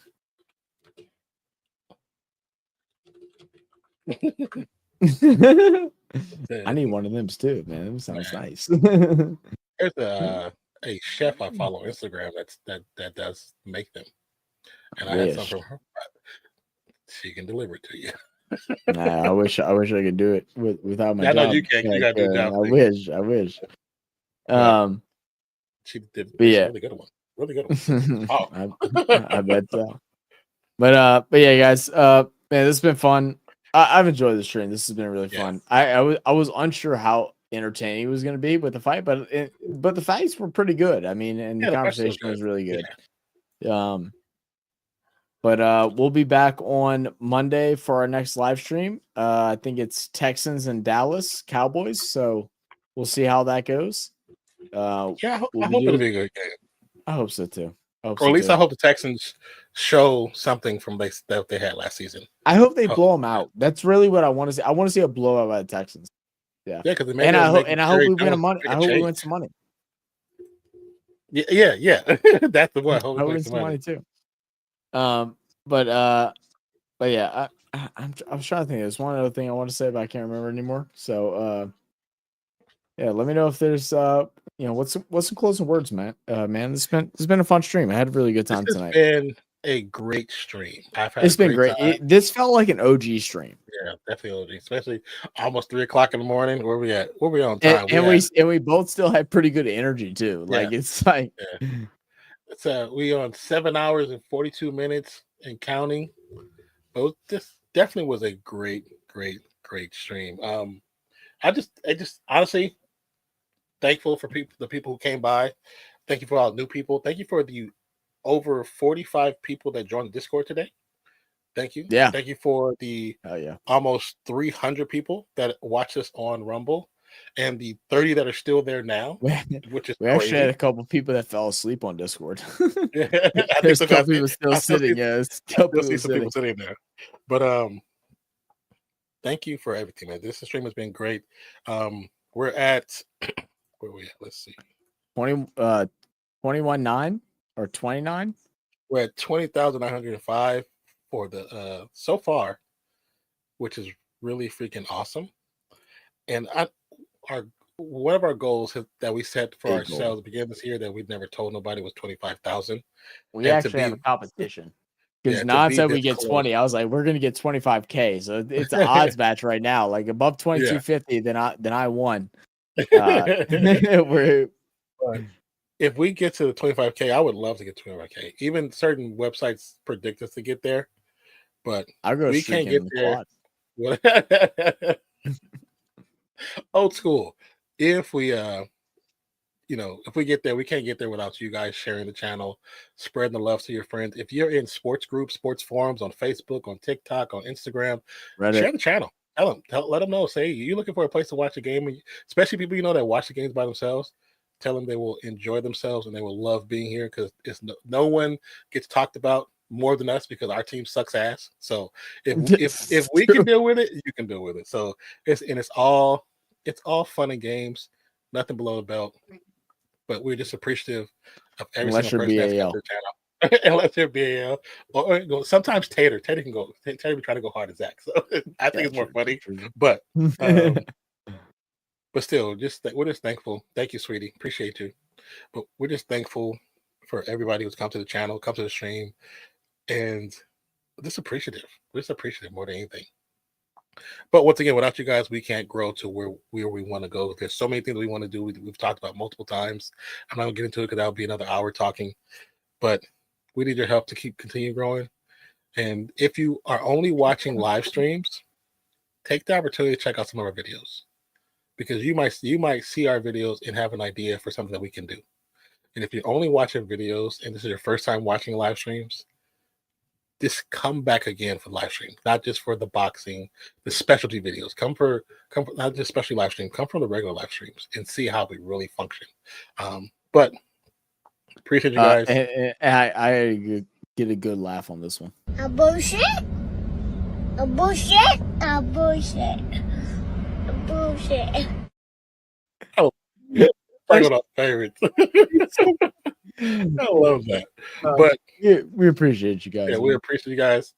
We truly do. We say we appreciate it. We love you guys. We mean it because you can be anywhere in the world, but when you choose to spend 7 hours with us, you really like us. So we appreciate you. We love you. Don't know why. We'll catch you on the next one. My name is Nonpfixion. My co-host Zach. We are Real Sports. Skylar's in the background. She's also part of the crew. But bye, Skylar. Love you. She says bye, but appreciate you, love you, and we'll definitely catch you on the next one. Come back Monday, we'll be live. Also Sundays mornings for football fans, football fanatics. Come on in Sports Network. It's a real thing, and possibly a golf stream on Sunday as well. Possibly. So come back and just check out the channel. Be a part of the channel. Be active. Join Discord. All right, y'all. We about to be out. Love you guys. Cheers. Peace out.